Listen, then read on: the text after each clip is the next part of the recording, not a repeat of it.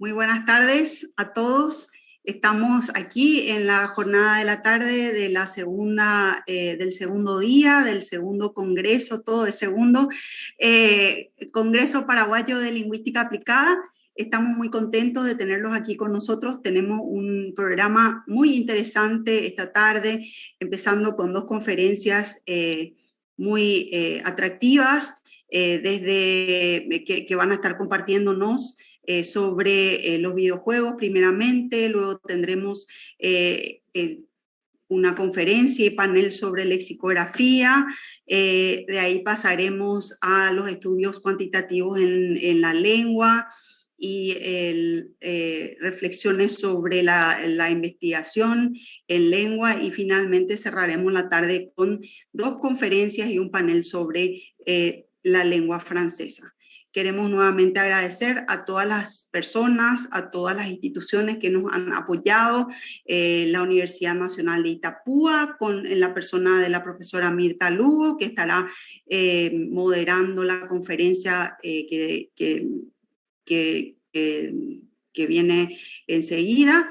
Y bueno, todas las otras instituciones, la Secretaría de Políticas Lingüísticas, las academias de la lengua española, guaraní, los centros, las asociaciones de profesores de lengua francesa, de lengua inglesa, la Asociación de Lingüística Aplicada del Brasil. Y bueno, sin más, quiero dar la palabra a la profesora Mirta Lugo, quien estará moderando la conferencia que viene a continuación. Muchas gracias a todos por estar aquí y esperemos que disfruten esta jornada que la preparamos con mucho cariño.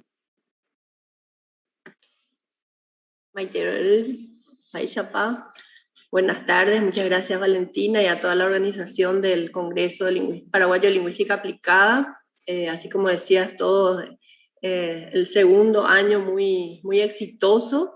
Y bueno, nosotros queremos compartir también entonces este espacio desde la Universidad Nacional de Itapúa con una conferencia que estará a cargo de Alberto Ramírez Lujano. Él es mexicano, es asesor externo de un proyecto que venimos desarrollando en la Universidad Nacional de Itapúa para la producción y desarrollo de recursos multimedios para la enseñanza y el aprendizaje de la lengua guaraní en línea.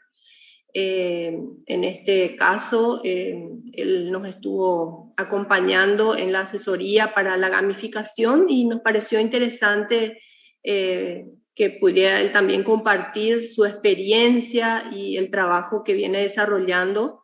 Él es maestro en diseño estratégico e innovación, licenciado en lenguas modernas en inglés por la Universidad de Querétaro, México. Ha diseñado y dirigido el desarrollo de videojuegos para móvil y para VR. Es uno de los lingüistas a cargo del entrenamiento de Cortana en español.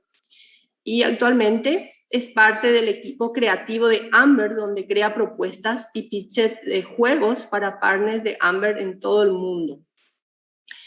Alberto nos va a hablar hoy de los procesos de inmersión lingüística a través de videojuegos. Entonces lo recibimos con mucho gusto. Gracias, Alberto. Y cuando quiera comenzar.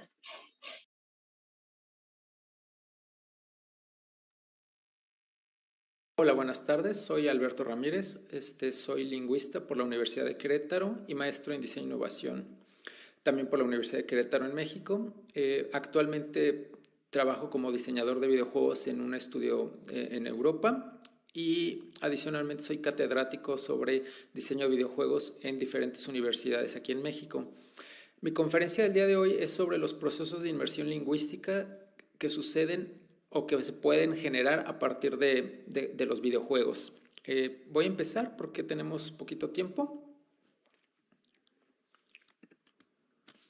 Bueno, cuando hablamos de procesos de inmersión lingüística, un concepto que a mí fue lo que me abrió las puertas hacia pensar en los videojuegos como una herramienta para enseñanza de lenguas fue el concepto del círculo mágico.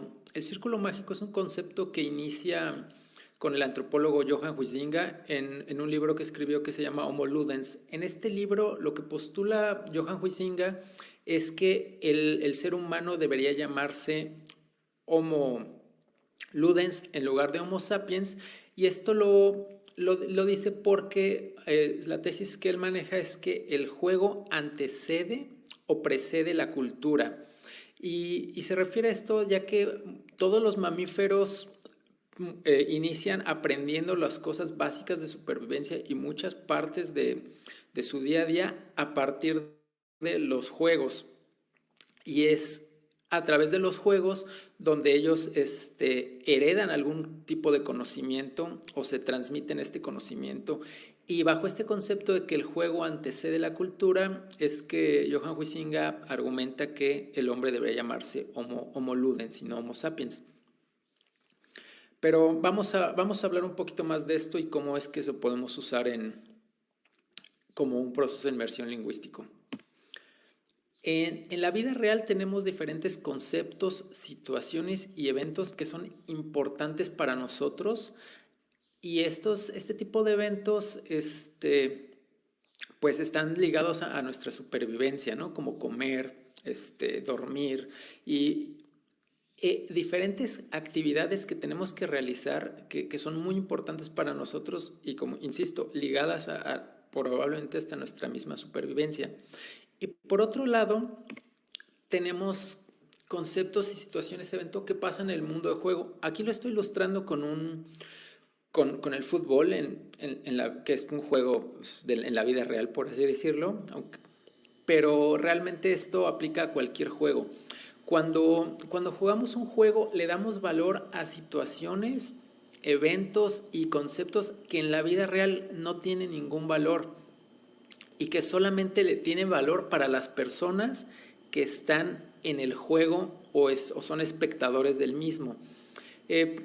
Por ejemplo, si yo pateo un balón adentro de una red en mi casa o en un salón de clases fuera del contexto de un partido de fútbol, la gente pues no puede no saber ni lo que estoy haciendo, puede que digan, a ver, que está loco, qué está pasando con él, ¿no? Pero si yo lo hago dentro de un partido de fútbol, pues la gente va a aplaudir, una gente se va a enojar porque le va al otro equipo y estas discusiones son tan acaloradas que la gente a veces pelea hasta en los partidos de fútbol, ¿no?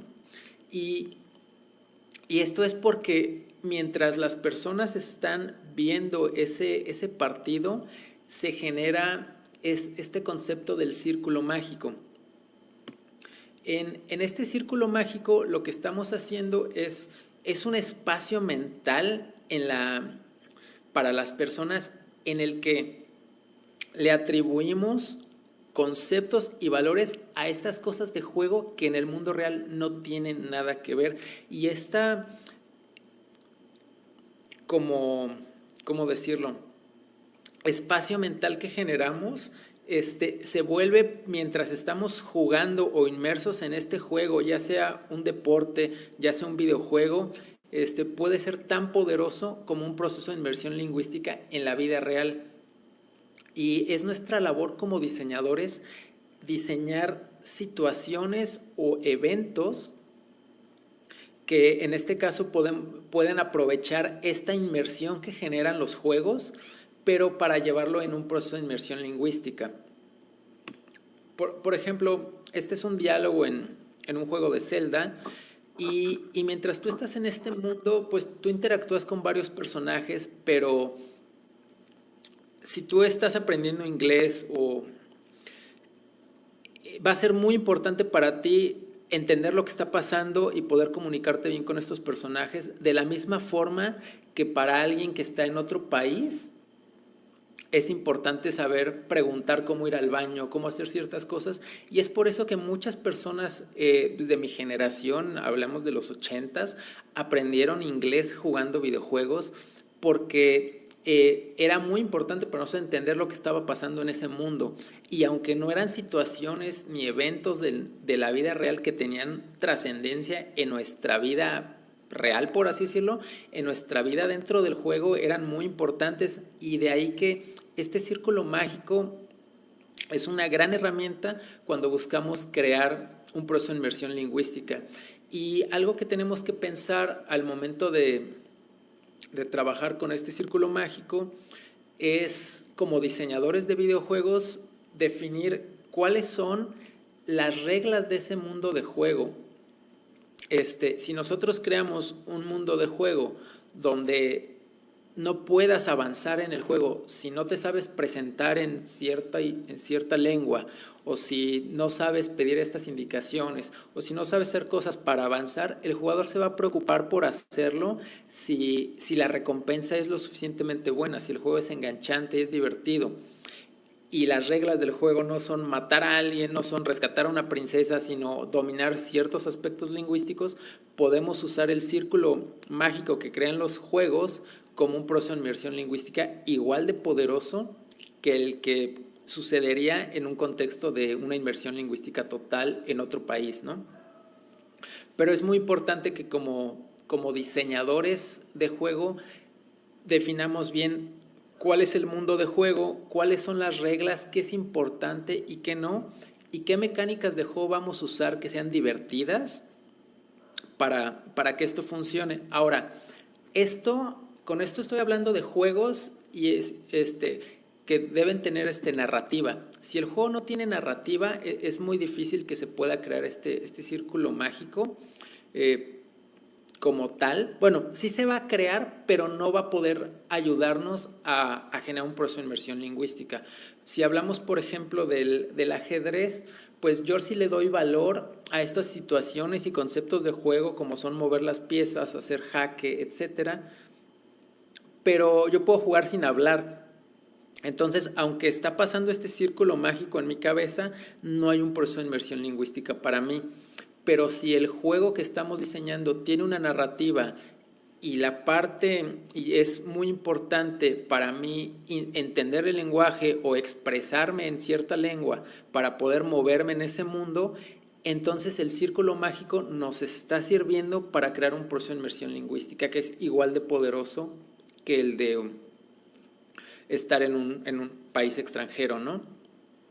Pero, insisto, necesitamos crear un juego que tenga esta narrativa y que además sea enganchante, ¿no? Que es algo que pocos juegos, a nivel de enseñanza de lenguas, logran. Una aplicación gamificada como Duolingo no necesariamente logra capturar esta parte en su forma base, ¿no? Pero, por ejemplo, tiene unos como eventos de roleplay donde tú puedes conversar con ciertos personajes en situaciones específicas como cortarte el pelo, pedir una pizza, etcétera, donde juegan más con esta idea, aunque todavía hay pues mucho que hacer al respecto, ¿no? La invitación aquí es cómo podemos crear juegos, y pueden ser videojuegos, pueden ser actividades de clase que tengan una narrativa en donde le permitan a los jugadores o a los estudiantes pensar en esta segunda lengua, que es la lengua objetivo sobre la que estamos trabajando. Y pues a nivel labor de clase, pues juegos o actividades de roleplay bien diseñadas son muy poderosas en este sentido, ¿no? Y es algo que los maestros de lengua han venido usando por muchos años, pero a veces no les hemos dado como el valor en ese sentido. Pero si a estas actividades de roleplay, más que solamente pretendan que están en el aeropuerto y tienen que pedir ciertas instrucciones, le ponemos los volvemos realmente juegos y más allá de solamente una actividad de roleplay en donde sí hay un objetivo claro, hay ciertas reglas y hay una recompensa, estas actividades van a ser muchísimo más enganchantes para los estudiantes. Y lo mismo si hacemos un juego, ¿no? Hablo de un videojuego, un juego de mesa para enseñar lengua, es importante que en este sentido que le pongamos esa narrativa, que tenga valor lo que estamos expresando, en el sentido de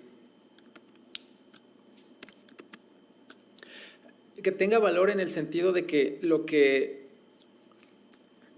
van a hacer las personas en el juego sea significativo para ellos, porque les es importante o va a tener un impacto en el mundo de juego y en el resultado del juego.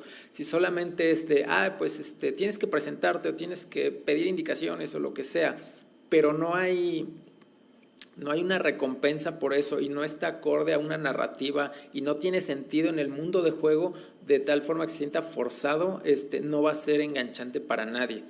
Pero cuando lo logramos incorporar toda esta parte de aprendizaje lingüístico dentro del juego, podemos usar los juegos como una herramienta muy poderosa para enseñanza de lenguas. Que independientemente de eso, en juegos como el de Zelda que les mostraba en la diapositiva, pasa un proceso de inmersión lingüística en inglés o en español o en el lengua en la que tú lo estés jugando.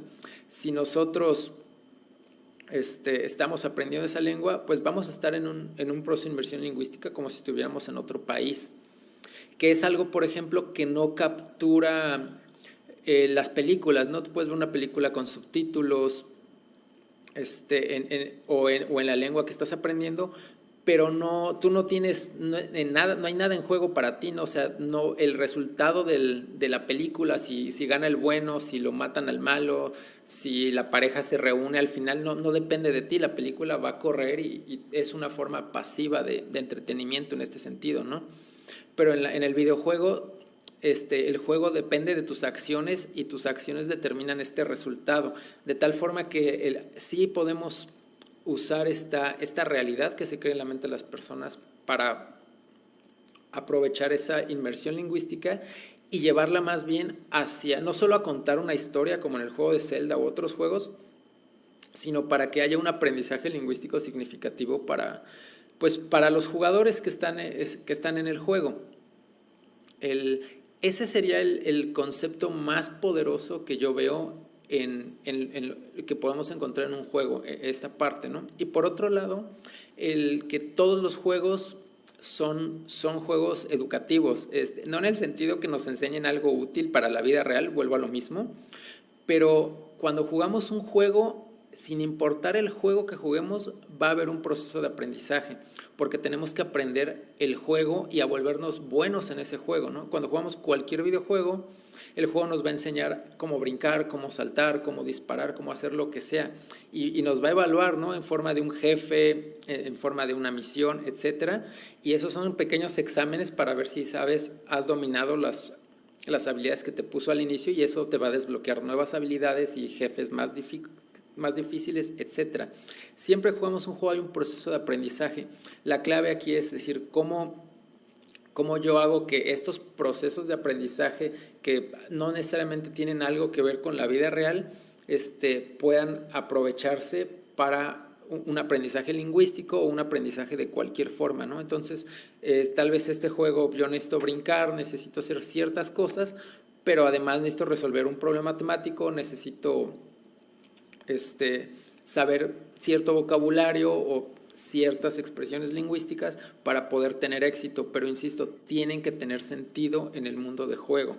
Si no tienen sentido en el mundo de juego, se sienten forzadas y no le va a gustar a la gente, porque en el mundo de los juegos educativos decimos que cuando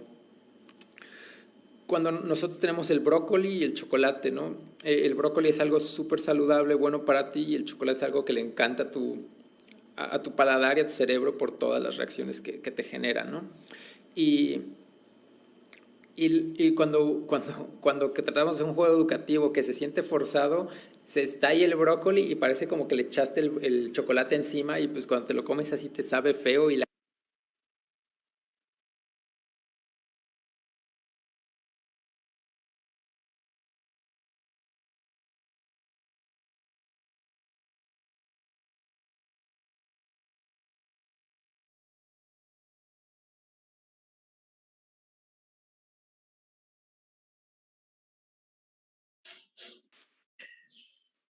Bueno, agradecemos a Alberto entonces por esta presentación que nos estuvo haciendo y esta ponencia sobre el uso de los videojuegos educativos como procesos de inmersión lingüística. En este caso,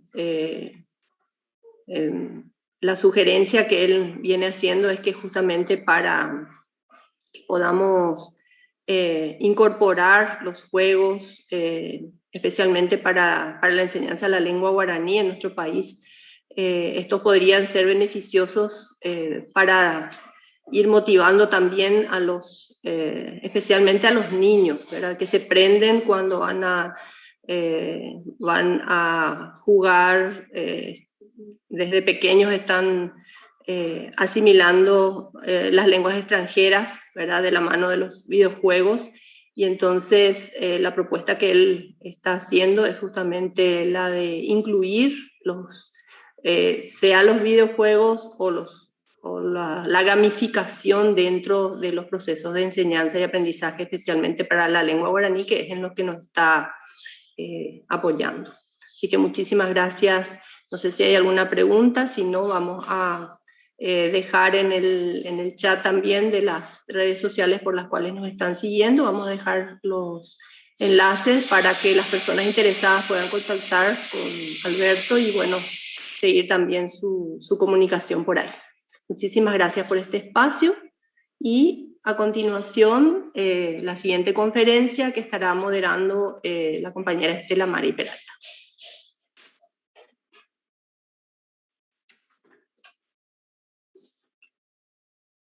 Bien, buenas tardes a todos. Iniciamos esta sección correspondiente al segundo día del Congreso de Lingüística Aplicada. Y tenemos una tarde bastante interesante. Vamos a tratar algunas cuestiones que de repente no son muy abordadas en nuestro país, pero que nos desafían y nos invitan a incursionar en esos ámbitos. Vamos a empezar con la conferencia del doctor José Luis Ramírez Luengo. Él es doctor por la Universidad de Deusto y imparte docencia actualmente en la Universidad Complutense de Madrid.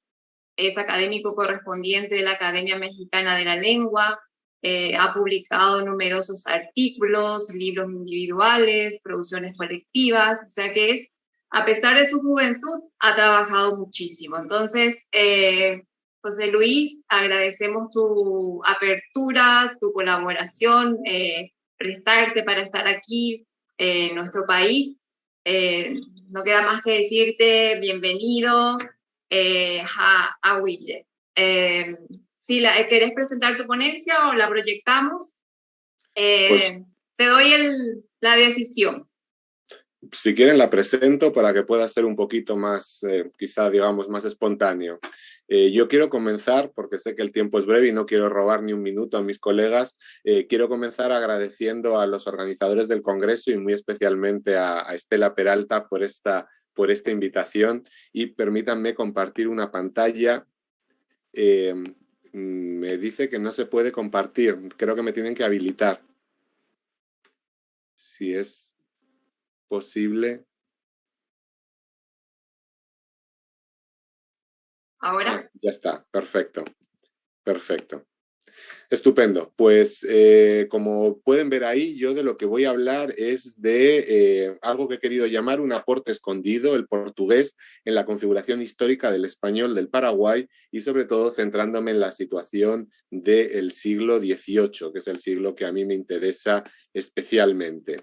He de comenzar diciendo que todos sabemos que el contacto lingüístico ha sido uno de los temas fundamentales en los estudios sobre el español del Paraguay, precisamente por el vigoroso bilingüismo que existe hoy en el país, y eso explica pues, que el contacto español-guaraní haya sido muy estudiado. Les he apuntado ahí algunos de los trabajos, podríamos dar muchos más que existen al respecto, y quizá otro contacto ha quedado un poquito más olvidado, que es el contacto del español con el portugués. Es mucho menos atendido, ¿verdad? Pero de todas formas tenemos unos cuantos trabajos, he citado ahí a Lipski o ese trabajo magnífico de Granda del año 88.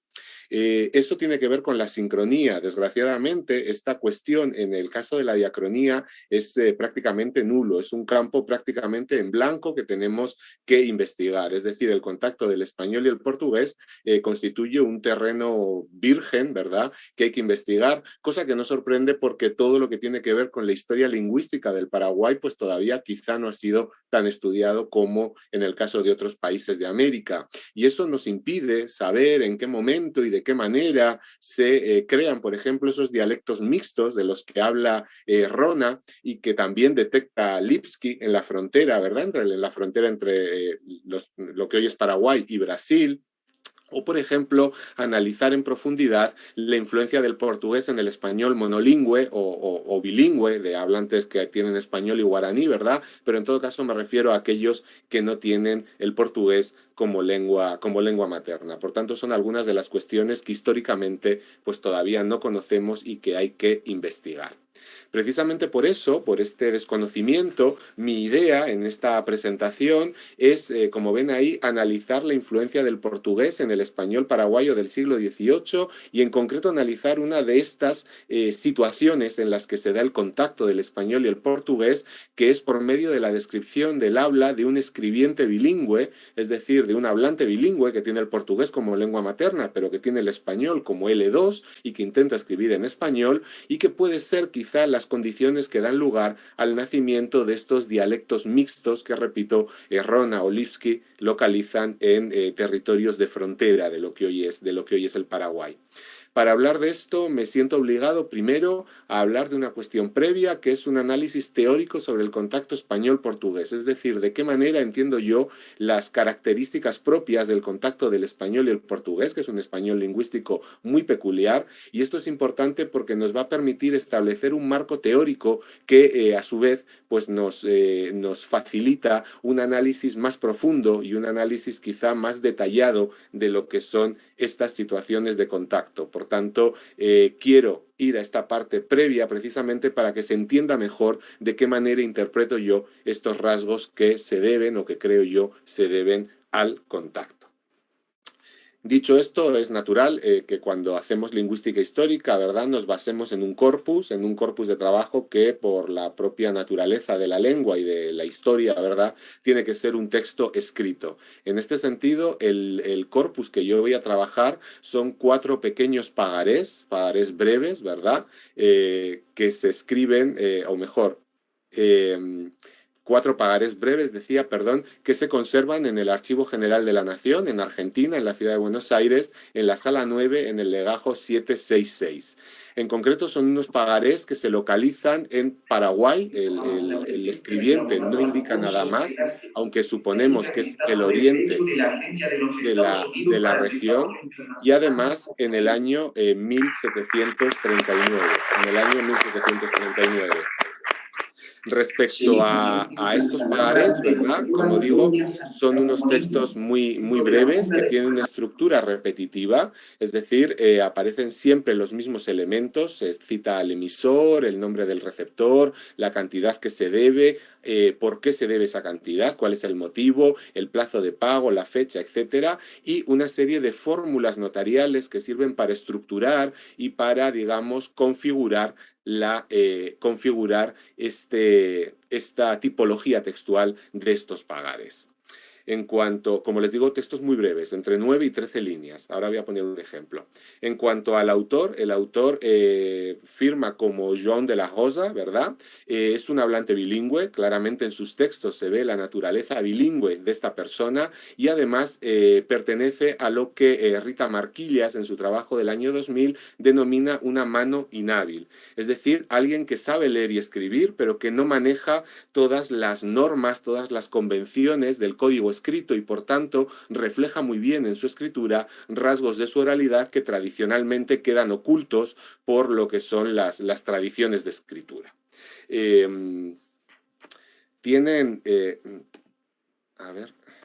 Tienen acá uno de estos textos, tienen acá precisamente uno de estos 4 pagarés donde ven claramente todas las características que les decía, ¿verdad? Textos breves, textos reiterativos, los 4 son muy semejantes, de un autor que bueno, sabe escribir, pero vemos que no sabe escribir muy bien y no respeta del todo las características. En todo caso, unos textos pues muy peculiares por la lengua que reflejan, que es precisamente de lo que les quiero hablar.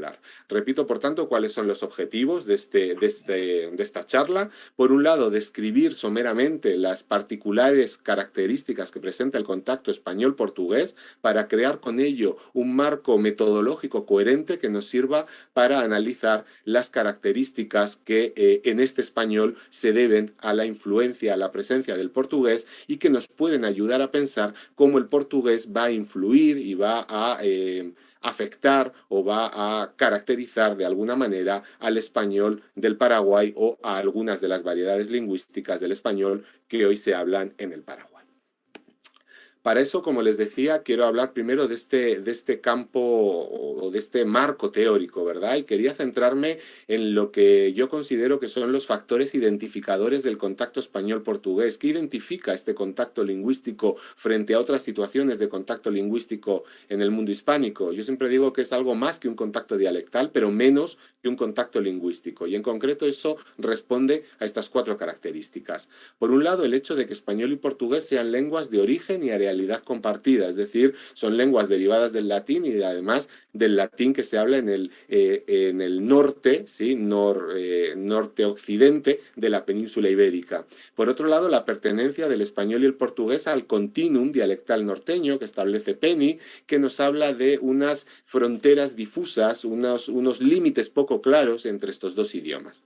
Por otro lado, el muy tardío proceso de divergencia progresiva. Es cierto que todas las lenguas románicas derivan a partir de un proceso de divergencia progresiva, se van separando a partir de esta base común, se van separando entre ellas y eso crea los diversos idiomas, pero lo que caracteriza al español y el portugués es que este proceso es mucho más tardío que en otras lenguas, que en el español y el francés, el italiano y el francés, el español y el catalán, etcétera.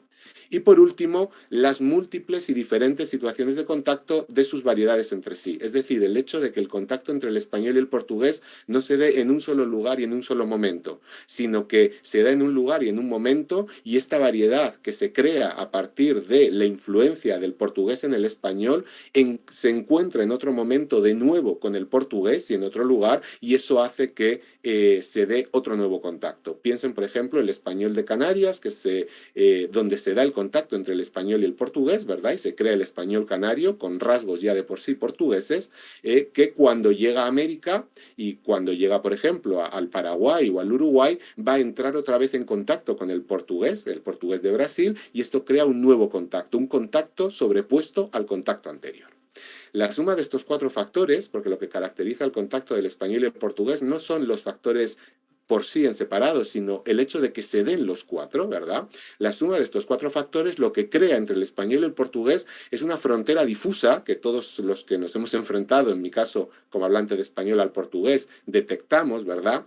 Que establece una paradoja para el estudio. Es decir, estos factores nos permiten suponer que las influencias mutuas entre el portugués y el español tienen que ser muy importantes y muy frecuentes, pero estos mismos factores, a su vez, dificultan el análisis del contacto. ¿Por qué? Porque los factores que favorecen el contacto, además, lo que hacen es borrar este contacto, es decir, dificultar la delimitación de lo propio y lo ajeno, de manera que muchas veces, y ahí está la idea de la frontera difusa, no sabemos ante un fenómeno a qué lado de la frontera estamos, si es un fenómeno portugués o un fenómeno propiamente portugués o un fenómeno español, y esto nos va a crear estas dificultades en el análisis.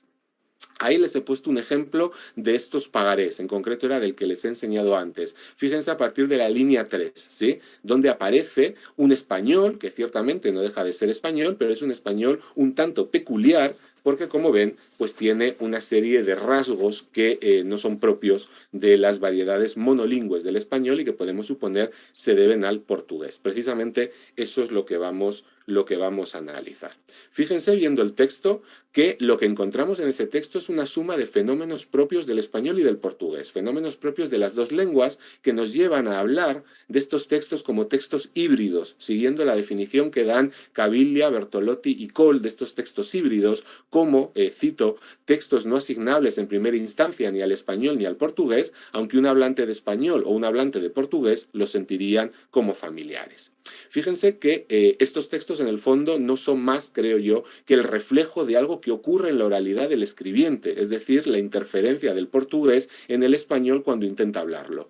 Este escribiente intenta hablar español y se ve la influencia de su lengua materna portuguesa, eso ocurre en la oralidad. Lo que están mostrando estos textos es ese mismo proceso de la oralidad, pero en lo escrito precisamente por esta característica de mano inhábil. Aún así, fíjense que aparecen algunos fragmentos claramente en portugués en el texto, ¿sí? Ese que aparece ahí, devo mais inconformidade arriba 120 pesos, hoy en 24 de mayo de 1739, lo que nos está hablando de que este hablante tiene conciencia de que existen dos códigos. Él es consciente de que existe el portugués por un lado y el español por otro. Y esto es importante porque en algunos hablantes no nos queda claro que existiera esta idea de dos lenguas separadas. Muchas veces lo que vemos es un continuo. Por tanto, fíjense que podemos hablar de estos textos híbridos desde dos puntos de vista. Híbridos porque presencian una alternativa de códigos, un fragmento en español, un fragmento en portugués, e híbridos también porque presenta un español fuertemente lusitanizado, un español con claras influencias portuguesas. Yo me voy a centrar en esta hibridez desde este segundo punto de vista. Las interferencias se dan en todos los niveles lingüísticos, en lo fónico, en lo morfológico, en lo sintáctico y en lo léxico, aunque son más abundantes en lo fónico, algo que probablemente tenga que ver con las características de los textos, el hecho de que sean, como les digo, textos muy reiterativos y además con las características de las lenguas, así como la sintaxis del portugués y del español se parece mucho, no se parece tanto la fonética y por tanto ahí en lo fónico es donde se va a ver mejor esta cuestión. Por otro lado, recuerden las peculiaridades que ya he dicho, muchas veces no es fácil saber si un fenómeno se debe a la influencia del portugués, es una transferencia del portugués, o en realidad el portugués simplemente es un factor que ayuda a que se mantenga un fenómeno que ya se daba en el español. Por tanto, sería una cocausa utilizando una vez más el concepto de Germán de Granda. Fíjense en el caso de lo fónico, eso es lo que encontramos. Los primeros fenómenos que he apuntado en el punto A son fenómenos que podemos entender que el portugués no los produce, sino que simplemente refuerza estos fenómenos que ya estaban, sabemos que ya estaban en el español del Paraguay en el siglo XVIII. Seseo, ¿verdad? Ya se daba en español, el portugués también sesea, por tanto ayuda a que se mantenga ese seseo, la falta de yeísmo, la simplificación de grupos cultos consonánticos, la vacilación en vocalismo átono, etc. Quizá no son tan interesantes. Sí que son más interesantes, me parece a mí, esos fenómenos que demuestran la clara transferencia del portugués, ¿sí? Claros fenómenos que no se explican desde el español, sino solamente desde esta base portuguesa que tiene este hablante. Por ejemplo, la elevación de la E átona final, ¿verdad? Este pronombre dativo lie que se transforma en li, ¿verdad? Un fenómeno muy habitual en muchas variedades del español, del portugués, perdón, de Brasil.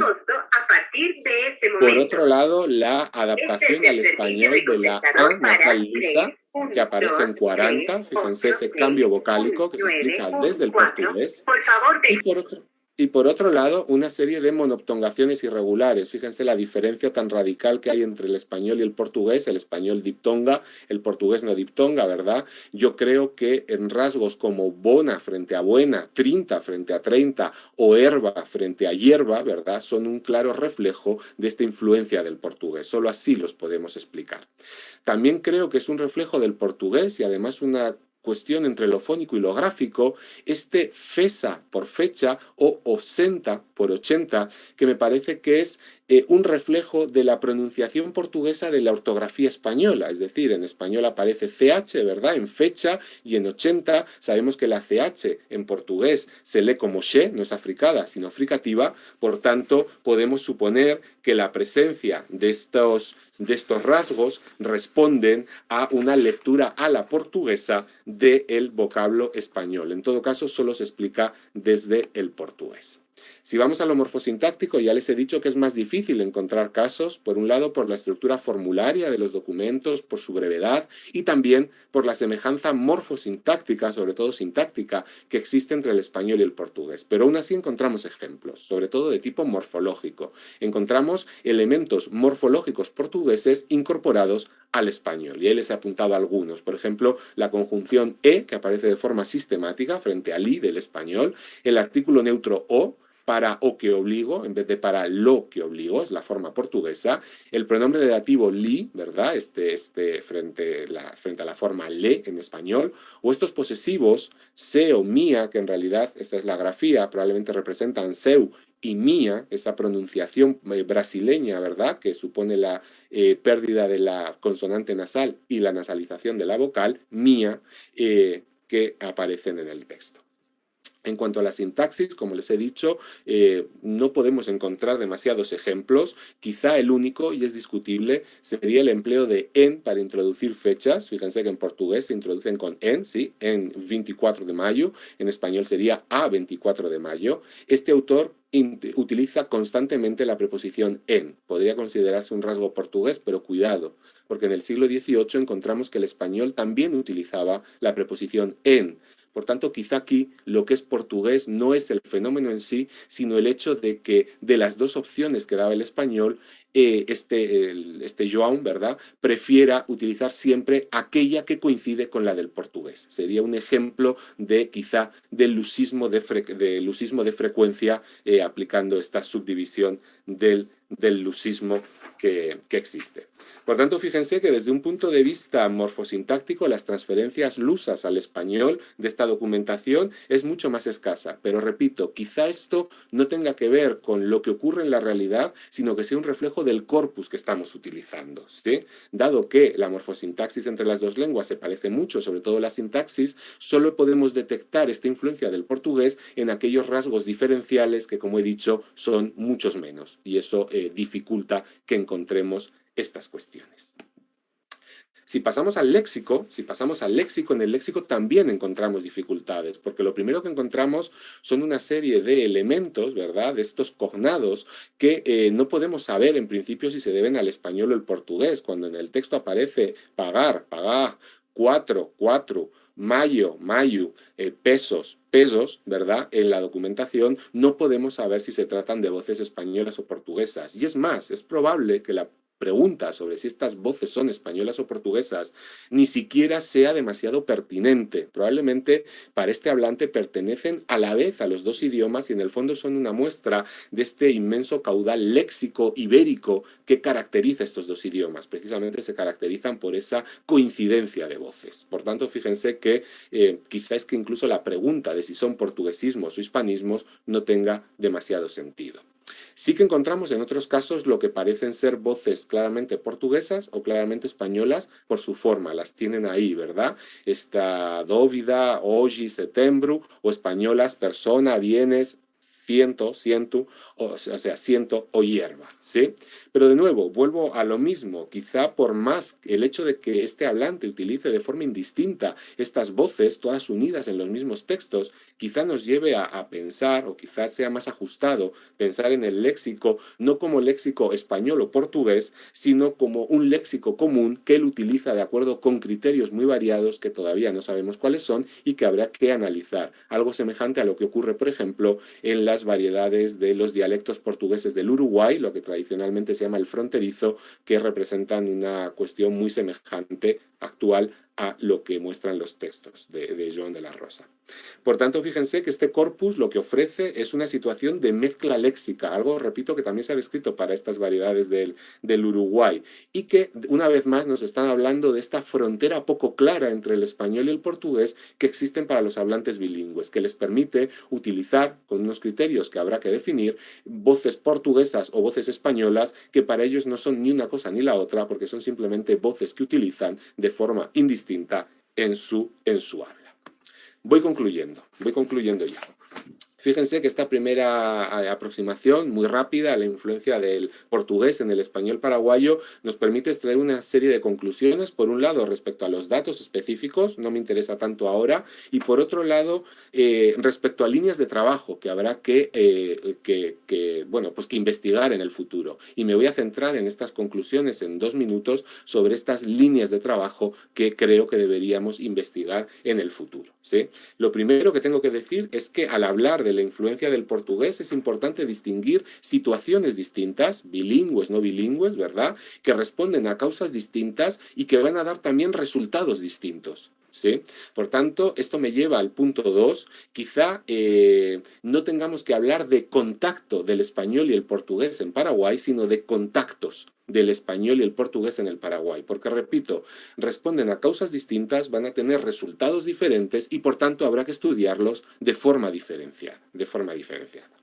Para estudiarlos, punto 3, necesitamos seguir desarrollando un marco metodológico adecuado que atienda y que explique y que nos permita entender bien las características del contacto del español y el portugués, este contacto tan peculiar dentro de las situaciones de contacto.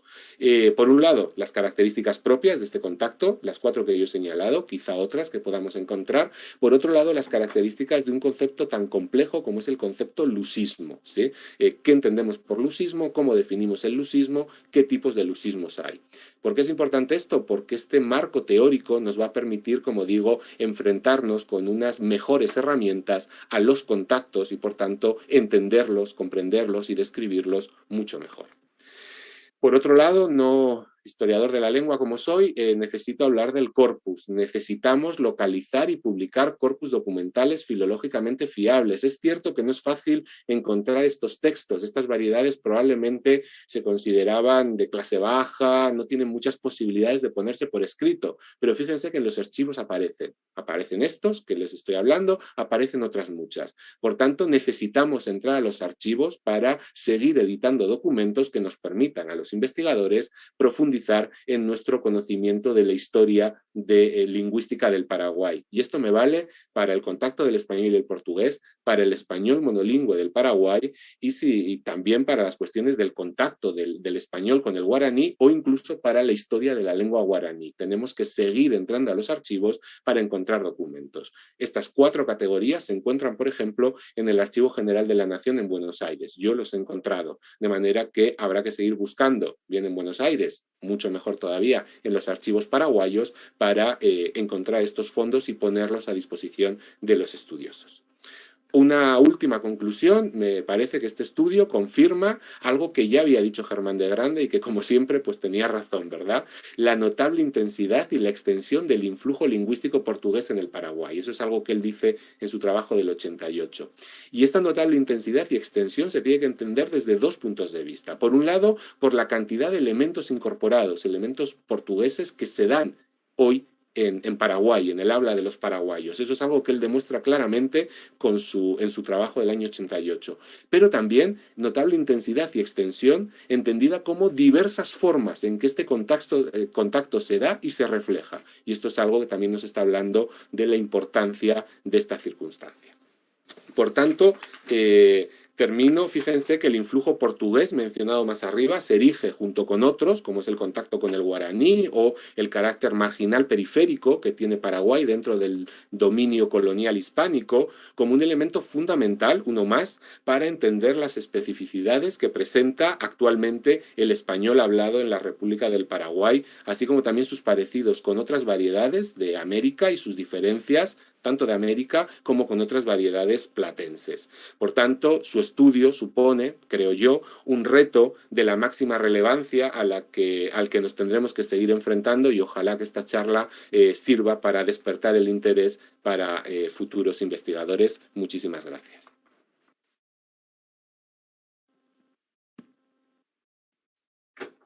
Bien, muchísimas gracias, José Luis. Excelente presentación, ajustada al tiempo. Bien, la práctica estuvo buenísima. Tengo felicitaciones por diversos medios, tengo algunas consultas. En los contactos del español y el portugués, preguntan, ¿qué fenómeno lingüístico se dio con mayor énfasis?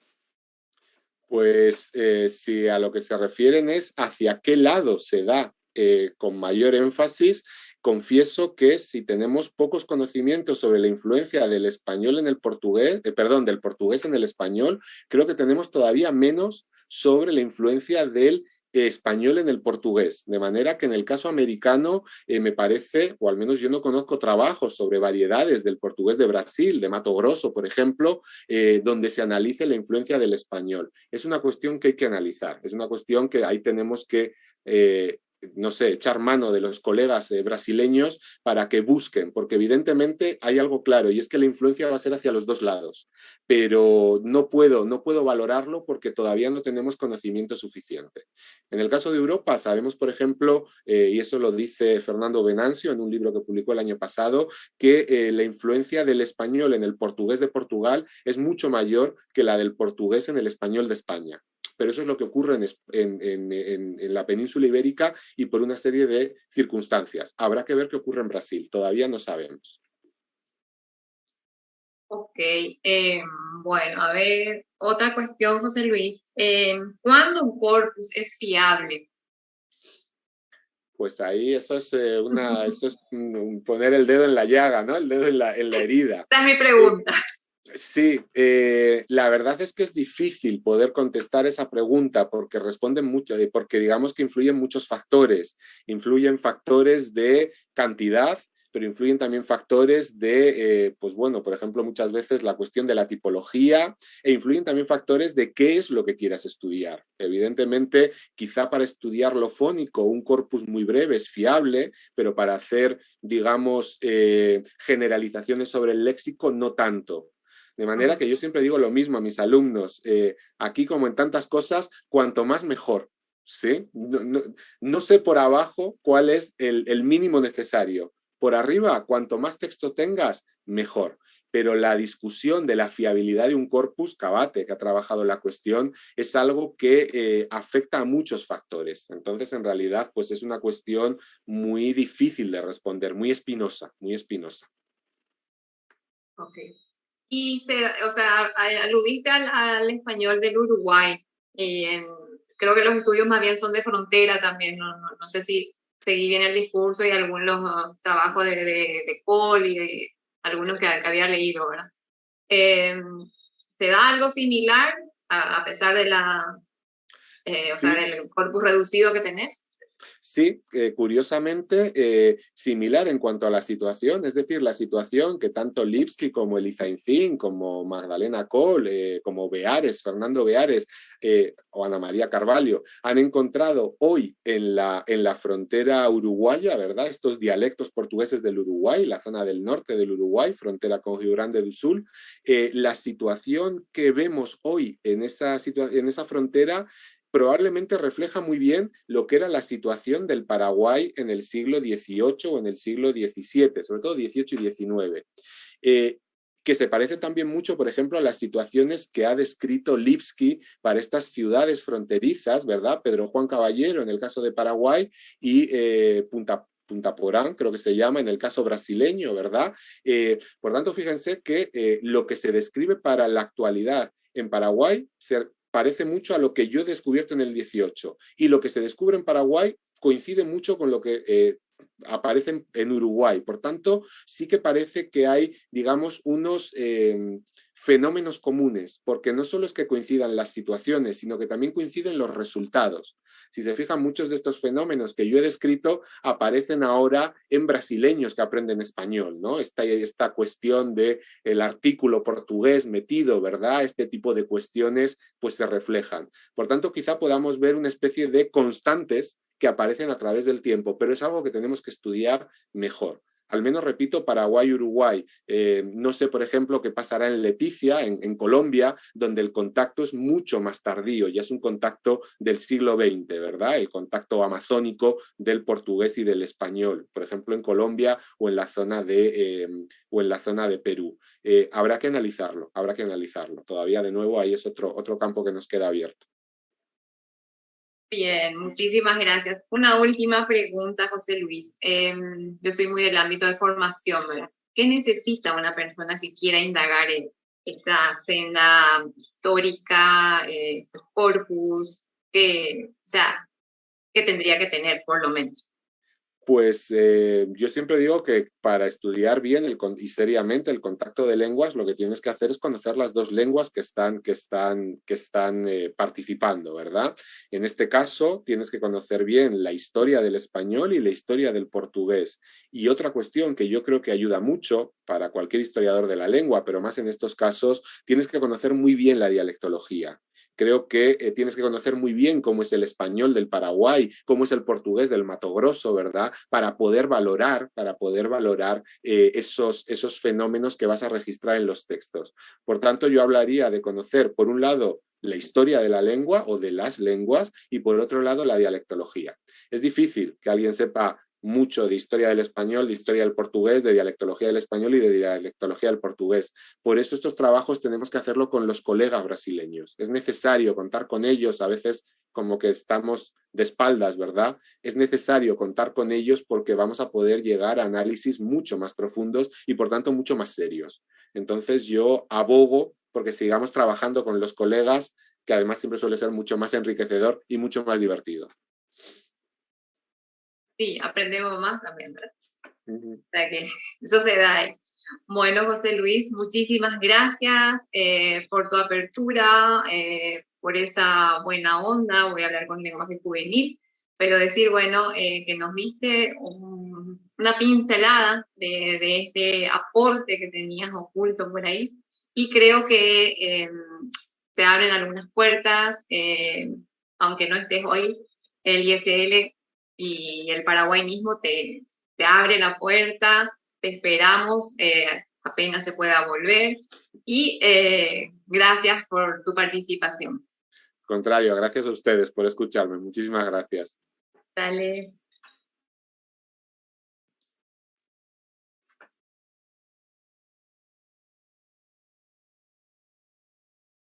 Bueno, seguimos con otro bloque de la tarde, y este bloque está centrado en la lexicografía. Para ello tenemos 4 participantes de diferentes países, 2 son de un mismo país y 2 que se añaden a contribuir y dar nota de cómo se está desarrollando la lexicografía o los estudios lexicográficos, sobre todo en América. Y para iniciar tenemos a Joana Rivero Belisario, quien nos presentará el tema referido ahí está Joana, referido a el discurso pudibundo escolar venezolano, la lexicografía venezolana, tratamiento de la sexualidad en el diccionario enciclopédico castellano para estudiantes Maraiza. Si de por ahí no me salté alguna parte del título, ella misma podrá rectificar eso. Joana es docente del Instituto Venezolano de Investigación Lingüística y Literaria Andrés Bello de Venezuela. Es doctora. Su trabajo doctoral ha sido premiado este año por la ALFAL. O sea que tiene una carrera interesante, importante, pero en honor al tiempo y aprovechar su presencia aquí, entonces nos centraremos en dar tantos datos de su currículum. Buenas tardes, Joana, bienvenida. ¿Podemos presentar a ver, se oye? Sí, buenas tardes a todos. Quisiera empezar pues agradeciendo al comité organizador de este congreso y especialmente a Estela Peralta por la invitación a participar en el panel sobre lexicografía. Voy a compartir pantalla.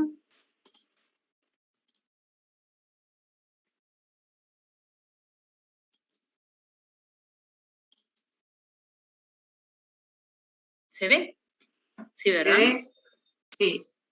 Perfecto.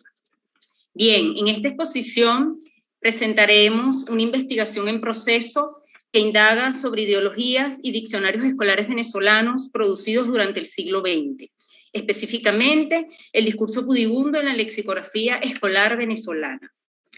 Los objetivos de este estudio son desvelar en los diccionarios escolares las estructuras lexicográficas que filtran las ideologías para construir un cuerpo de principios teóricos sobre la reproducción de esas ideologías.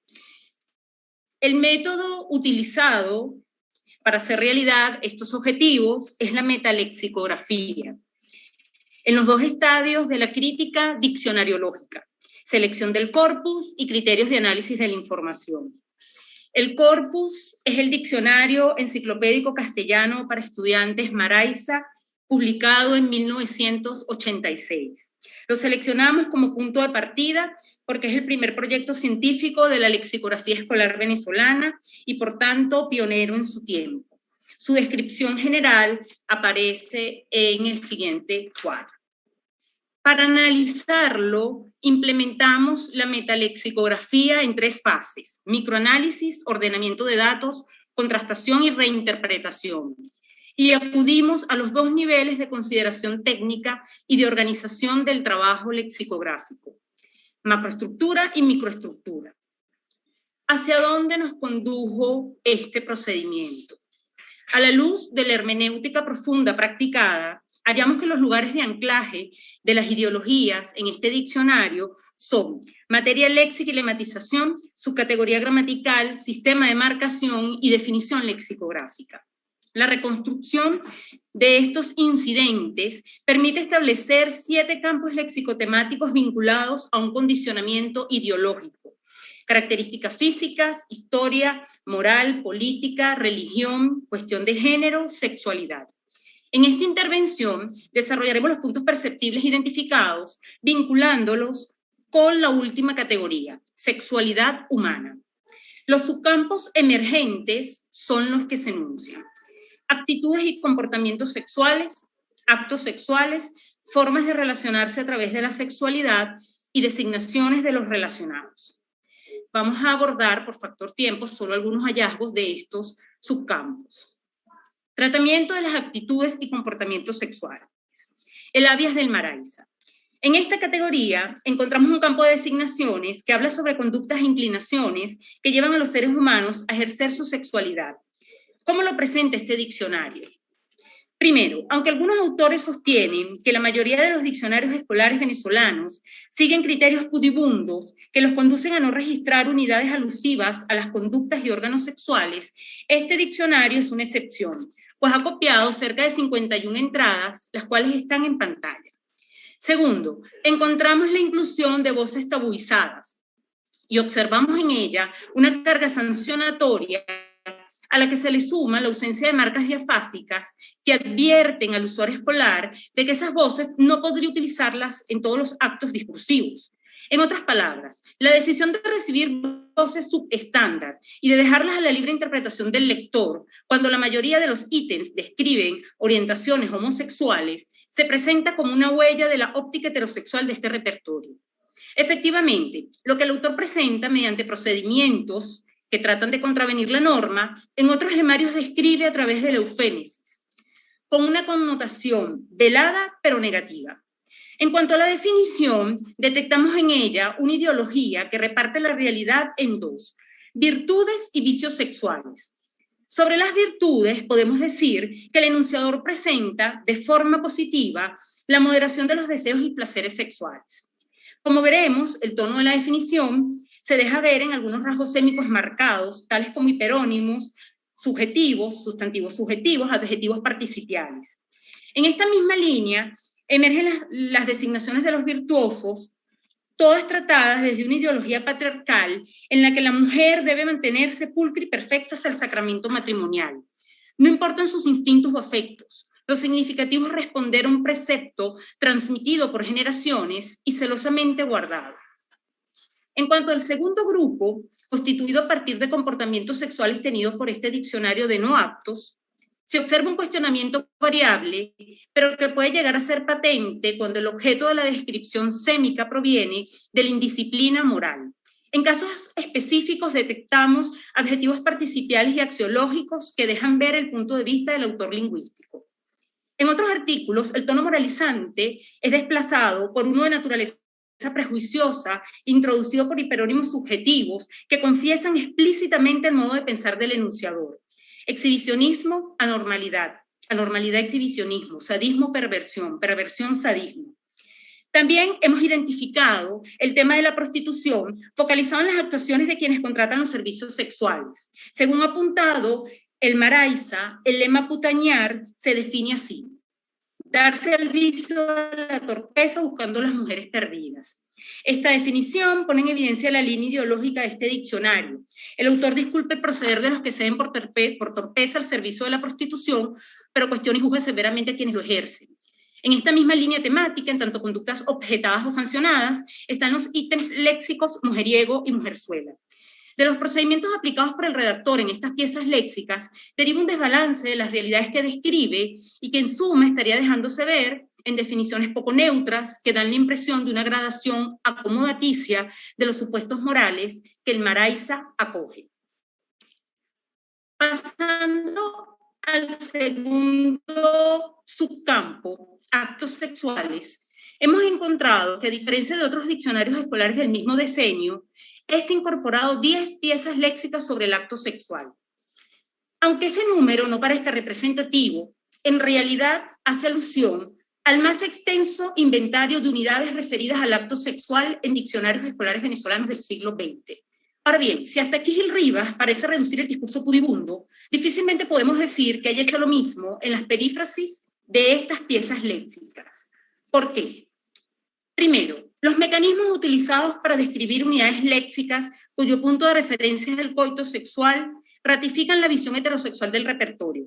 Hemos encontrado que cuando las relaciones homosexuales emergen es para describir y prescribir una orientación de la sexualidad que luce tanto negativa como pecaminosa.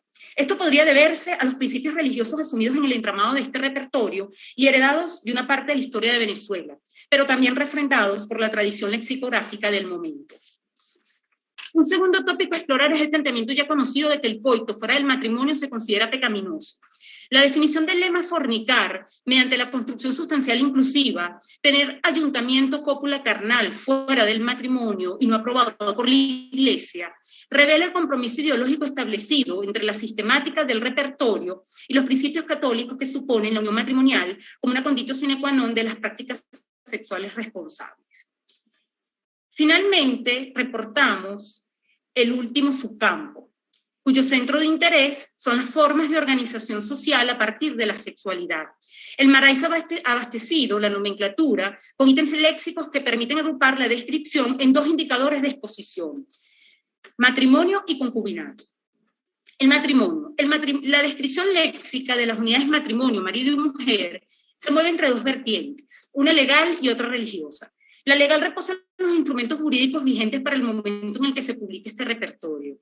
La religiosa hunde sus raíces en una creencia particular, la cristiano-católica, la que asume el vínculo matrimonial como un sacramento de por vida, que evita las tentaciones mundanas y vela por los hijos.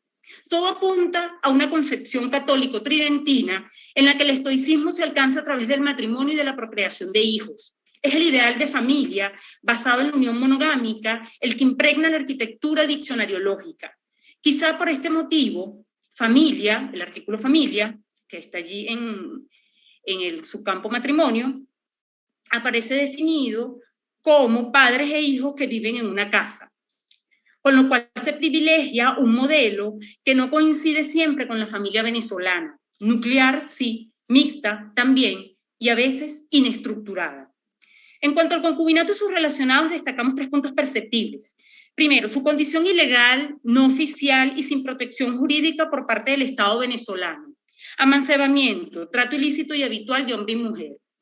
Segundo, la carga de sanción moral que pesa sobre una de las partes. El ítem léxico concubina, definido como mancebo mujer que vive y cohabita con un hombre como si este fuera su marido, y lematizado con la desinencia de género femenino, pone la carga sancionatoria sobre la mujer.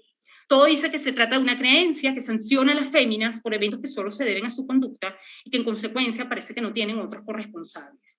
De hecho, la definición de la entrada a concubinato a partir del CEMEMA, comunicación o trato de hombre con su concubina, amplía la información de este aspecto y muestra una sanción que recae fundamentalmente en uno de los actores de la relación concubinaria. Corolario, de las huellas al Maraiza. A partir de este estudio quedan claras algunas ideas. Primero, que en cuanto al campo sexualidad se refiere, el redactor del Maraiza ha intentado superar la mediatización moralizante que supuso la elaboración de diccionarios escolares en la década de los 80 del siglo pasado, pero particularmente en la materia léxica, en algunos aspectos de la materia léxica. Segundo, que en la definición sustancial inclusiva encontramos puntos perceptibles con los que el enunciador estaría inscribiéndose en su interior. Los sustantivos derivados de axiológicos puros, los sustantivos y adjetivos axiológicos, son los más reiterados. Tercero, que la ausencia de marcas en lemas de uso restringido deja ver un tratamiento peyorativo de las realidades descritas a partir de ellos. Y finalmente, Ay, disculpen que no pasé la diapositiva. Finalmente, que los mecanismos lexicográficos identificados, materia léxica, lematización, su categoría gramatical, definición lexicográfica, están comprometidos en la transmisión y legitimación de una óptica que oscila entre la heterosexualidad y el androcentrismo. Bueno, esto es todo lo que comparto por hoy. Muchas gracias. Muchas gracias, Joana. Luego de la presentación haremos la ronda de preguntas, que hay unas cuantas sueltas. Gracias, Joana. Continuamos con Lirian Astitziro, quien nos hablará sobre las obras lexicográficas en Colombia entre los siglos XIX y XXI, del XIX al XXI, a través de sus prólogos. Ella es docente, investigadora de la Universidad del Valle, Santiago de Cali, Colombia. Lirian, bienvenida, el micrófono es tuyo. Bueno, muy buenas tardes, ¿se escucha bien?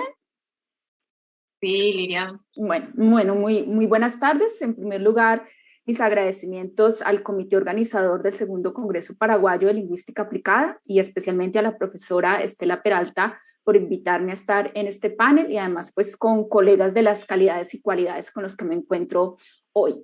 Como dice el título, pues me centraré en hacer un análisis muy somero de lo que son 3 prólogos por fines de, pues por tiempo solamente me centraré en 3 de obras lexicográficas publicadas en Colombia entre los siglos XIX y XXI. Los prólogos son para textos que tienen información muy importante. En el ámbito lexicográfico se han analizado sobre todo los que tienen que ver los prólogos del diccionario académico, pero de las obras latinoamericanas no tanto. Entonces quiero aportar también un poco hacia la historia también de la lexicografía en Hispanoamérica. Para empezar, yo sé que no se ve muy bien, al final encuentran mi correo electrónico por si alguien quiere tener las diapositivas, pero quería presentar de esta manera la producción diccionarística de Colombia en los últimos siglos, porque esto permite ver también, digamos, como el avance por cada uno de los periodos y también pues establecer una periodización por etapas de la lexicografía colombiana que está muy acorde con la lexicografía latinoamericana en general. Entonces vemos un primer periodo que va de finales del siglo XIX hasta la tercera década del siglo XX, que se caracteriza por la producción de obras de provincialismos y correcciones de lenguaje. De hecho, pues el último que se publica en 1935, en su título tiene, digamos, como las 2 características que varios autores han señalado, se denomina Diccionarios de Provincialismos y Barbarismos del Valle del Cauca, de Leonardo Tascón. Ya en la segunda etapa tenemos obras lexicográficas que se enmarcan dentro de los denominados como ismos, colombianismos y regionalismos, que lo que tratan es como de resaltar los aspectos autóctonos de determinada región y pues está muy caracterizado también como esa lexicografía regional. Y tenemos ya el siglo, lo que va después del siglo XXI, que son obras que son, digamos, el producto de la consolidación de la lexicografía como disciplina lingüística, en donde ya tenemos muchas más herramientas informáticas, incluso programas de diseño lexicográfico. También partimos ya de corpus lingüísticos y muchas de estas obras son resultado de proyectos de investigación. Entonces voy a pasar a dar ejemplos muy puntuales que son modélicos de cada una de estas etapas. Entonces, en esa primera fase lexicográfica colombiana, tomamos el Diccionario abreviado de Galicismos, Provincialismos y Correcciones del Lenguaje, publicado la primera edición en 1887 de Rafael Uribe Uribe. Ya en la segunda década del siglo XX, que sería la segunda etapa de la lexicografía en Colombia, tenemos como modelo el lexicón del Valle de Upar, voces, modismos, giros, interjecciones, dichos, refranes y coplas de la habla popular vallenata de 1994.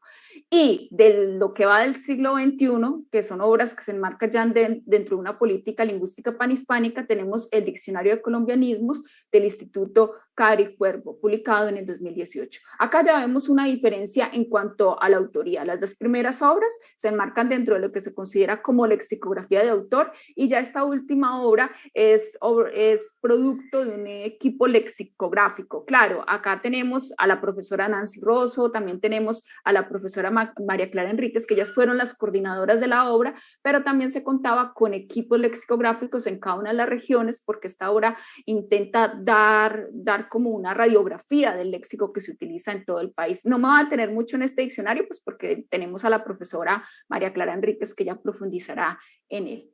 En cuanto a los paratextos, pues vemos que la única obra lexicográfica que tiene un paratexto que se denomina como prólogo es la de Uribe Uribe. No obstante, las otras dos también tienen una introducción y también tienen una presentación. En estas, pues sobresale el diccionario de colombianismos, que vemos que es el que presenta mayor número de paratextos y que brindan información adicional sobre el diccionario y sobre el léxico que se recoge en él. En cuanto al tipo del diccionario, pues desde el mismo título, el de Uribe Uribe nos dice que es de provincialismos y de barbarismos.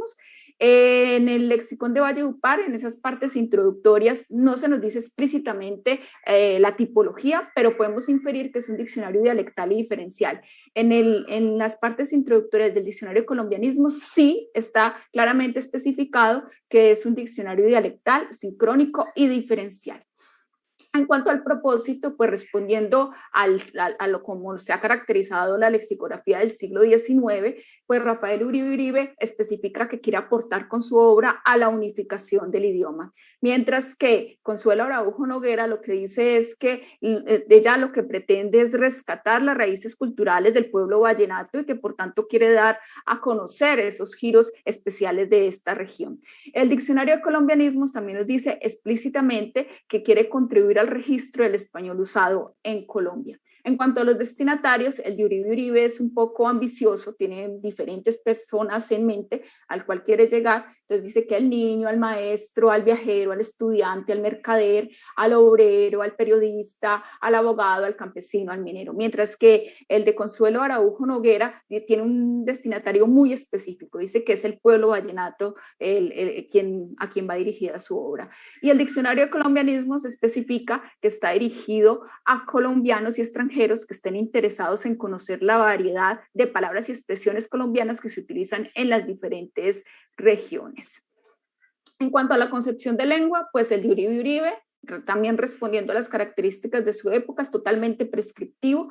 El de Consuelo Araujo Noguera y el del diccionario de colombianismo son descriptivos. En cuanto al concepto de colombianismo o americanismo, el de Uribe Uribe hace una distinción de los diferentes elementos que considera como americanismos, digamos como se extiende bastante en eso, que va desde voces formadas de raíces castellanas, pero que se acomodan, digamos, con las leyes de derivación propias de la lengua, los nombres, por ejemplo, de fauna y flora, términos vulgares, y también, digamos, como tiene otra que es un poco imprecisa, que dice que son los vocablos y locuciones que no están en las otras tres categorías. En cuanto al lexicón del Valledupar, pues el concepto tiene que ver más, digamos, como con una relación más cultural, más ligado también al diccionario como obra etnográfica y más desde el regionalismo, desde el vocabulario particular como tal. Y el diccionario de colombianismos define precisamente el término colombianismo en el sentido de diferencial, es decir, como expresiones o sentidos que se utilizan en el país, pero no en el español peninsular. En cuanto a la metodología, casi hay una diferencia clave entre las tres obras y que muestra que son ejemplos modélicos de cada una de las tres etapas de la lexicografía colombiana. El diccionario de abreviado de galicismos, pues parte de otras obras lexicográficas. Este diccionario lo escribió el autor durante un año, mientras que estaba esperando la sentencia por haber asesinado a un soldado, y él mismo especifica que su obra no tiene de original más que haber recolectado lo que decían otras obras y haberlo organizado de determinada manera, pero también para darle crédito a esos otros autores.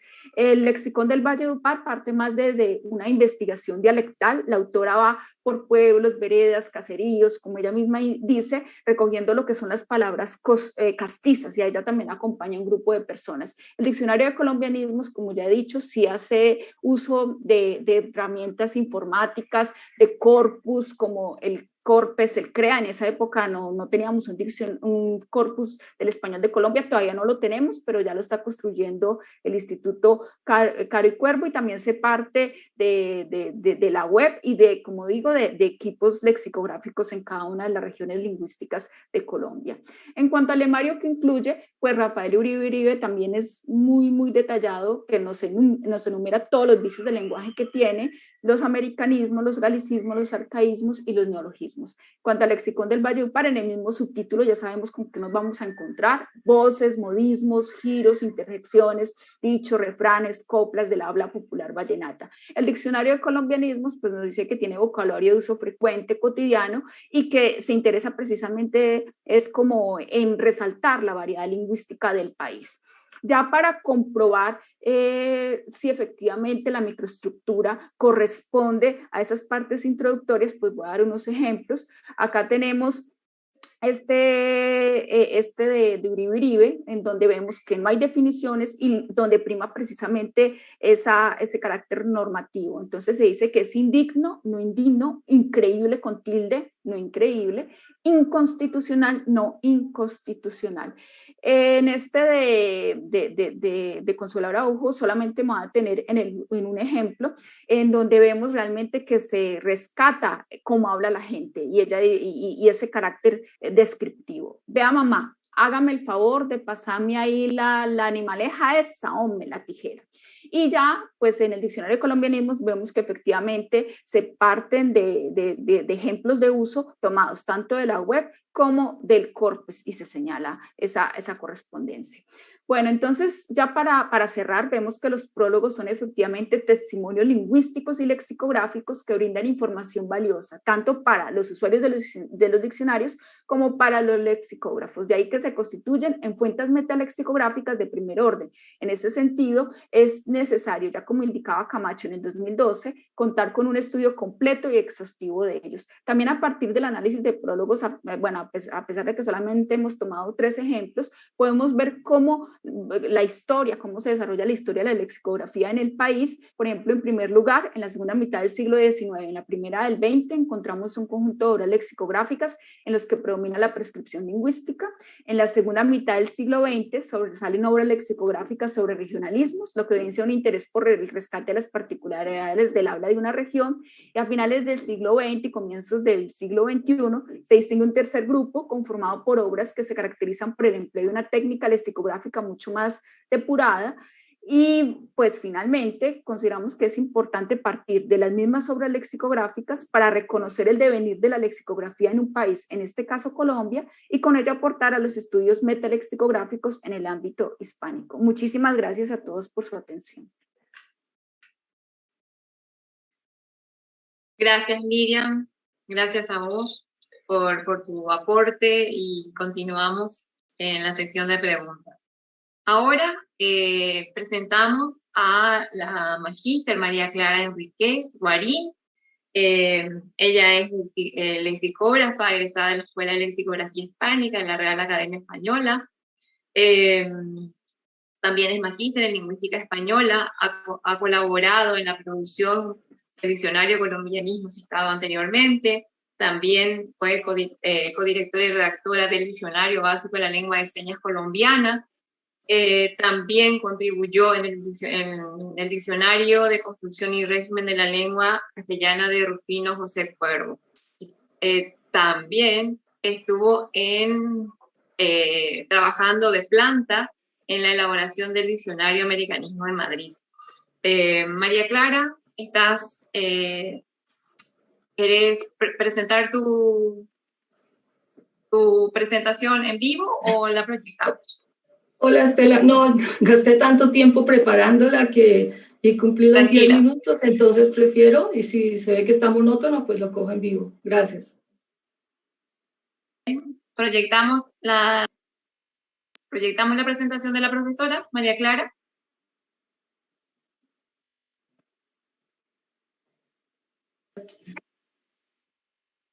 Buenas tardes.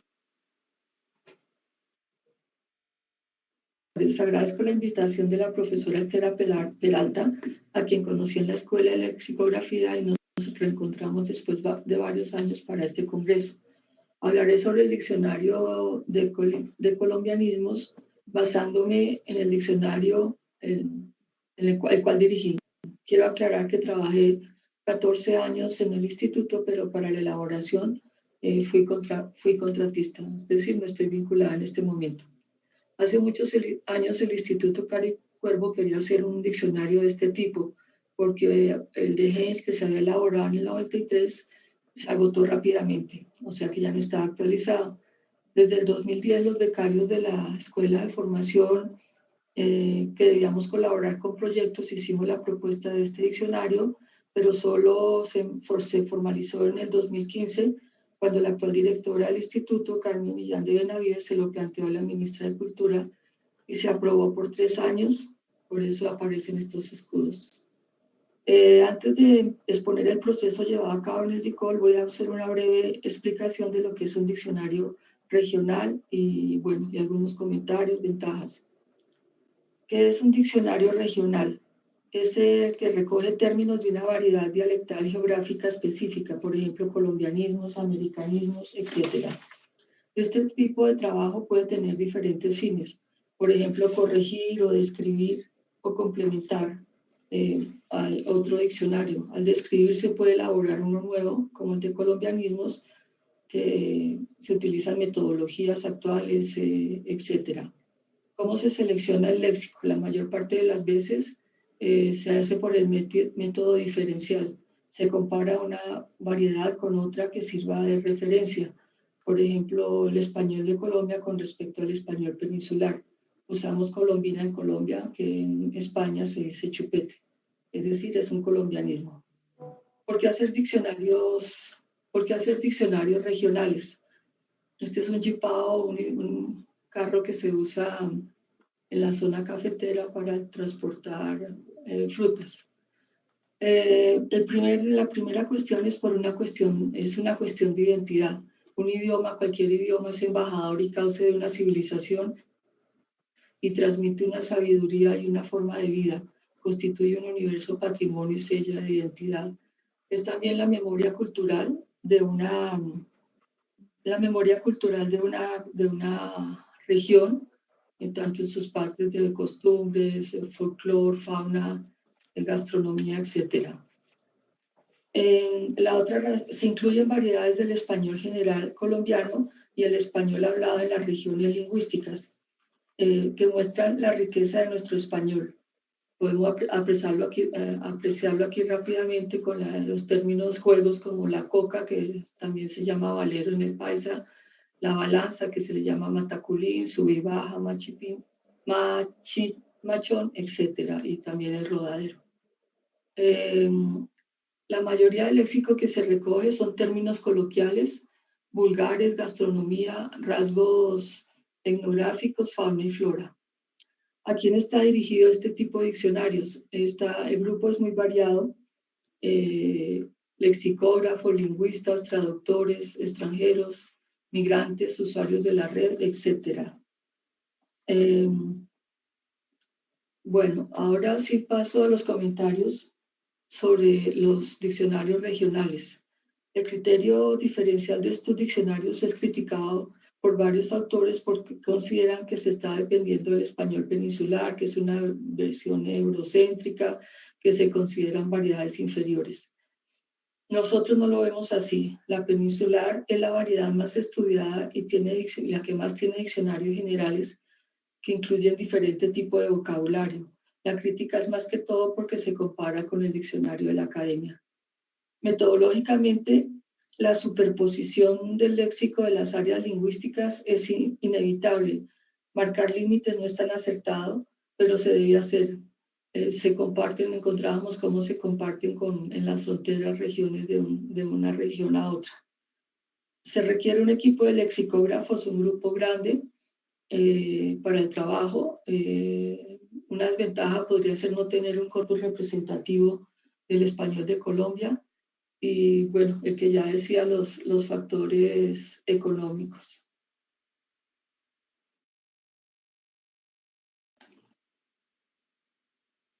Ahora sí empiezo con el trabajo que hicimos en el diccionario de colombianismos, pero pues antes aunque ya he dicho algunas características, las repito rápidamente aquí. Es un diccionario dialectal que recoge vocabulario usado en Colombia en las distintas regiones lingüísticas. Es un diccionario diferencial, por lo que ya les expliqué, y es sincrónico, de palabras frecuentes y de uso actual. También hay que entender que es un colombianismo, aunque está relacionado con lo que se ha dicho. Es un término o expresión de uso actual y frecuente en Colombia. Es importante esto, puede usarse en otros países de América. Lo clave es que no se use en el español peninsular. Aquí hay algunos ejemplos del tipo de vocabulario que se incluyó, por ejemplo, general de Colombia, cronograma, carretera, se usan en casi todas las regiones, coloquiales como cucharear, septimazo. Bueno, no puedo leerlas todas porque no alcanzo, pero ustedes pueden mirarlas: juveniles, folclore y cultura, fauna, diversas regiones, rurales de alta frecuencia, etc. ¿Cuáles fueron las etapas de trabajo y cómo se hizo el trabajo con las regiones? O sea, la fase preliminar es la que denominamos, la que hicimos con la academia colombiana, los becarios, de recoger material, hacer despojo, revisar todos los diccionarios de colombianismos, folletos regionales, etc. Y se elaboró el manual o planta para que se iba a utilizar en el diccionario. Ya en el 2015 y 2016, cuando ya se empezó a trabajar con el instituto, se contrató trabajamos como 5 lexicógrafos, un ingeniero que nos diseñó el programa TILEX, que ahora se los muestro. Es no lo explico porque eso daría para otra charla, programa que sirve muchísimo en la elaboración de diccionarios, y se definieron teníamos como 2.000 palabras que se repartían y se definían y revisaban. En esta primera etapa se incluyeron regionalismos que nosotros constatábamos que sí se usaran en esas regiones, con búsquedas en diferentes diccionarios o bases de datos como CREA, Corpus. Luego ya entonces nos dimos cuenta que las palabras regionales eran muy pocas. Aquí en este cuadro se puede observar cómo en la primera etapa habían, por ejemplo, 3 de Amazonas. Son las regiones que no se han estudiado casi, no hay publicaciones. En la segunda etapa, cuando se contrataron investigadores de las regiones y tenían que darnos 200 palabras o acepciones que no estuvieran ya en el diccionario, se aumentó este número, y para la tercera etapa ya tener 306. Y así con los diferentes regiones se puede ver cómo se enriqueció el diccionario y ya se le dio otro carácter. Las regiones lingüísticas, ¿qué regiones lingüísticas tuvimos en cuenta? Aunque coinciden con departamentos, en una región puede tener varios departamentos o estados, creo que se dice en otros países.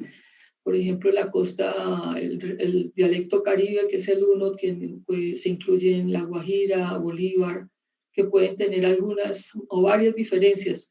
Es una de las dificultades, porque en fronteras se comparten muchos términos, no se puede limitar tan fácilmente.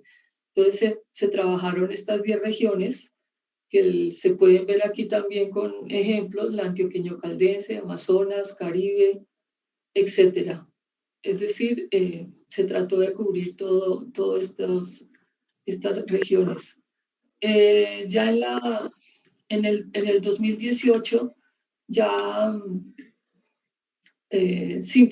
tocaba imprimir el diccionario. El tiempo, como decía, es siempre corto para este trabajo, y 3 años en realidad fue maratónico. Se contrataron nuevamente investigadores de las regiones para que nos dieran, leyeran todo el diccionario y vieran todas las palabras, y que vieran las que se podían compartir con otras regiones. Como decía, por ejemplo, el valero pueda que se comparta con el valle, que se comparta, que sea paisa, etcétera. Entonces ellos tenían que realizar ese trabajo. Entonces se publicó el diccionario ya con esas marcas. Pero hay que aclarar que esta última etapa de trabajo no se incluyó en el diccionario, se está esperando la versión digital para hacerlo. Muchas gracias. Muchas gracias, María Clara. Todo un recuento de la elaboración del diccionario Colombianismos. Posteriormente, entonces, iremos a las preguntas. Cierra este panel el doctor Glauber Lima Moreira. Él es doctor en traducción y ciencias del lenguaje por la Universidad de Pompeu Fabra. Es docente de la Universidad, la Universidad Federal de Piauí, Campus Parnaíba, y nos hablará sobre la incorporación del léxico del turismo en un diccionario del español como lengua extranjera para estudiantes brasileños. Vemos su presentación.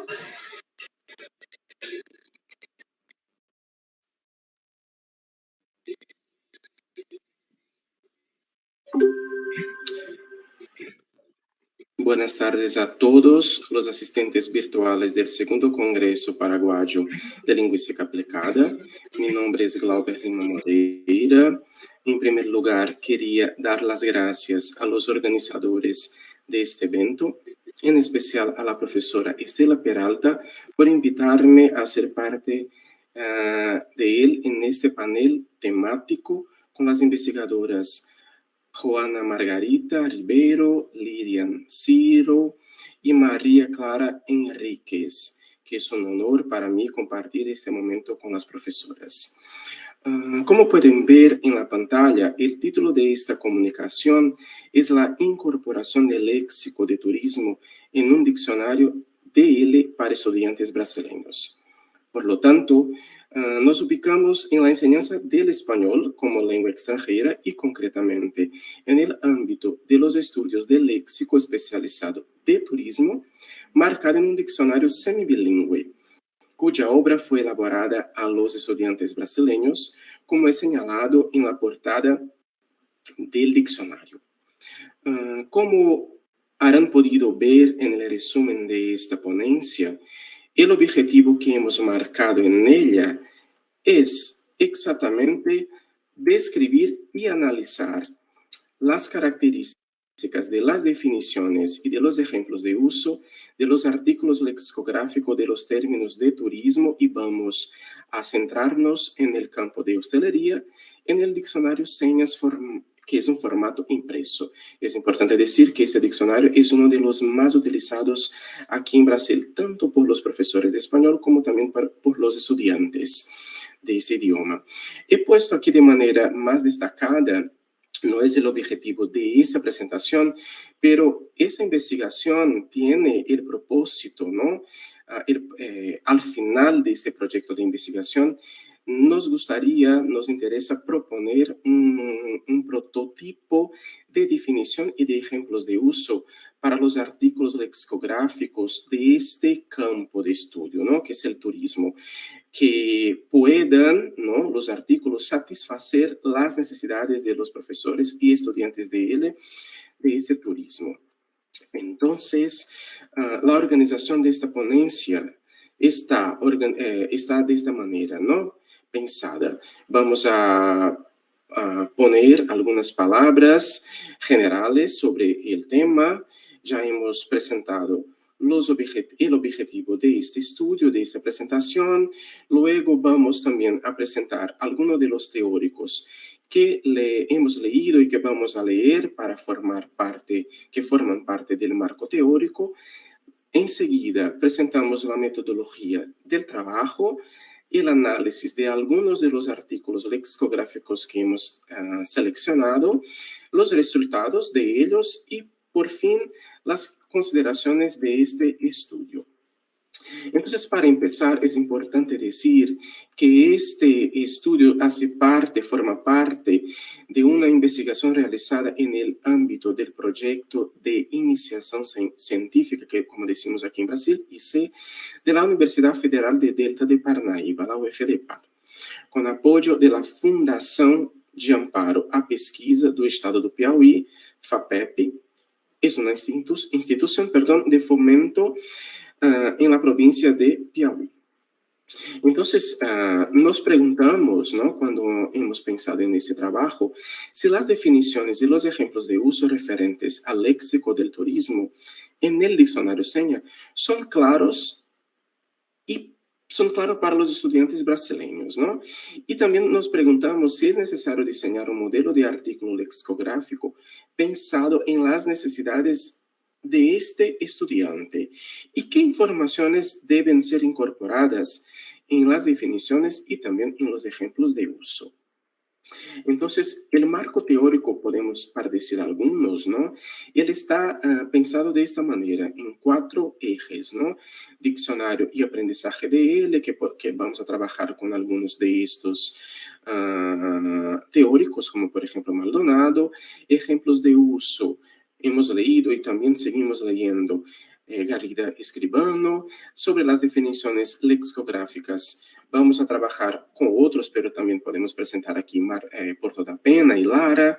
Y sobre la información extralingüística, que es el punto, digamos, más importante del trabajo, creemos. Uno de ellos serían Salomón, Blecua, Perdices.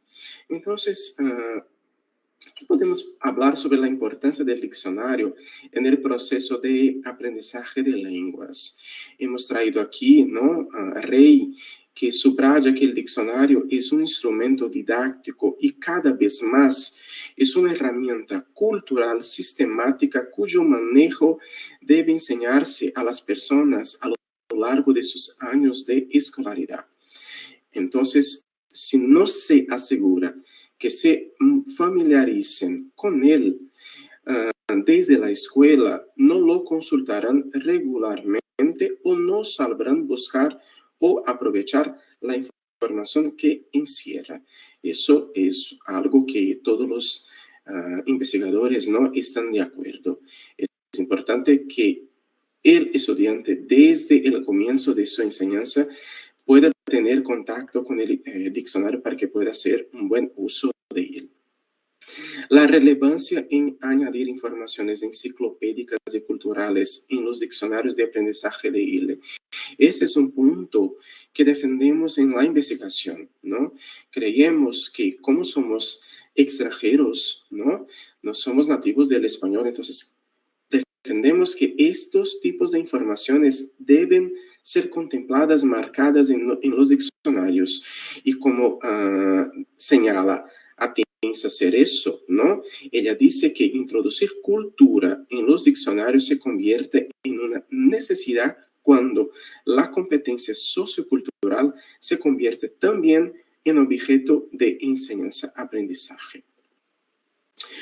Para decir un poco sobre las definiciones presentes en los diccionarios, hemos traído esta definición de Lara, que plantea que la selección que hace un lexicográfico en los tipos de definición que convienen al diccionario que se propone elaborar depende, como estamos diciendo, ¿no?, claramente, y muchos de los teóricos ya han dicho y siguen diciendo que depende de la cuestión inicial de la lexicografía.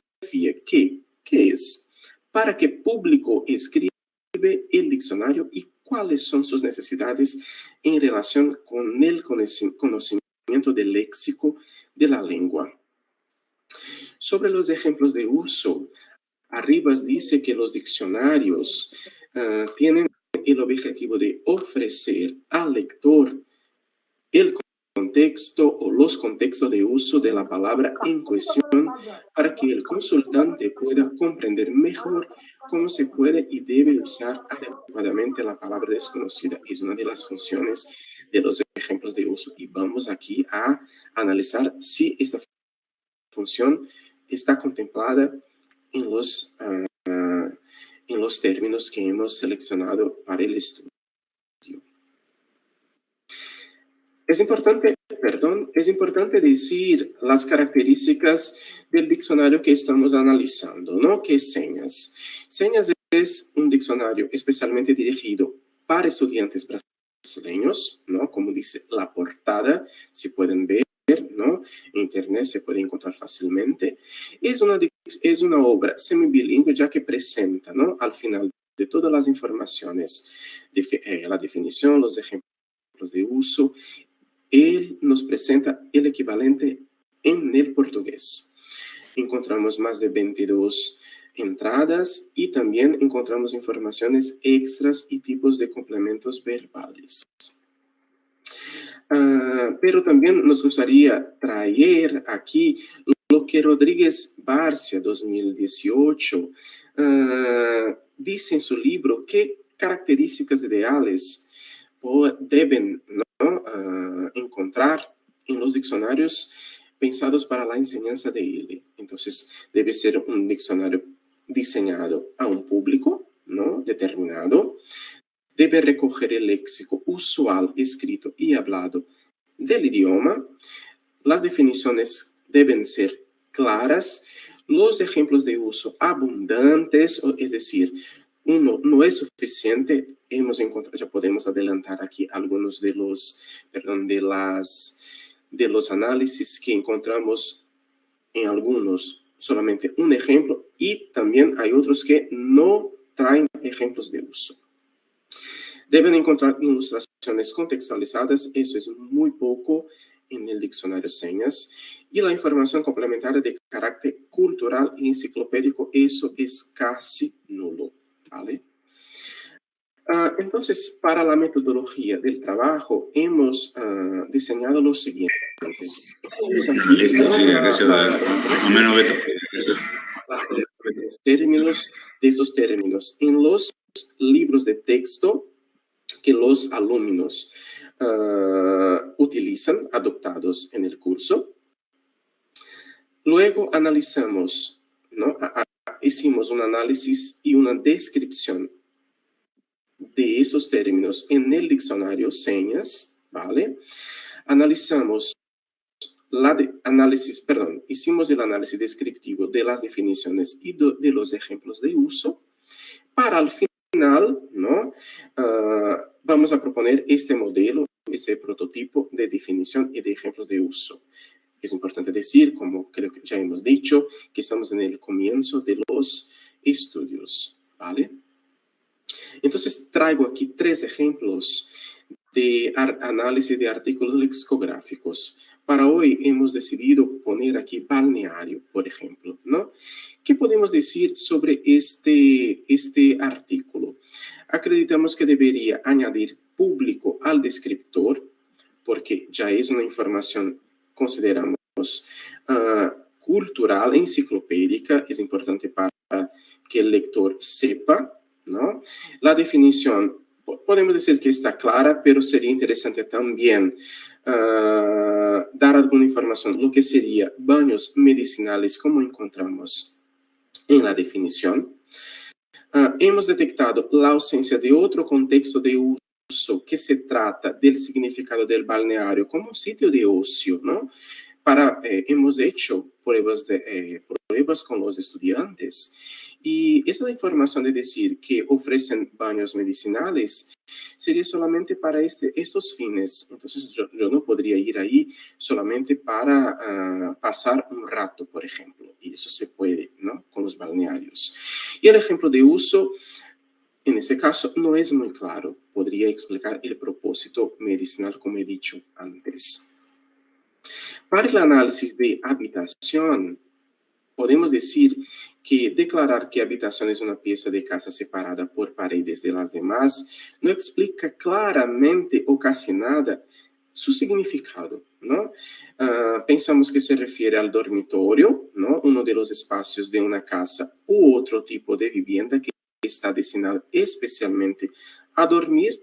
Y sobre el ejemplo de uso, acreditamos que sería interesante, sobre todo para los brasileños, o quizá también para otros públicos, que debería explicar que se utiliza en el contexto hotelero, ¿no? Y no solo para viviendas particulares. Voy a volver aquí, que también es importante hablar, no voy a comentar aquí, sobre el equivalente, no es el objetivo de esta ponencia, pero también estamos analizando algunos problemas en ellos, ¿vale? y que es el caso, siguiendo, ¿no? Lo que he dicho antes sobre el equivalente, es el caso de parador, que hay aquí un problema, consideramos muy grande, que parador no es lo mismo que hotel, pero bueno, he dicho que no es el objetivo de esta ponencia. Sobre parador podemos decir que no presenta la categoría del alojamiento, que consideramos importante, no dice sobre la ubicación, generalmente a las afueras de la ciudad, una información enciclopédica muy importante, y el ejemplo consideramos muy poco informativo, pues no añade ese tipo de información más específica sobre, ¿no?, el término, sobre la unidad. Entonces, ¿qué podemos decir al comienzo de esta investigación sobre esos resultados, ¿no?, de esos tres términos? Que esas entradas referentes al campo léxico de hostelería se observa la falta de información necesaria e indispensable a la comprensión eficaz de las mismas por parte de los aprendientes de ILE en Brasil. Se verifican que las definiciones lexicográficas tampoco son informativas y aclaradoras para este consultante. También los ejemplos de uso no complementan la definición, que es, ¿no?, su objetivo. No incluye información nueva al lector. Y también encontramos pocos ejemplos de uso. Para el final, las conclusiones del trabajo, defendemos que es necesario la necesidad de elaborar diccionarios, puede ser bilingües, monolingües o semibilingües, para brasileños, tanto para profesores como para estudiantes. El diccionario para fines específicos para los estudios de la carrera de turismo, que no tenemos todavía en Brasil, ¿vale? Pensando para este público, para esta audiencia, ¿no? Quiero frisar eso. Los problemas que hemos detectado fueron definiciones incompletas, pocos ejemplos de uso, no he traído aquí, pero otros que ya estamos analizando, hay otros que no hay ejemplos de uso, ¿vale? Y las definiciones y los ejemplos de uso de las voces de los términos turísticos presentan poca o casi nada de información enciclopédica. Aquí presento las referencias bibliográficas, no de esta presentación, pero de la investigación, ¿no?, del proyecto de investigación que estamos desarrollando. Y muchas gracias por vuestra atención. Perdón. Gracias.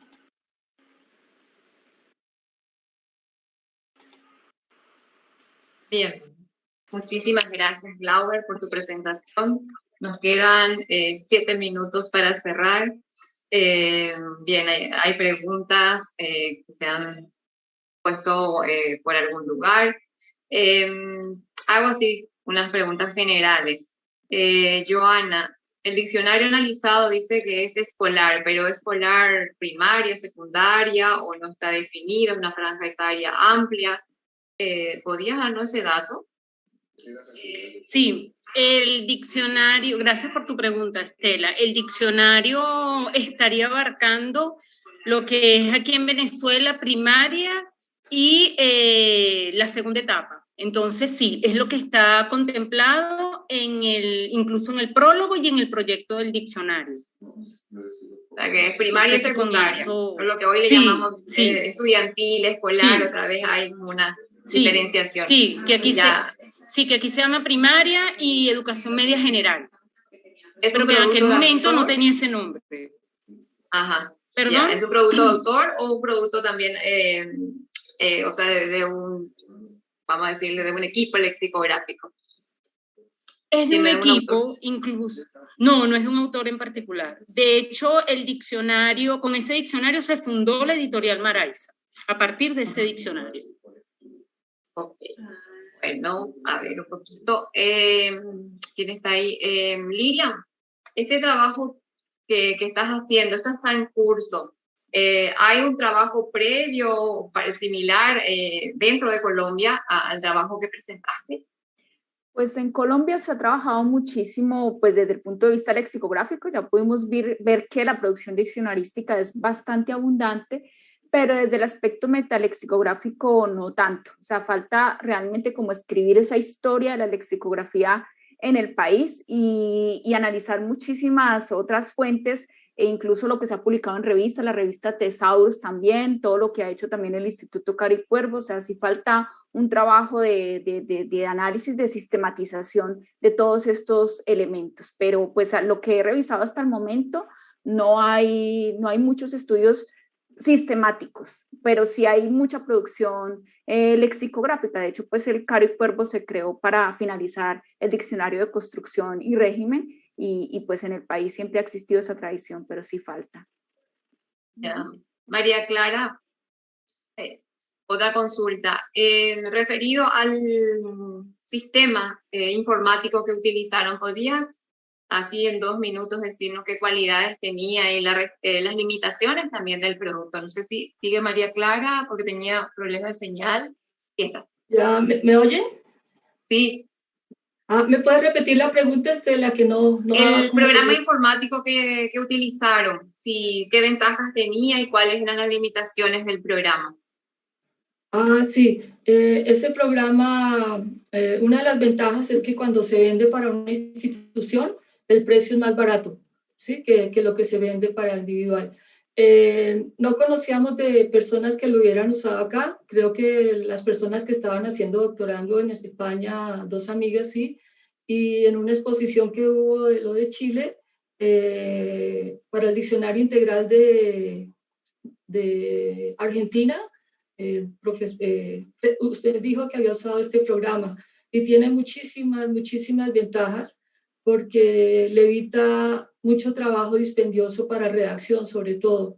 Entonces, sí hay que contratar a un ingeniero o si alguien sabe de informática, no es difícil programar porque toca programarlo según lo que uno quiera el diccionario tenga. Entonces, que la definición, que las marcas, que el ejemplo. O sea, el diccionario nuestro tiene bastantes cuestiones. Como no pude estar conectada al final, los que quieran saber más del diccionario, en la página del Instituto Caro Cuervo hay un micrositio que dice Diccionario y Colombianismos. Bueno, aparte de eso, hay una desventaja que no se puede trabajar en red. Sí, entonces, por ejemplo, se le daba a una persona la letra A para que definiera.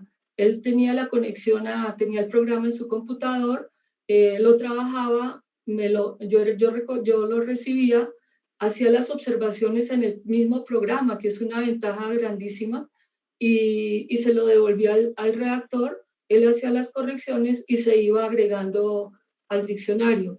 Entonces el problema era a veces que si no se presentaba la última versión, ese dijéramos el problema que yo le vi. De resto, no hay la cuestión de estadísticas. O sea, si yo quisiera saber ahorita cuántas definiciones tienen la marca coloquial, que era uno de los aspectos que se decía que estos diccionarios regionales o dialectales prima mucho esto, se puede sacar, se pueden combinar búsquedas. Hay una versión, un demo, creo, para prueba y bastante bueno. Ok, gracias María Clara. Glauber, cerrando contigo y en un minuto. ¿Analizaste el nombre del diccionario? ¿Me podés decir? Y si fue elaborado en el Brasil o lo elaboraron en otro lugar. ¿Y están en proyecto de hacer uno o es el análisis metalexicográfico? Si podés aclarar, Glauber. Muy bien. El nombre es Señas, ¿no? Puedo poner aquí en el chat.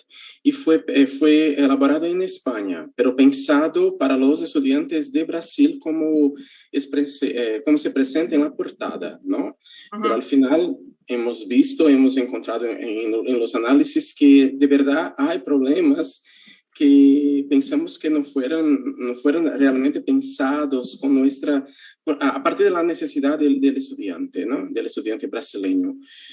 Como también he dicho, está en el comienzo, ¿no? Este proyecto aquí en la universidad con los estudiantes, con las becarias, pero bueno, es eso, no sé si te contesté a tu pregunta. Sí, Glauber está encerrado. Sí, queríamos elaborar un diccionario, pero al final no tardará mucho, claro. No por ahora. Gracias. Hay otras aristas que se deben considerar. Bueno, aquí le tenemos a la doctora Valentina Canese, directora del Instituto Superior de Lenguas. Quiere preguntar, quiere despedirles. Adelante, Valentina. Yo solamente quiero agradecer primeramente a Estela Mari por haber congregado a tan importante, interesante panel, también por la conferencia del doctor Ramírez Luengo. Realmente, Estela Mari, los aportes tuyos y de tus colegas son de mucho valor para este congreso, y agradecemos realmente las perspectivas que nos presentaron, muy interesantes, que creemos que pueden servir para también contribuir un poco a los estudios aquí en nuestro país. Entonces, muchísimas gracias a todos ustedes desde el Instituto Superior de Lengua de la Universidad Nacional y desde Paraguay. A todos, muchísimas gracias. Encantados de tenerlos con nosotros. Entonces, cerramos el panel. Gracias. Cualquier consulta se las enviaremos. Y una hasta pronto. Aguille. Bien, aquí empezamos nuestro siguiente bloque y entramos en la conferencia número 10 del doctor Juan Abasolo. ¿Se encuentra? ¿Sí? Ahí está Juan y ya está Ana. Hola. Hola. Juan Abasolo y Ana Insunza. Son investigadores, docentes de la Universidad del País Vasco, España, y nos hablarán sobre el acercamiento desde la lengua vasca al estudio del variacionismo lingüístico cuantitivista. Bienvenidos. Dale, van a presentar. Gracias por la oportunidad. Proyección. Sí, vamos a pasar el video, ¿no? Sí. Sí, por favor. Muchas gracias. Adelante.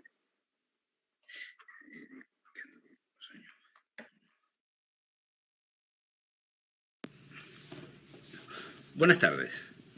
Somos Juan Abasolo y Ariana Insunza, ambos profesores de la Universidad del País Vasco.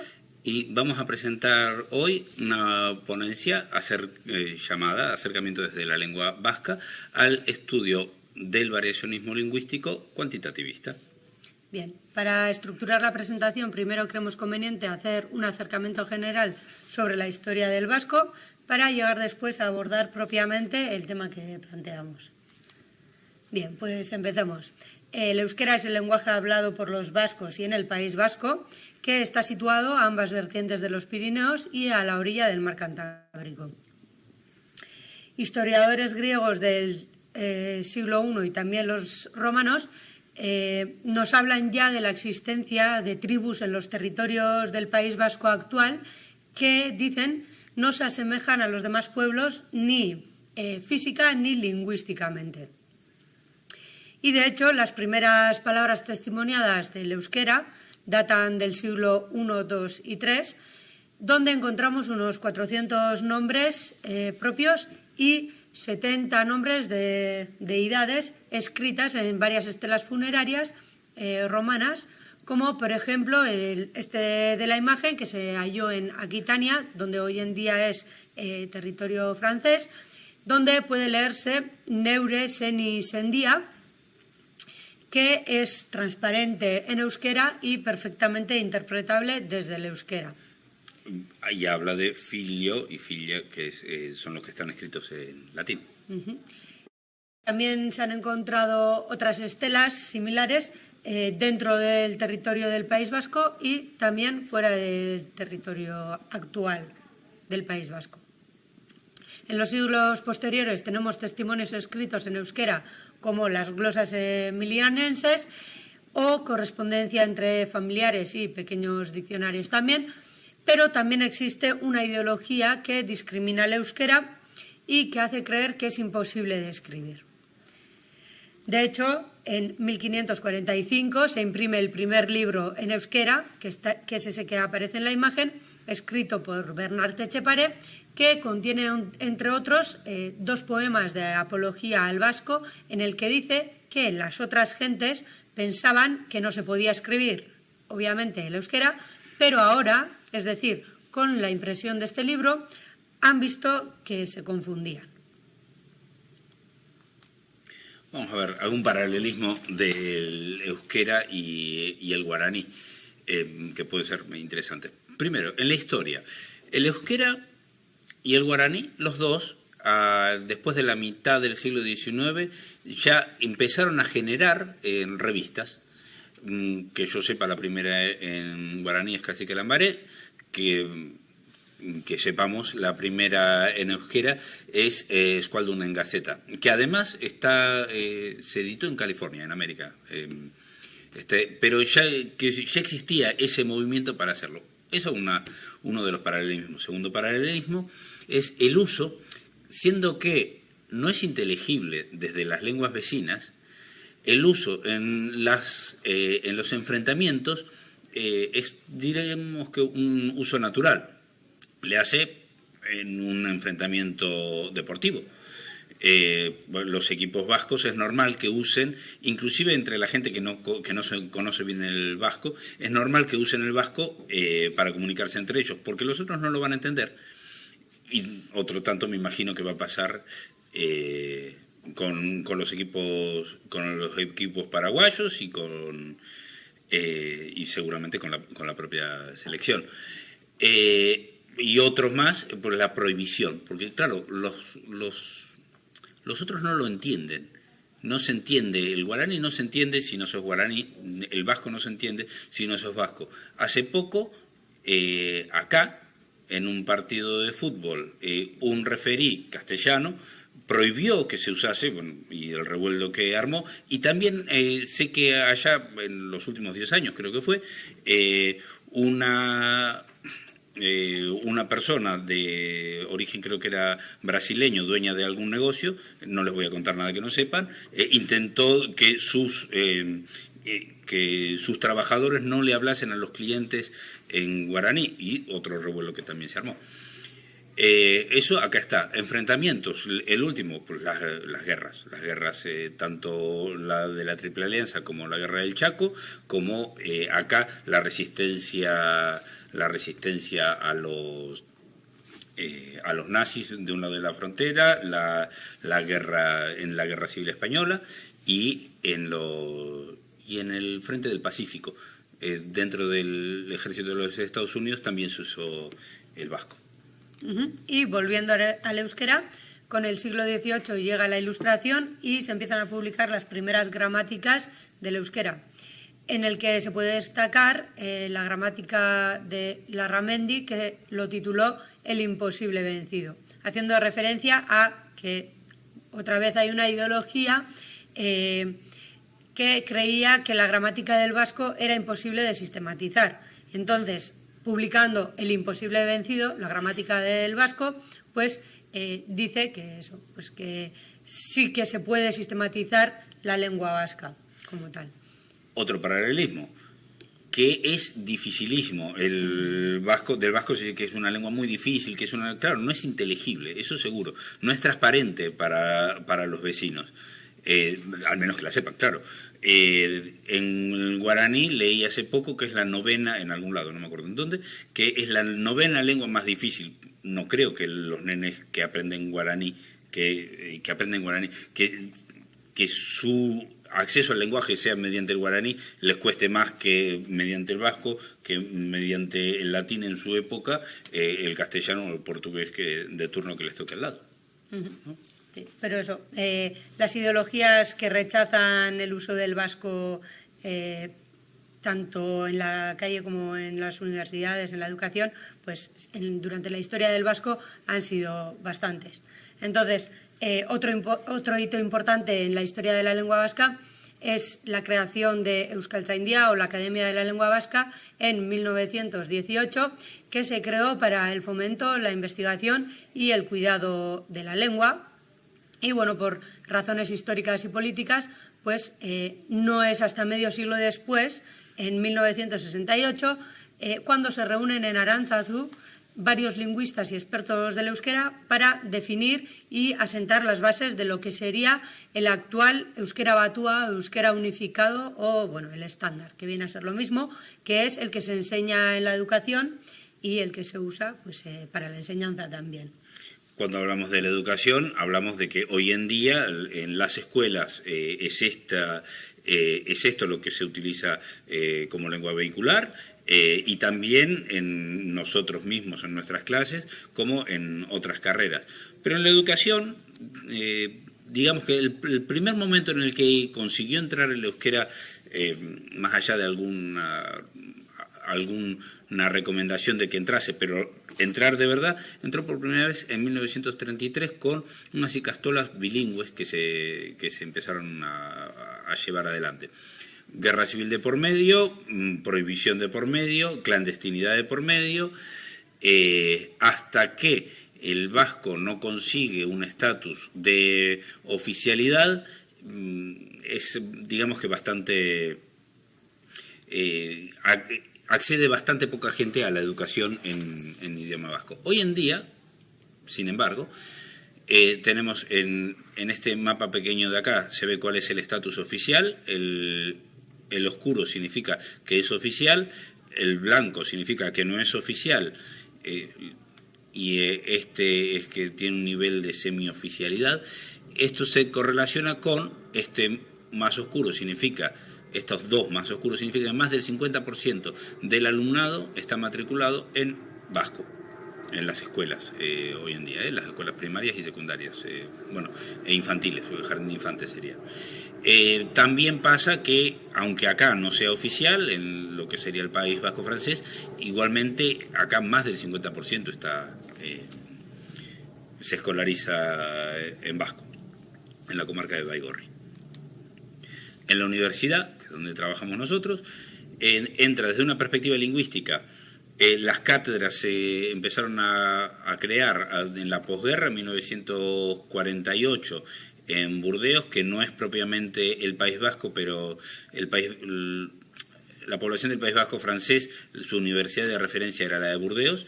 En 1964, a poco de haberse creado la Universidad de Navarra, una universidad privada del Opus Dei, crean la cátedra del vasco. Estos dos casos, y como otros casos después, estamos hablando que el vasco se usa para hablar sobre el vasco, para enseñar el vasco, para estudiar el vasco. Pero en 1973, ya en ese año, la Universidad de Verano plantea, desde una perspectiva utópica, se llamó en ese entonces, que el vasco se tiene que usar en la universidad como vehículo para hablar de lo que sea. Y así es que en 1980, cuando se crea la Universidad del País Vasco, junto con su creación, aunque al principio solamente existía como una asignatura el vasco en tal carrera o tal carrera, termina siendo la lengua vehicular en muchas carreras, no la mayoría, pero sí en muchas. Una gran parte del alumnado cursa en vasco. Esto hoy en día pasa en la Universidad del País Vasco y también pasa en la Universidad de Mondragón, que es una universidad creada en 1997, y acá también se utiliza bastante el idioma vasco. Se me pasó. Para terminar, vamos a hablar, ya que hablamos de la universidad, hablemos de la investigación. Y hablando de la investigación, vamos a decir que la primera tesis que se leyó en vasco fue sobre cardiología, y se leyó en 1976. Esa fue la primera. Hoy en día hay más de 800 tesis leídas en vasco. La rama que más aparece trabajada es la lingüística, que evidente. Es esta. Pero las siguientes ramas que más trabajan son la medicina, la ingeniería, la química, la informática, una detrás de la otra. Y después diferentes... de una perspectiva más de ciencias sociales, ¿no? Vamos a tener sociología, historia, pedagogía, pero acá se trabaja en vasco, se trabaja, bueno, hay tantas cosas que van trabajando en vasco. Y ya que hablamos de la investigación y de lingüística y que estamos en el COMPLA, vamos a seguir hablando de lingüística. Eso es. Pues sí. En lo que respecta a la dialectología, como bien sabréis, las investigaciones centradas en la variación lingüística se pueden abordar desde la perspectiva geográfica, sociocultural, contextual o histórica. Y por otro lado, los análisis de la variación pueden realizarse con métodos cualitativos o métodos cuantitativos. Respecto al vasco, el interés por investigar el vasco lo fomentó Humboldt y tras él llegaron las primeras investigaciones acerca de las variantes dialectales. Y bueno, este mapa que podéis ver en la imagen es el primer mapa, la primera clasificación de los dialectos vascos basada íntegramente en criterios lingüísticos. Y bueno, lo realizó el príncipe Bonaparte, sobrino de Napoleón Bonaparte, en 1869. Y bueno, luego la mayoría de las clasificaciones realizadas hasta el siglo XX se han abordado desde la perspectiva de la dialectología tradicional, que se basa en el estudio de la variación geográfica con análisis íntegramente cualitativos. Pero con el siglo XXI se observa una ampliación del campo de estudio de la dialectología vasca y se abre el horizonte a las clasificaciones dialectológicas cuantitativas basadas en las técnicas de agrupamiento jerárquico o clustering, siguiendo los pasos de Segui de 1971 y Hans Gebel, que fue el precursor del clustering en los análisis de la variación dialectal.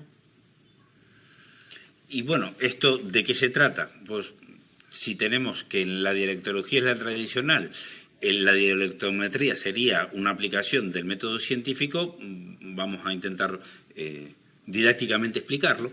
¿Qué es una de las cosas que vamos haciendo, ¿no? Primero tenemos la lematización de los datos de trabajos lingüísticos tradicionales hechos antes. Hay una encuesta realizada en 1895, este fue uno de los primeros trabajos que se hicieron. En el 2005 esos datos se fueron lematizando, se fueron ordenando, de tal manera que, de acuerdo a la tradición, pues tenemos cuáles son los primeros datos que se van,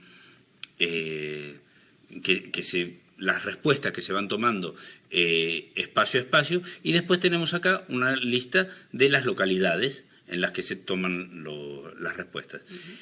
Esto luego se procesa para ver en cada una de las localidades si cada una de las formas se utiliza o no se utiliza. Esto que nos permite ver cuáles localidades son más parecidas entre sí, lingüísticamente hablando, por comportamiento lingüístico, o cuáles son más diferentes entre sí. Esas más parecido o más diferente se transforma cuantitativamente en una distancia. Esto se llama distancia lingüística. Con esta distancia lingüística se puede producir una matriz de distancia, de la misma manera que podemos tener una matriz de distancias geográficas, vamos a tener una matriz de distancias lingüísticas. Esto con los datos anteriores, bastante mínima. En base a esta matriz, no esta, sino una bastante más grande, se producen se pueden formular las agrupaciones en base a lo parecido o lo diferente que son las hablas de los diferentes sitios, específicamente contando cuántas son las características que comparten o dejan de compartir. Esto se representa con un dendrograma, que es una representación de distancias objetivadas. Léase, a más distante está un grupo del otro, más se junta un grupo con el otro, más diferente es el uno del otro. Acá se pueden ver que evidentemente hay tres grupos principales y después pues, hay más grupos más pequeños que son parecidos entre sí. Estos tres grupos principales, llevados al mapa, nos producen esta imagen del idioma vasco, en el que tenemos tres dialectos principales, que uno va a ser el de Occidente, el de Oriente y otro dialecto central. El dialecto de Occidente es el primero que se separa de o este el último que se junta con los otros dos. O el último que se junta. Acá lo tenemos. Y esta es por acá, no necesariamente siempre así, pero esto sería la parte del País Vasco francés y esto sería ya de la zona española, digamos. Aunque hay alguna población que aparece con el otro grupo. Y en vez de hacer 3 grupos, se puede decir que haga más grupos para ver otras divisiones dentro de los grupos grandes. Principales, sí. Y entonces tendríamos este resultado. Que este resultado es coherente con aquel que había hecho, que había propuesto Luis Bonaparte en 1869. Estos datos son todos de fin del siglo XX y comienzo del XXI. El trabajo es del siglo XXI. Bueno, esto es lo que tenemos y es lo que hacemos. ¿Con qué lo hacemos? Lo hacemos con Diatec, que Diatec es un software que se desarrolló dentro del grupo de investigación EUDIA, se puede acceder libremente. Hoy en día, malamente, tenemos unas dificultades con el servidor y que necesitamos subsanar. Lo nuestro es la lingüística, no tanto la informática, así que, bueno, ya llegará, pero todavía no llegó el que esto esté funcionando bien. Va a volver a funcionar.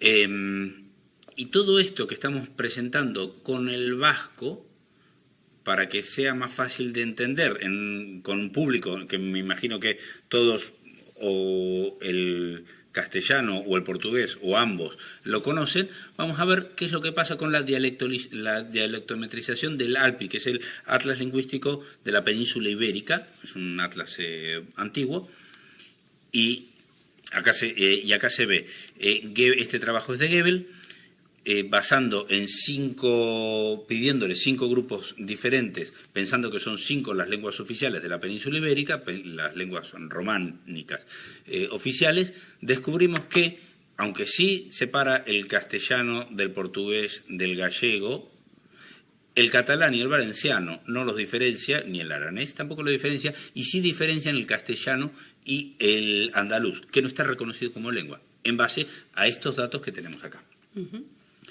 Hoy en día, los trabajos recientes que vamos haciendo, tenemos por un lado una reducción de la dimensionalidad para poder interpretar los datos lingüísticos desde una perspectiva más natural, que sería la del continuum de las diferencias que van de un lado a otro.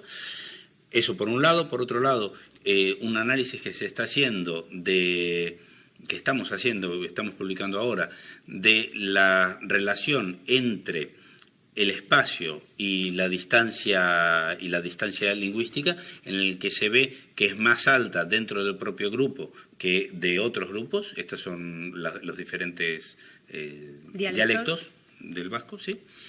Y el mismo tipo de técnica, ya fuera de lo que es dialectología pura y dura, ya sería, acá tenemos una variable etativa. Vamos a ver cómo la distancia del euskera estándar va cambiando, acá es solamente la morfología verbal, cómo va cambiando en las diferentes generaciones. Esta sería la generación escolarizada en vasco, esta generación es anterior al euskera estándar. Acá se puede ver cómo esta generación se va acercando, excepto los de la variedad occidental, que aparentemente van acercándose más al dialecto y alejándose más del euskera estándar. Algunas oportunidades que vemos, pues de la misma manera que podemos ver el euskera estándar, el guaraní estándar, y las hablas, ya no sé el yopará, saben ustedes, no yo. Me imagino que no existe el yopará, sino los yoparás, y que será cada uno lo va en cada sitio, en cada generación, en cada ambiente. Me imagino que será diferente, y eso puede ser dialectometrizado. Eso por un lado. Y de la misma manera, más allá del guaraní, tenemos todos los castellanos de Latinoamérica, todos los portugueses, eso que se llama portuñol, que no sé si es igual en Misiones, Argentina, en Ciudad del Este o en Rivera, o inclusive las formas en las que se utiliza la prosodia uruguayana, que dicen que se parece a la de la Pampa argentina, por decir algo. Esta es la bibliografía que utilizamos hoy y agullé. Es que ricasco. Gracias y esperamos sus preguntas para poder responder nosotros. Muchas gracias. Bien, gracias Juan, gracias Ariane, interesante el trabajo. Ahí ya sacaron algo, iba a preguntar algo, pero me dijeron al final. Hablaron del software que no está disponible, ahora pregunto, ¿puede valer para cualquier lengua o solamente está diseñado para el MAS? Sí, muchas gracias por la pregunta. El software es un software web, o sea,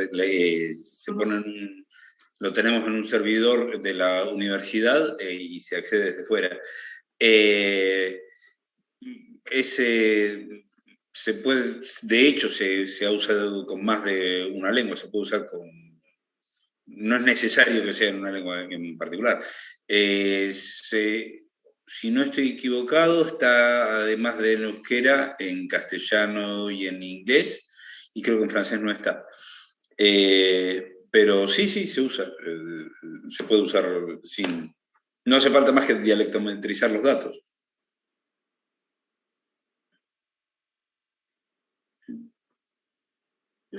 No se escucha. Valentina, ¿alguna consulta? Sí, yo justamente tenía una pregunta respecto a esos datos que tienen que ver un poco con lo que presentaron en la presentación. Bueno, antes que nada agradecerle a Juan y a Ariane por estar aquí con nosotros, realmente es un honor tenerlos aquí. Y lo que tiene que ver con la inclusión en este caso del euskera en la educación formal, particularmente en la educación superior. ¿De qué manera ustedes, cuáles serían los principales desafíos? Nosotros ahora yo soy una gran proponente de que para que el guaraní adquiera más vitalidad, tiene que entrar en la educación superior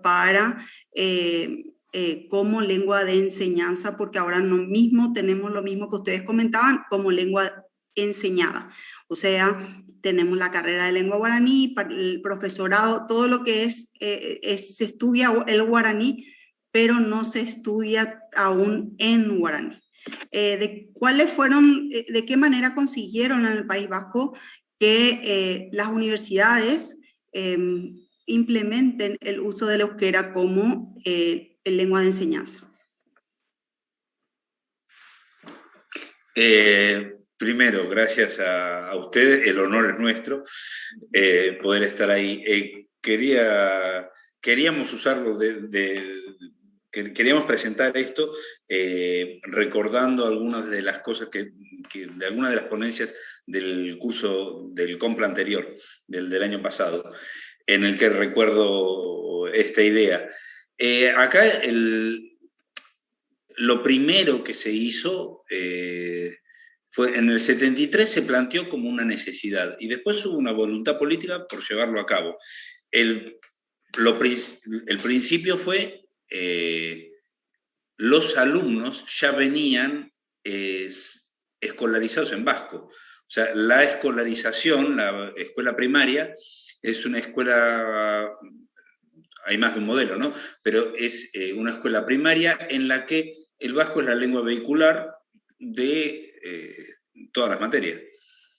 Y este tipo de escuela, en la presentación algo comentamos, en el 33 hubo algunos primeros, pero después, inclusive en la época de Franco, algunos desde más o menos clandestinidad,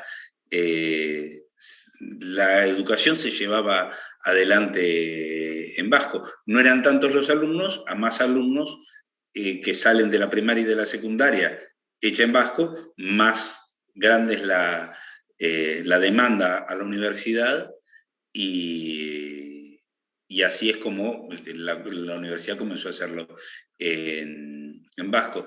En vasco, además de la Universidad del País Vasco y la Universidad de Mondragón, que también está dentro de lo que sería la Comunidad Autónoma Vasca, en Navarra, magisterio, que también se hace adentro de la universidad, se puede hacer en vasco, y es de esperar que de acá a unos años cuaje alguna otra cosa más en lo que se llama País Vasco francés, porque la cantidad de institutos de secundaria que ofertan todo en vasco es cada día más alto.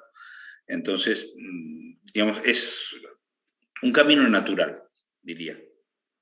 Bueno, muchísimas gracias. Y también comentaron cómo eso quizás afecta la dialectología, ¿no? De la escolarización, y cómo, digamos que acerca más a la lengua estándar, ya que hay más nivel de escolarización en eso. Y bueno, volver a agradecerles. Estamos un poco atados al tiempo.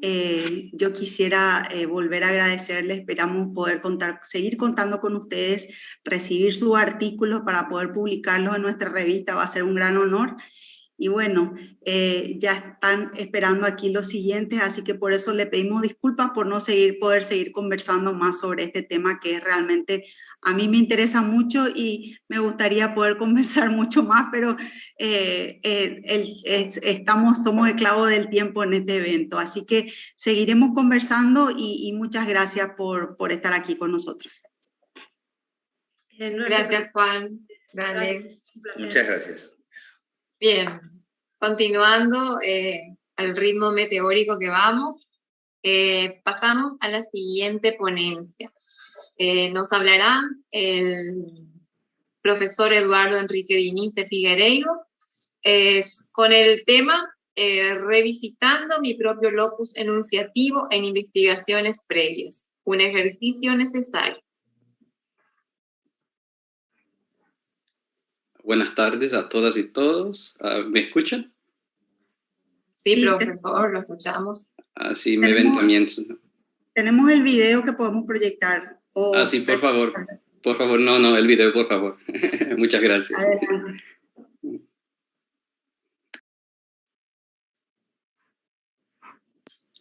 Hola, buenas tardes a todas y todos. Me llamo Eduardo Henrique Diniz de Figueiredo y soy profesor de lengua inglesa y lingüística aplicada en Universidad Federal do Paraná, en la ciudad de Curitiba, Brasil. Tengo una presentación para ustedes hoy, pero antes de empezarla, me gustaría agradecer muchísimo a la profesora Valentina Canesse, de la Universidad Nacional de Asunción, por la invitación. Me gustaría agradecer también a todo el equipo que está organizando esta conferencia. Y me gustaría agradecer muchísimo también a la profesora Clarissa Jordão, de mi universidad, por la sugerencia de mi nombre para participar de este evento. Voy a poner mi ponencia aquí ahora, voy a empezar mi ponencia y apagar mi video para que ustedes puedan acompañar la ponencia mejor. Un minuto, por favor. Entonces, mi ponencia está en inglés y es por algunos motivos, en la verdad. Uno de ellos es que yo escribí el título y el resumen de mi presentación en inglés y yo me siento más confortable con inglés cuando estoy hablando y escribiendo también, más con inglés que con español. Pero todavía yo decidí hablar en español porque la profesora Valentina Canesse me pidió para que hiciera una presentación que fuera accesible para todos y todas en la conferencia, o por lo menos para la mayoría de las personas que están en este evento. Entonces creo que con español esto es más posible. De cualquier manera, yo decidí mantener la ponencia en inglés porque entonces yo puedo hacer un tipo de translenguaje en la conferencia, con los slides en inglés para aquellos y aquellas que no pueden acompañar en español, y hablando en español para la mayoría de las personas que están en este evento. Quiero, antes de empezar, decir que mi español no es muy bueno, es un poco de portuñol ahí, pero creo que ustedes lo van a entender. Perdón si en cualquier momento yo no consigo decir algo que ustedes entiendan. Entonces, el título de mi presentación es Revisiting My Own Locus of Enunciation in Previous Research, a Necessary Exercise.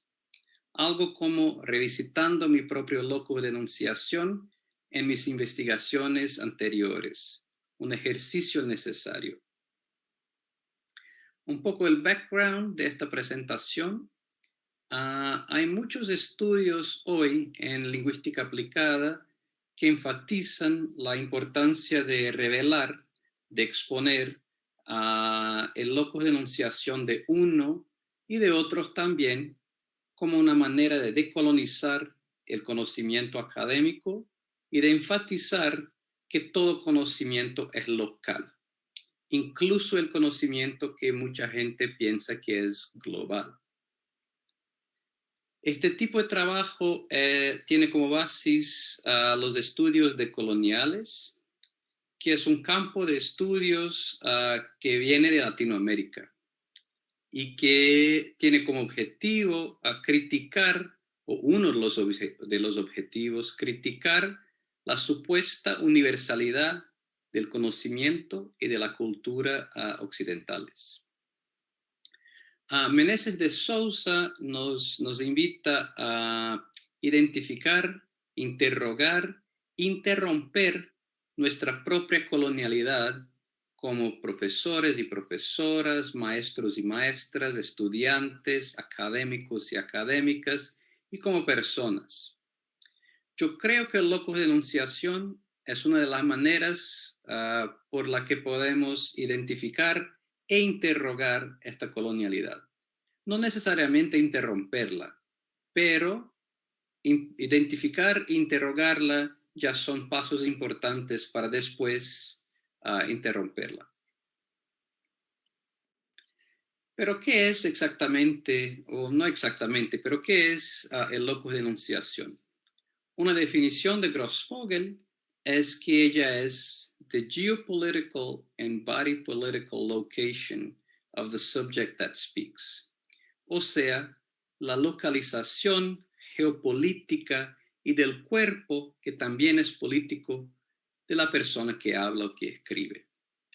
Revelar el locus de enunciación de uno es una práctica de tornarse consciente acerca del contexto geográfico, histórico, ideológico y del cuerpo de uno, de donde uno está hablando o de donde otros y otras están hablando también. Exponer este locus de enunciación también envuelve una reflexión profunda acerca de las maneras en que nosotros estamos situados en el espacio, en el tiempo, y también históricamente, ideológicamente, en configuraciones dinámicas en las cuales tenemos fronteras que están siempre cambiando, de acuerdo con las personas con quien interaccionamos. ¿Cuál es mi problema entonces? Mi problema es que este es un concepto nuevo para mí, fascinante pero nuevo. Y muchos de mis trabajos hasta más o menos 2 o 3 años atrás no lo llevaban en consideración, o sea, no ponían mucha atención o ninguna atención en el locus de enunciación. Y yo decidí que me gustaría revisitar estos trabajos para entender qué sería diferente al visitarlos. Hay algunas preguntas que yo creo que son importantes para esto. Ellas incluyen, nosotros interpretaríamos nuestros datos de una manera diferente si nuestros participantes fueran de otra raza, otro género, de otras orientaciones sexuales. ¿De qué maneras nuestra propia identidad racial, de género, sexual, tienen influencia en nuestras relaciones con los participantes en nuestros estudios. Y cómo estas identidades tienen influencia en nuestras lecturas y en nuestras interpretaciones. Estas son preguntas que no están necesariamente directamente relacionadas al loco de enunciación, pero son preguntas que yo mismo y muchos otros profesores y muchas otras profesoras en mi universidad y en otras universidades estamos haciendo. Entonces, ¿cuál es mi objetivo o cuáles son mis objetivos en esta presentación? Uno es revisitar mi propio loco de enunciación y el loco de enunciación de otros en investigaciones que yo ya publiqué y que yo ya he terminado en el pasado. Y otro es revelar cómo mi loco de enunciación y el loco de enunciación de estas otras personas en textos publicados anteriormente pueden permitir otras posibilidades de interpretar mis datos, de interpretar mis lecturas, de interpretar las conversaciones que tuve con mis participantes, con los participantes de mis investigaciones. Yo creo que estos son objetivos muy personales, pero que pueden ser importantes no solamente para mí, pero para otras personas también. Y yo lo voy a hacer en dos textos míos que yo publiqué previamente, en los últimos 10 años. Mi objetivo era hacerlo en 3 textos, pero por el tiempo yo solo puedo hacer en 2 de ellos. Y espero que en el futuro yo pueda hacer esto con más y más textos míos. Antes de empezar, me gustaría describir un poco mi propio loco de enunciación. Yo soy un hombre latino. Me considero un hablante multilingüe y mi repertorio lingüístico incluye portugués brasilero, inglés y español o portuñol o yo puedo llamar tal vez de español, portuñol, no sé.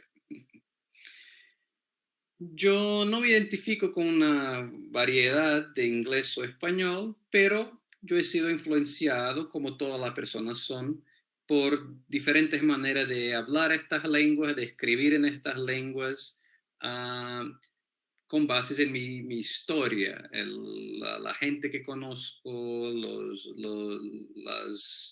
los países donde he vivido, etcétera, etcétera. Yo soy un profesor de inglés, como dije en el principio de esta presentación.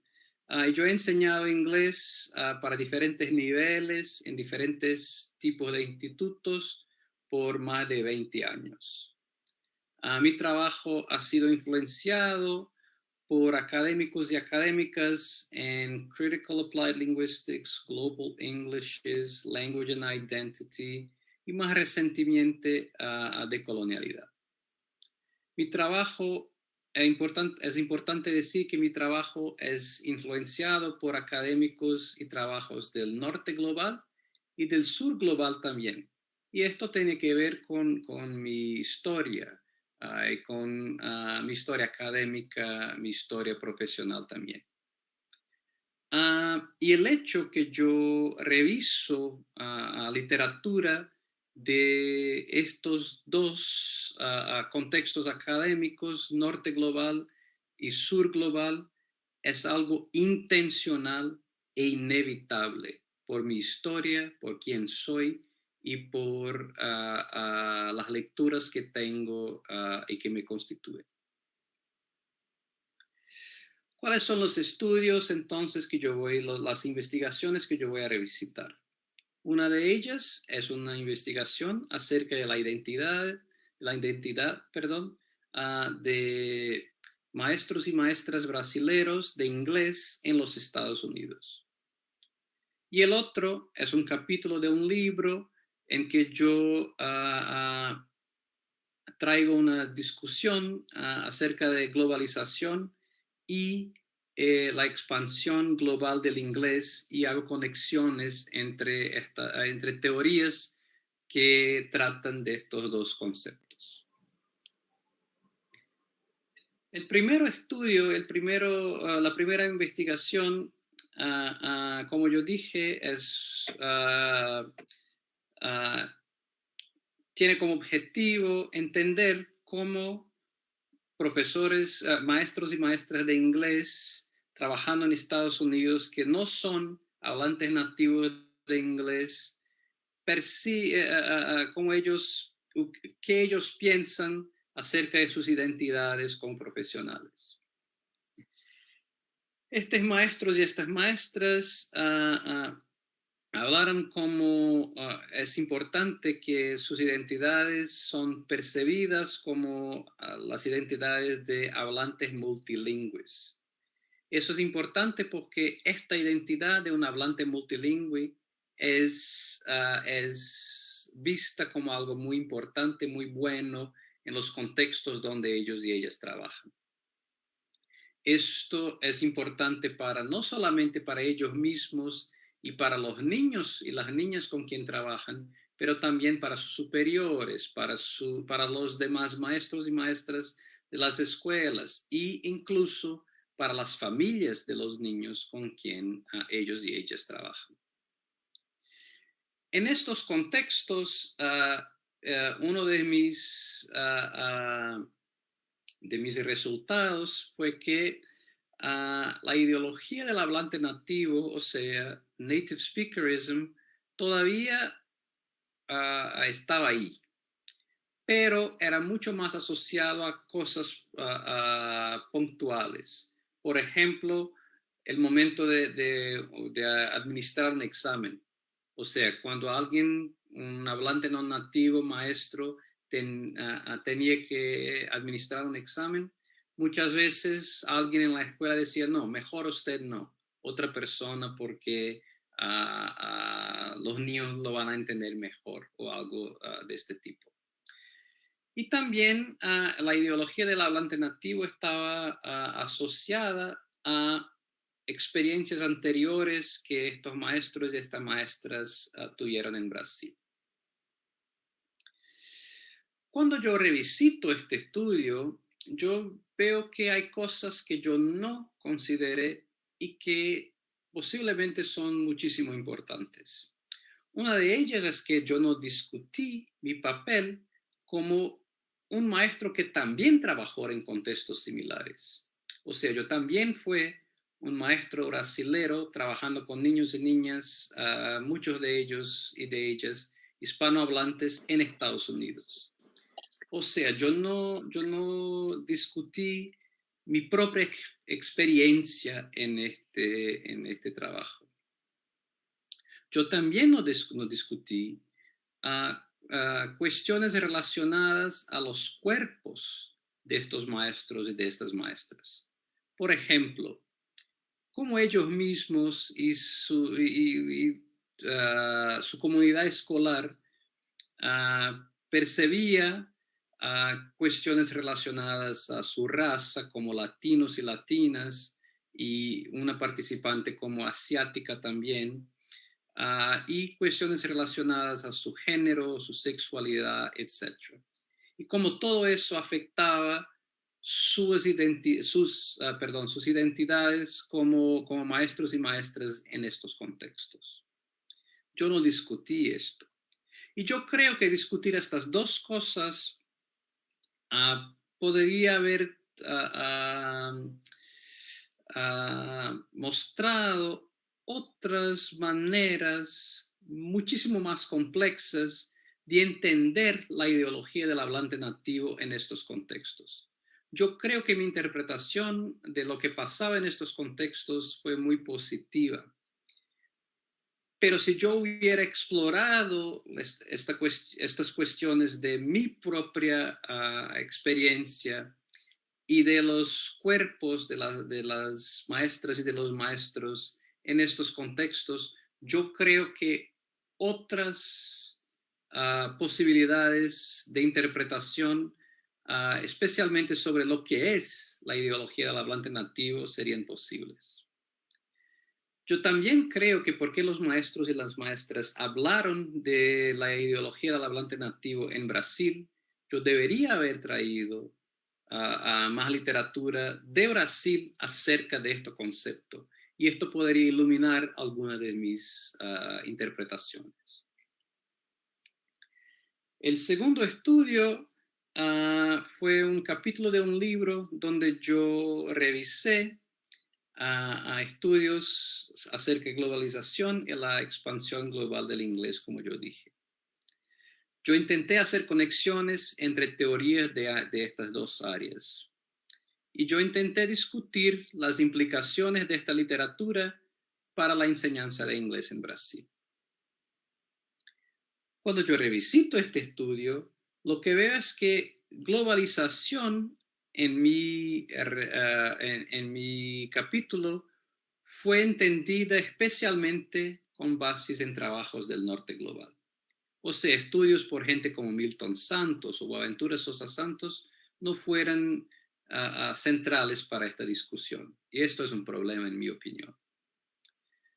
Además, trabajos por académicos y académicas de Brasil, y perdón por Brasil con la letra pequeñita ahí, fueron considerados, pero mucho más cuando yo estaba hablando de las implicaciones para la enseñanza. Pero yo podría haber discutido esto también en los entendimientos teóricos acerca de la expansión mundial del inglés. O sea, explorar globalización y la expansión mundial del inglés con bases en perspectivas del sur global era muy importante, pero en aquel momento yo no tuve yo no hice esto de manera sistemática, de manera profunda. Yo he visto que estudios nuevos, estudios académicos nuevos han intentado hacer esto con muchísimo éxito, como los trabajos de Meneses de Souza, Duboc Siqueira y otros. Y yo creo que hay espacio para otros estudios en este sentido. Para finalizar entonces, yo creo que este tipo de ejercicio de revisitar el trabajo de uno mismo es importante para que nosotros consigamos ver cómo podemos transformar nuestro propio trabajo con bases en estudios decoloniales. Yo creo también que es importante tener cuidado para no hacerlo simplemente porque creemos que eso es algo decolonial. Lo decolonial es muy importante, es muy rico, pero no podemos hacerlo, en mi opinión, solamente por hacerlo. Hay que haber alguna transformación con esto. Y en mi opinión, en mi caso, yo creo que yo me estoy transformando como profesor, como investigador, como académico, a partir de este ejercicio de revisitar mi propio trabajo. Es posible que yo esté siendo muy duro conmigo mismo, es posible, no sé, pero de cualquier manera yo espero que este trabajo de revisitar mis propias investigaciones pueda ayudarme a seguir adelante y ayudar otras personas a seguir en adelante también con sus estudios, con sus investigaciones. Con esto yo termino diciendo muchas gracias. Aquí está mi email si alguien quiere mis referencias. Y buenas tardes a todas y todos. Me quedo aquí para cualquier pregunta. Gracias.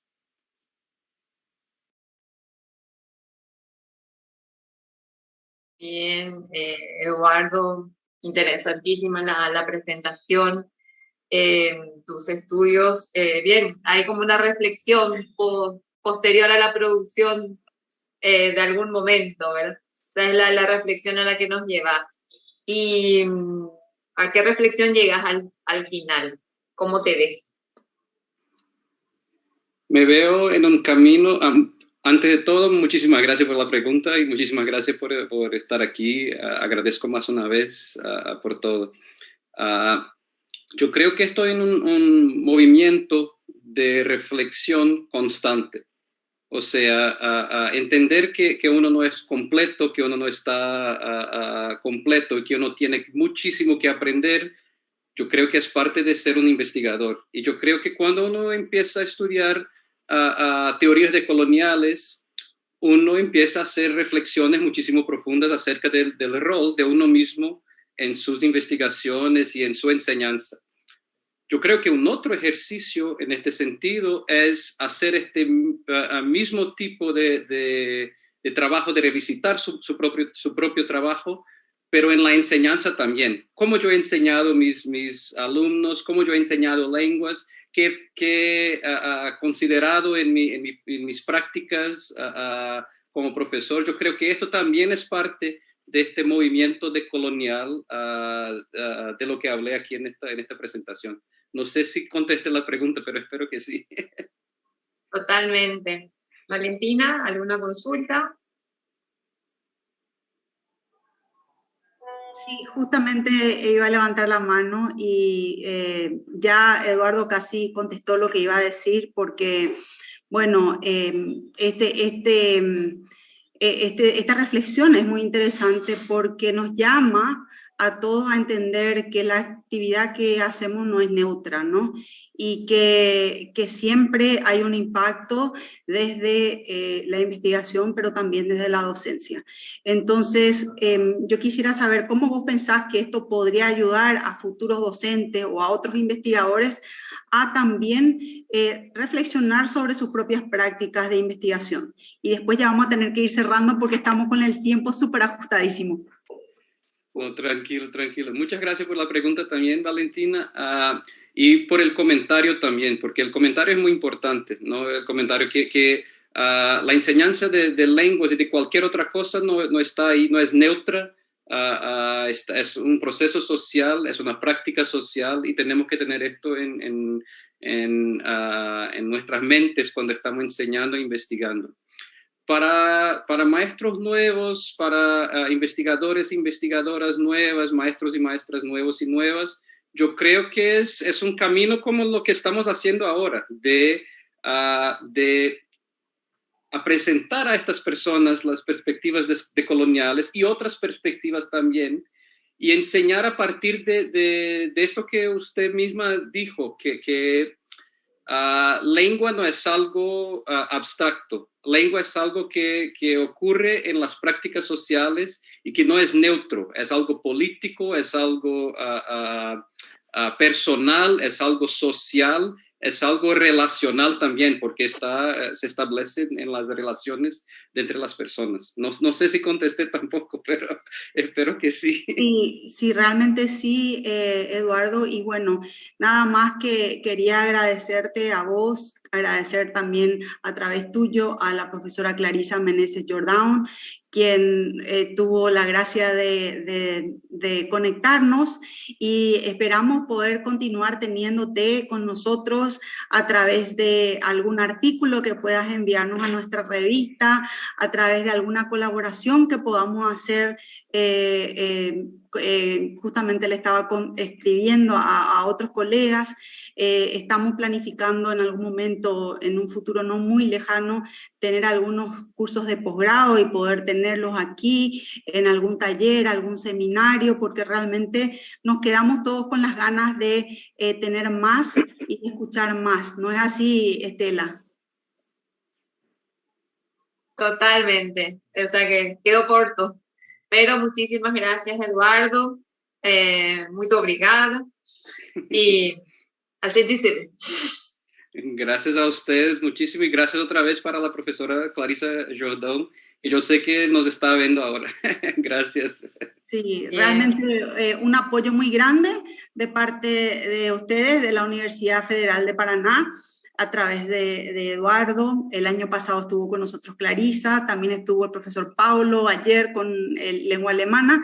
Y bueno, y agradecer también, aprovechando, a la profesora Estela Mari, quien estuvo haciendo el aguante de moderadora todo este tiempo, desde las 14 horas, y se le va a hacer el relevo, ya que está con nosotros la profesora Gloria Medina para moderar las conferencias que siguen adelante. Muchas gracias a todos, y especialmente Estela y Eduardo.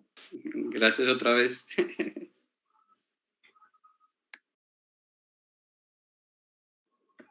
Gracias, Valentina. Continuamos entonces nosotros con el espacio francófono. Alors, nous continuons avec l'espace francophone. Bonjour à tous. Bonjour, Monsieur Dario Pagel. Merci beaucoup d'avoir accepté notre invitation. Alors, Monsieur Pagel va nous parler de la vie associative et la formation des enseignants. Je vais parler un peu de la biographie de Monsieur Dario Pagel. Donc, il est docteur honoris causa de l'Université de Strasbourg, est aujourd'hui professeur de langue et phonétique française à l'Université fédérale de Sergipe, Brésil, après avoir travaillé plusieurs années à la formation des enseignants des FLE dans le cadre de la phonétique et de la didactique dans les universités de Paris 3 et de Paris 7.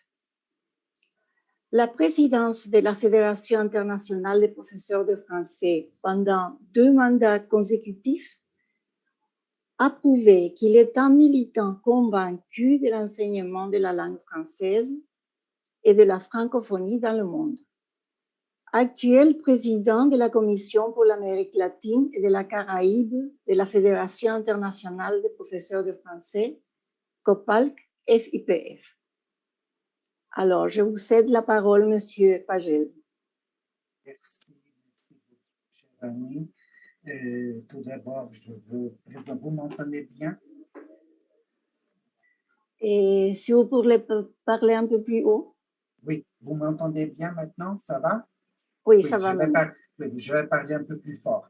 Donc, tout d'abord, je tiens à remercier toute l'équipe de cet important congrès, de cette importante manifestation de linguistique appliquée qui concerne l'enseignement des langues étrangères. Merci Gloria d'avoir pensé à mon nom pour participer dans ce bref espace ici que nous avons. Et ça concerne, je vais essayer de partager rapidement un peu le plan de l'exposé qui ne sera pas très long. Voilà. Bon, ça ne va pas marcher, ce n'est pas grave. On continue comme ça et je vais vous lire rapidement ce que j'avais préparé pour vous aujourd'hui. Le titre disait justement la vie associative et la formation des enseignants. Et dans ce cadre, je vais soulever justement ou mettre en relief les professionnels des langues étrangères, du français en spécial, qui travaillent en réseau, c'est-à-dire les associations de professeurs de français. Ensuite, la participation à un réseau associatif et la formation continue. Mais des impératifs incontournables sont là, c'est-à-dire engagement unanime et diversité d'action. Nous avons vu pendant la pandémie que la formation et l'accompagnement de cette formation a été très importante pour notre quotidien aujourd'hui. Alors, je commence maintenant. Attendez. Voilà. Donc, je disais justement les professionnels des langues étrangères, les professionnels des langues étrangères, parce qu'ici, je parle au nom de la francophonie, au nom des professeurs de français, mais je pense à tous les professeurs de langues étrangères qui se trouvent dans une situation pareille.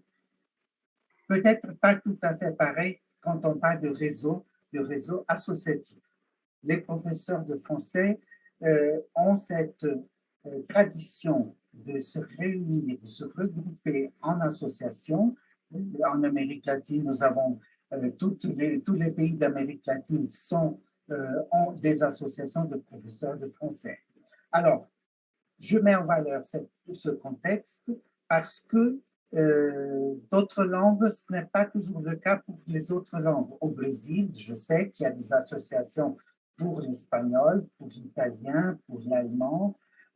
Les anglicistes sont un peu regroupés différemment, mais la tradition de vie associative, elle est vraiment très, très liée, très marquée dans le contexte de professeur de français.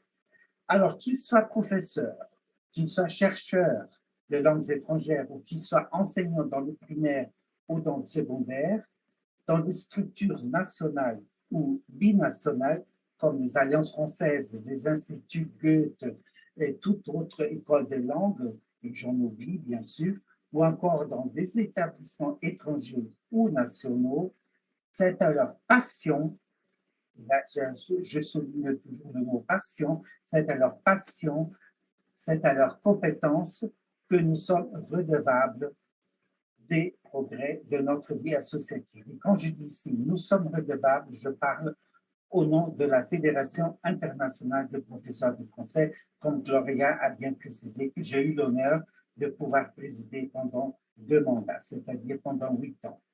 Donc, que nous sommes à cette compétence, à cette passion, que nous sommes redevables des progrès de la vie associative nationale et mondiale.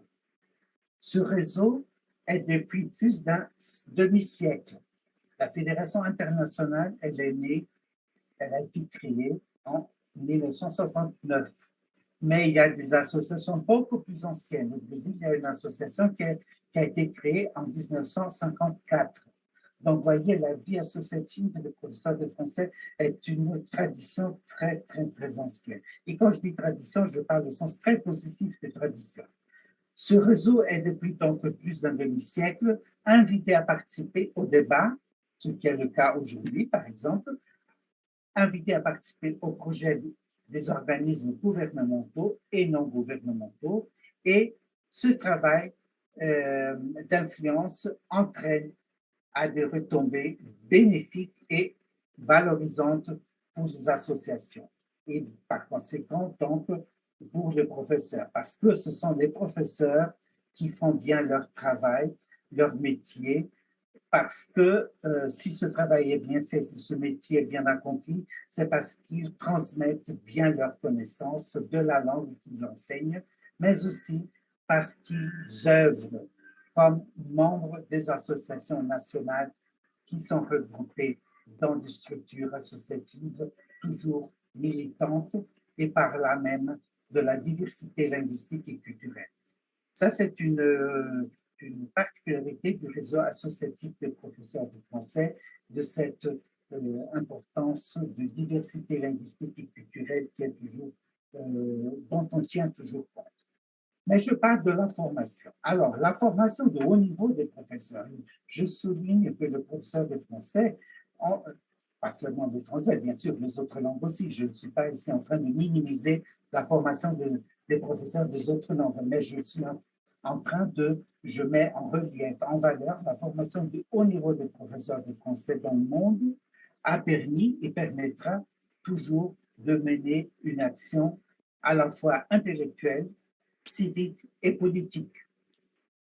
Pas seulement intellectuelle et pas seulement civique, mais aussi politique. Nous sommes dans la politique des langues, dans la politique linguistique.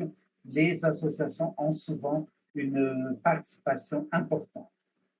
Donc, au-delà, en effet, de leur intérêt commun pour le français, les professeurs, au sein de leurs associations, qui sont structurées en fédération internationale, comme je vous l'ai déjà dit, et en fédération, il y a quelques fédérations nationales aussi, comme c'est le cas du Brésil, en Argentine aussi, nous avons une fédération. Donc, je disais, ces professeurs au sein de leurs associations constituent un réseau exemplaire de communication, d'information, de formation et de solidarité.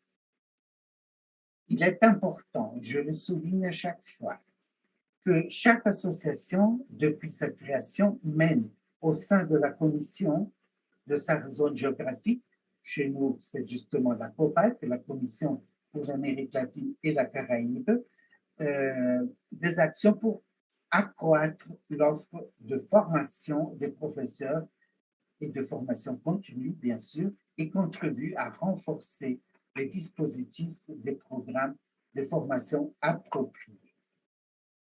Je ne vais pas rentrer dans tous les détails de cette formation que les associations proposent, mais nous savons que le contexte latino-américain, nous avons différents types, différentes formes de formation. Alors, je peux souligner que les professeurs et les associations sont donc maîtres d'œuvre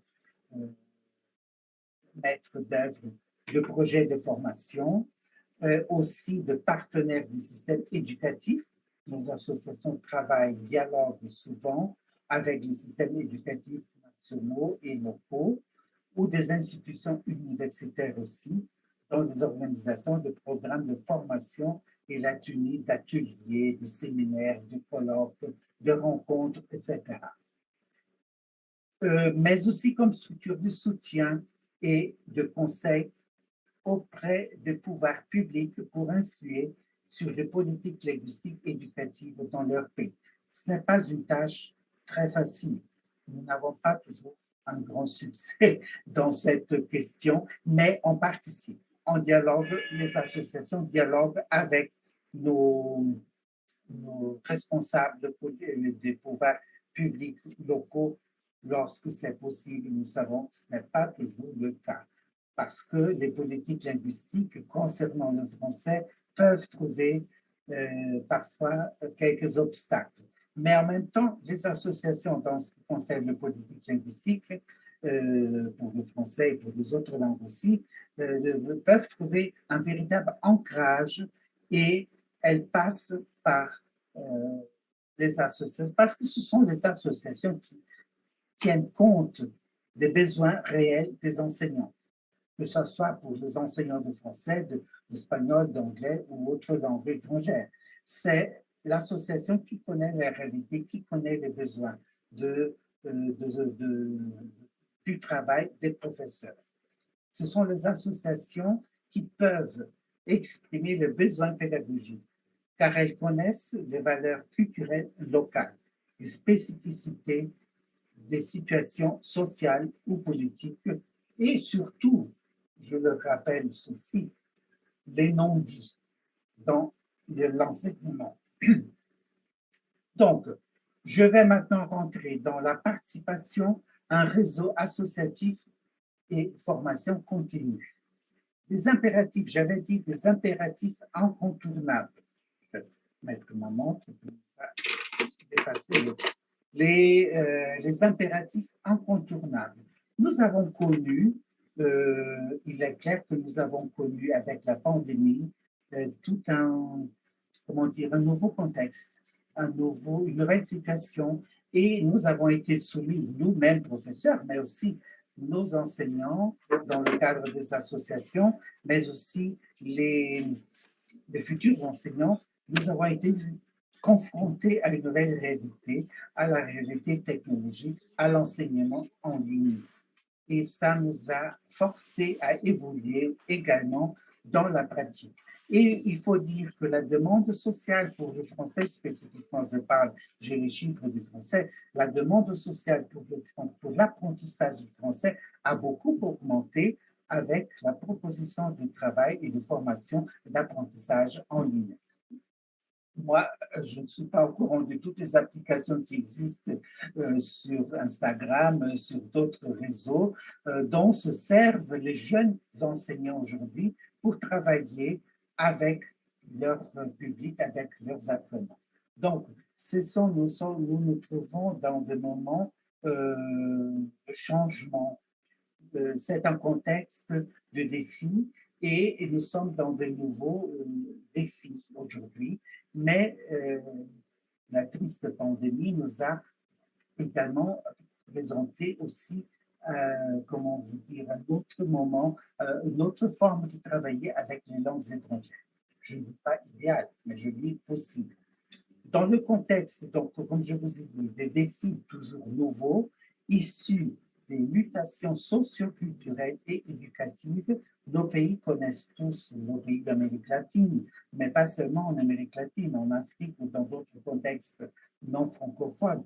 Nous voyons toujours les défis, surtout socio-culturels, mais qui concernent aussi les défis éducatifs, car ces mutations sont dues à la mondialisation et il devient donc nécessaire pour toutes les associations de repenser leurs objectifs, leurs activités et de s'impliquer de plus en plus en tant qu'acteurs de la formation des enseignants de langue dans leur pays. Nous avons, je rappelle, je parlais de ces défis, mais en fait, nous observons que beaucoup d'associations le font déjà, ont cette pratique de formation, mais il faut penser à de nouveaux objectifs. La pandémie nous a montré que nous devons faire attention parce que de nouveaux objectifs apparaissent. De nouveaux apprenants sont là. Ce sont des apprenants en ligne aujourd'hui. Donc, il faut voir cette nouvelle formation. Repenser, le collègue qui m'a précédé, il a bien cité, il a bien mis en relief, repenser notre travail, repenser notre pratique et surtout voir ce qui a été bon, ce qui est à modifier dans le sens plutôt positif. Donc, je reviens de l'école. Oui. Pardon, Monsieur Pagel, il vous reste 4 minutes. Ah, d'accord, merci.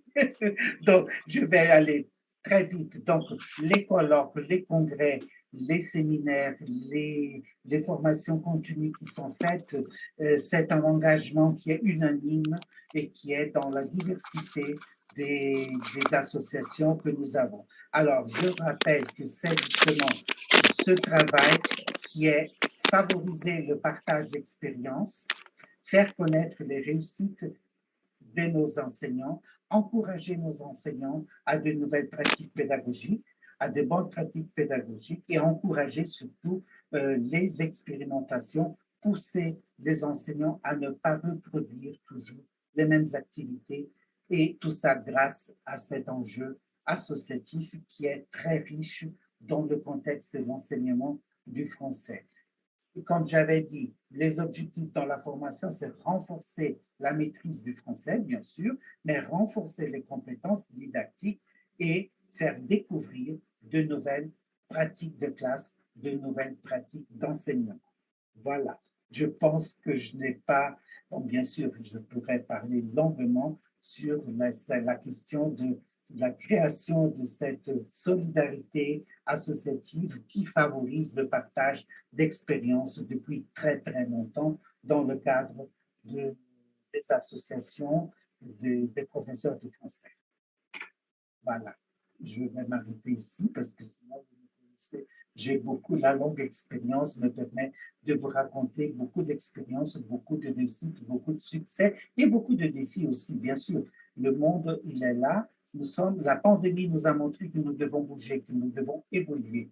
Et ça, cet esprit, je lance aussi toujours dans les associations.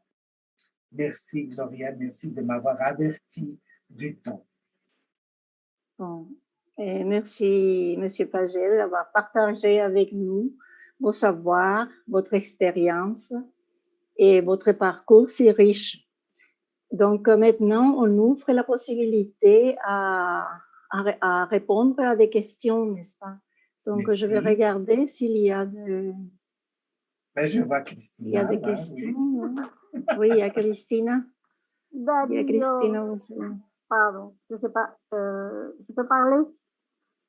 Oui, oui, bien sûr. Oui. Dario, un plaisir de vous voir parce qu'on vous a eu ici à Asunción en 2006 pour le CEDIFRAL. Donc, pour moi personnellement, j'avais présidé le CEDIFRAL à Asunción et on s'est rencontrés dans plusieurs CEDIFRAL et même le congrès de l'architecte. Donc, pour moi, c'est un plaisir énorme de vous rencontrer, même de manière virtuelle. Une petite question, puisque vous parlez de formation. Est-ce que la COPALC, j'entends que vous présidez la COPALC actuellement, est-ce que la COPALC a quelques propositions pour nous, professeurs, qui puissent des formations entre les pays latino-américains? Parce nous avons maintenant la possibilité de nous rencontrer virtuellement et nous voudrions être au courant de ces possibilités, de ces rencontres. Et nous voudrions savoir, être informés des rencontres virtuelles, n'est-ce pas, rencontres online. Madame Gloria Medina préside actuellement la PPF et nous recevons en permanence des informations, mais je voudrais insister sur ce point parce que vous parlez de formation et du haut niveau de formation des profs de français. Et nous voulons continuer sur cette voie et avoir constamment des rappels, des informations sur les formations possibles dans le continent. Oui, très bien. Christine aussi, moi, j'ai un grand plaisir de rencontrer ici, virtuellement aussi. Je garde un excellent souvenir de ces CEDIFRAL. Et je fais une petite parenthèse. Les prochaines CEDIFRAL auront lieu peut-être, je dis peut-être, on est en négociation au Brésil. Peut-être. Oui. Mais ce n'est pas encore confirmé. On aura une réunion au mois de décembre pour décider les calendriers et aussi le siège des prochaines CEDIFRAL. Bon, la COPALC, il faut connaître un peu la question des commissions régionales de la FIPF. La COPALC est très ancienne, elle fait partie des premières commissions. Elle a été créée en 1984, si je ne me trompe pas, au Congrès de Québec, a été à l'occasion du Congrès mondial de la FIPF à Québec. L'idée a été lancée par des collègues latino-américains, je crois qu'une collègue mexicaine et une autre brésilienne et argentine. Et depuis la COPALC, bon, nous avons connu comment dire, la civilisation papier et maintenant nous sommes dans la civilisation de l'informatique et les habitudes n'ont pas très changé. C'est un peu le grec que j'ai. Et la nouvelle équipe, que je suis maintenant avec une nouvelle équipe à la COPALC, avec un collègue vice-président de Costa Rica et une collègue de Colombie, de Bogota. Et ces jeunes, ce sont des jeunes et je veux justement préparer avec ce jeune d'abord dynamiser la communication. Christina, je suis conscient que la COPALC, le handicap de la COPALC, c'est la communication. Donc, il faut créer un Instagram, une page Instagram, il faut Facebook, ça va bientôt disparaître, mais une page Instagram pour diffuser davantage les actions de nos collègues. Mais je constate, la première expérience à la COPALC m'a fait connaître que l'Amérique latine est très complexe et riche. Et nous avons différentes cultures de communication dans ce contexte, de l'extrême nord du Mexique à la Patagonie. Nous avons, et Internet a aussi causé un autre, Internet, le développement de l'informatique, nous a aussi, pour les commissions régionales, montré un autre volet. Les communications partaient, je parlais tout le temps, les communications pour les diffusions, les annonces de progrès du colloque et tout ça, partaient directement à la FIPF sans passer par la COPALC. Donc, moi, parfois, je prenais connaissance des activités de certaines associations par la FIPF, par le site de la FIPF, alors que ça devrait passer. Donc, ce sont des habitudes qui changent lentement. On connaît l'être humain. L'être humain, il change, il évolue, mais c'est une évolution qui n'est pas du jour au lendemain. Donc, c'est très bien marqué. Christine, je vais avec cette équipe. Nous sommes en train de monter. Bon, nous avons pris les fonctions là récemment et nous allons préparer quelques actions. Une habitude qu'il faut développer, et ça, je dis, c'est l'aspect positif, c'est pas gentil de dire ça, mais c'est une conséquence, bien sûr, de la pandémie, c'est que nous pouvons nous réunir facilement sur une plateforme aujourd'hui. Et ça nous permet de faire des réunions plus fréquentes avec les associations, ne pas attendre uniquement la tenue de ces CEDIFRAL pour faire une réunion. Ça, je suis d'accord. Je suis entièrement d'accord, Christine, avec ça. Il faut changer, il faut évoluer. Je n'ose pas dire il faut moderniser, non, mais il faut bouger, voilà. Mais tu as un poste aujourd'hui où, Christine?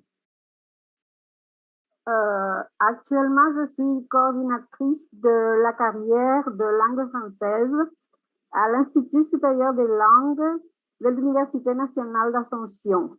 Ah, très bien. Je suis prof de traduction et de didactique du FLE depuis Très longtemps bien. déjà. Oui. Et je suis toujours à l'association, à la PPF. Oui. J'appartiens toujours, je suis toujours active. Si on peut dire. Oui, oui. Très bien, oui. Voilà, c'est un travail, bien sûr, vous savez. Un autre problème, j'avais noté ça dans mon texte, mais je n'ai pas pu le développer, c'est aussi, on observe ça, nous, en Amérique latine, on l'observe déjà depuis un certain moment. Et en Europe occidentale, pas seulement orientale, mais aussi orientale et centrale, les deux commissions européennes, la CEO et la SECO, sont aujourd'hui confrontées au vieillissement du corps enseignant. Et ce que nous avons connu au Brésil il y a très longtemps, le corps enseignant vieillissait, partait à la retraite et le poste n'était pas... il partait avec le poste. Autrement dit, la classe de français disparaissait. C'est un peu le cas qui apparaît maintenant, qui surgit, qui commence à surgir en Europe pour l'enseignement du français. En Amérique latine, nous avons déjà connu cette difficulté. Dans certaines régions, ça marche moins, c'est moins grave, dans d'autres, c'est plus grave. Certains postes sont de nouveau pourvus, d'autres non. Et ça, c'est une question, et nous observons, c'est pour ça que je dis, place aux jeunes, place aux jeunes. Je me souviens toujours, Christina doit se souvenir de Solange Parvaux, qui était, comment ça s'appelle en France, inspectrice du portugais en France. Elle arrive à mon premier congrès, en 91, mon premier congrès que j'ai réalisé à Florianopolis, que j'ai organisé à Florianopolis. Elle arrive, elle ouvre le porte, elle dit, mais Dario, où sont les jeunes? J'ai retenu la phrase, où sont les jeunes? Il faut sensibiliser les jeunes à la vie associative, ce qui n'est pas facile, parce que la culture de la jeunesse n'est pas la nôtre, n'est plus la même. Ils ont d'autres besoins. Ils sont sur le smartphone. Donc, plus on est, les associations sont smartphonisées, si je peux dire comme ça, plus on aura de jeunes peut-être. Je fais toujours cet appel. Où sont les jeunes? Voilà. Il faut rappeler les jeunes, il faut les aider, il faut les préparer, il faut les former, oui, mais il faut les lancer. J'ai ce souci de la succession. J'ai toujours eu ce souci de la succession. C'est pour ça que j'ai pris 2 jeunes, ils n'ont même pas 40 ans, vice-président des jeunes costariciens et la secrétaire de la COPAC, une toute jeune aussi de Bogota. Merci. Merci. Voilà. Est-ce qu'il y a une autre question? Il nous reste 2 minutes pour terminer.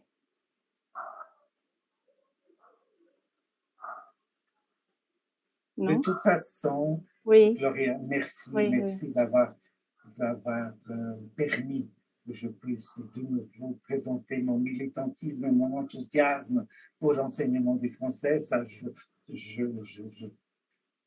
je pourrais partir à la retraite, mais je vais mourir si je pars à la retraite. Je préfère continuer dans mes activités comme volontaire, même si c'est comme volontaire après, mais militer pour la langue française, pour le travail, pour l'enseignement de langue. Parce que nous avons au Brésil une difficulté très grande. Il y a toute une action. Quand je parle de l'union fait la force, l'espagnol qui était obligatoire au 2e degré, c'est-à-dire au lycée, si je fais en termes français, ici une main de chez nous, qui a été supprimée et il y a eu toute une mobilisation nationale, FICA espagnol, et voilà, ça a été approuvé, l'espagnol reviendra.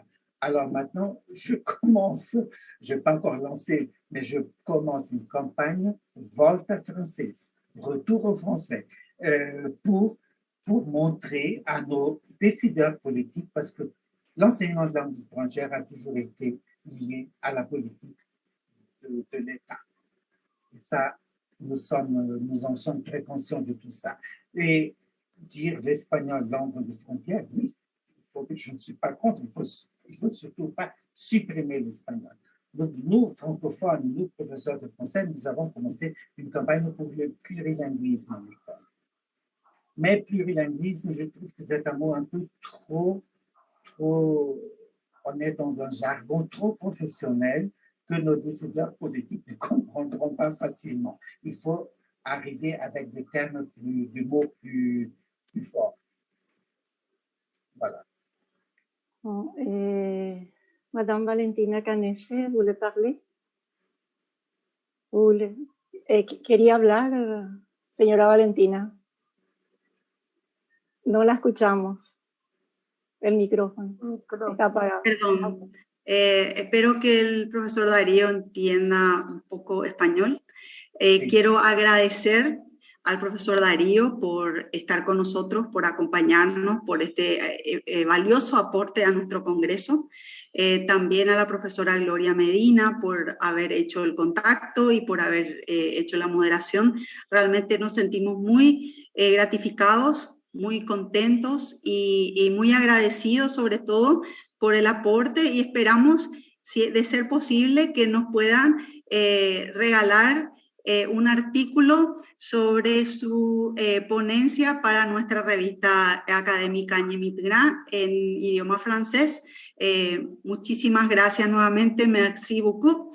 Mi francés no es inexistente, así que bueno, muchas gracias. Muchas gracias.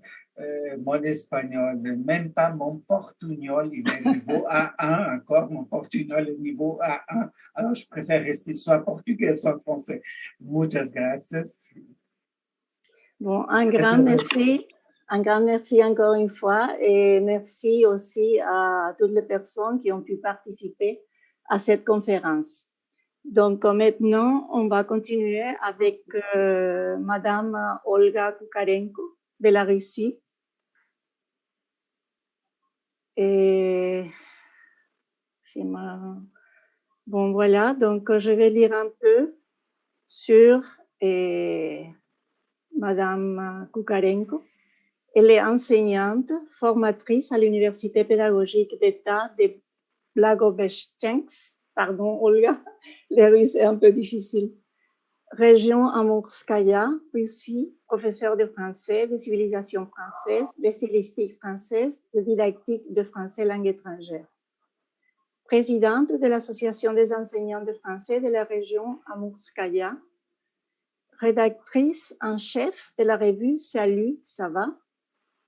Elle a un doctorat en sciences d'éducation, elle a un master 2 et des lettres modernes par l'Université Artois en France et un Master 2 français langue étrangère. Encore un diplôme de français et anglais par l'Université d'État de Blagoveshchensk. Bon, et malheureusement, Madame Kukarenko ne peut pas être en direct avec nous, mais elle nous a envoyé une vidéo, une très jolie vidéo que nous allons partager avec vous tous. Señora Acuña, si puede pasar.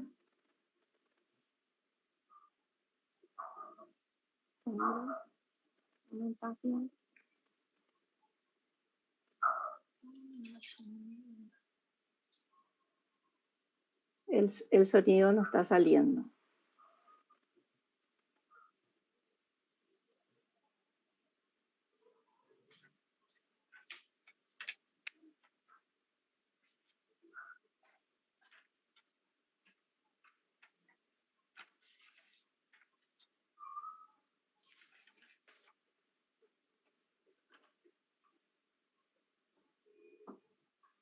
¿Será que puede empezar de vuelta? No está saliendo el sonido.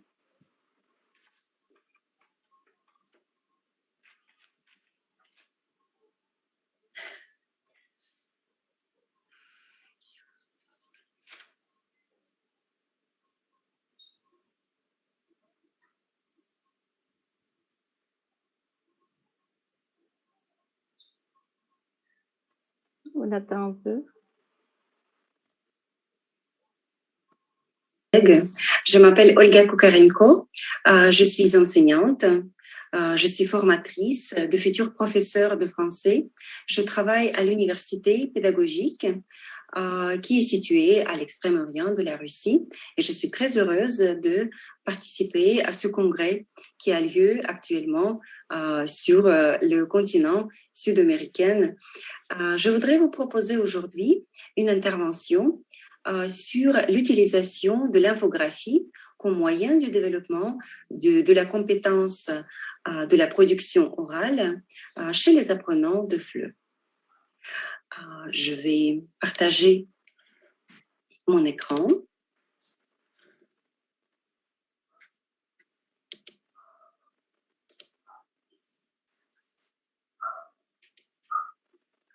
Voilà, l'utilisation de l'infographie comme moyen du développement de l'expression orale en cours de FLE. Tout d'abord, je voudrais commencer par la notion l'infographie. Donc, le terme infographie est composé de deux parties. La première partie est info, qui vient des termes informatique et information. Et la deuxième partie, graphie, vient des termes graphisme et graphique. La définition commune d'une infographie la décrit comme une représentation visuelle de l'information et des données.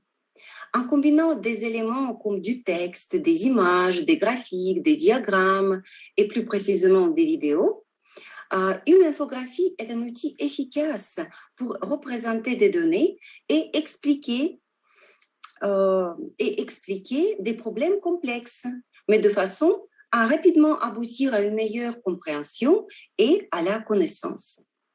Le terme infographie s'est répandu à de nombreux secteurs cette dernière décennie, devenant un outil de communication puissant pour les entreprises, les gouvernements, les institutions éducatives et une toute nouvelle audience de professionnels qui sont intéressés dans la présentation de données de façon plus convaincante et pertinente a émergé.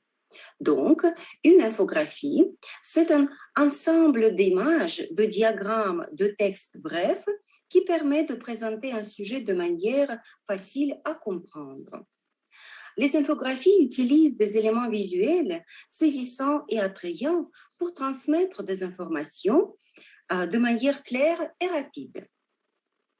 Les infographies, créatives et visuellement originales, sont souvent les plus efficaces car elles captivent et retiennent l'attention des lecteurs. Cependant, les infographies doivent offrir plus qu'un simple support de communication engageant et attrayant. Elles doivent permettre une meilleure compréhension du contenu et une bonne rétention mémorielle des informations.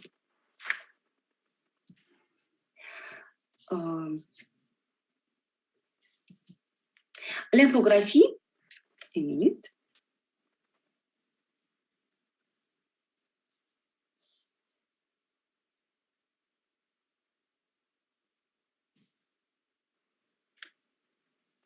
Quelle est l'utilité d'une infographie? Les infographies sont idéales pour simplifier les informations complexes. Elles sont particulièrement efficaces pour donner un aperçu rapide d'un sujet, expliquer un processus complexe, présenter des résultats de recherche ou des données d'enquête, synthétiser un long article de blog ou d'un rapport, comparer et contraster plusieurs options et sensibiliser un public à une cause ou une problématique. En résumé, une infographie est un outil idéal pour synthétiser et contextualiser des informations difficiles à expliquer seulement avec des mots. Il est à noter qu'actuellement, l'image a un rôle primordial dans tous les types d'activités humaines en général, et notamment dans la communication sociale.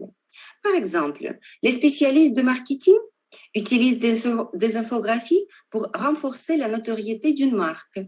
Les consultants utilisent les infographies pour présenter des calendriers de projets pour leurs clients.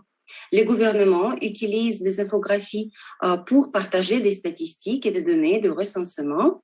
Et les enseignants aussi, comme nous, comme vous, nous utilisons beaucoup l'infographie pour rendre nos cours plus attrayants, pour rendre le contenu du cours plus compréhensible, plus attrayant, plus intéressant pour les élèves et pour que les élèves se souviennent bien de notre cours. L'infographie, donc, joue un très grand rôle dans l'éducation. L'infographie est très importante dans l'exploitation de l'image dans le processus de la formation ou Recording in progress.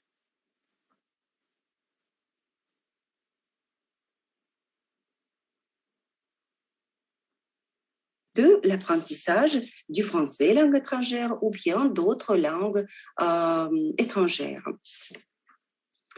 Il faut dire que l'image est vraiment très efficace dans le domaine de comprendre de façon rapide l'information.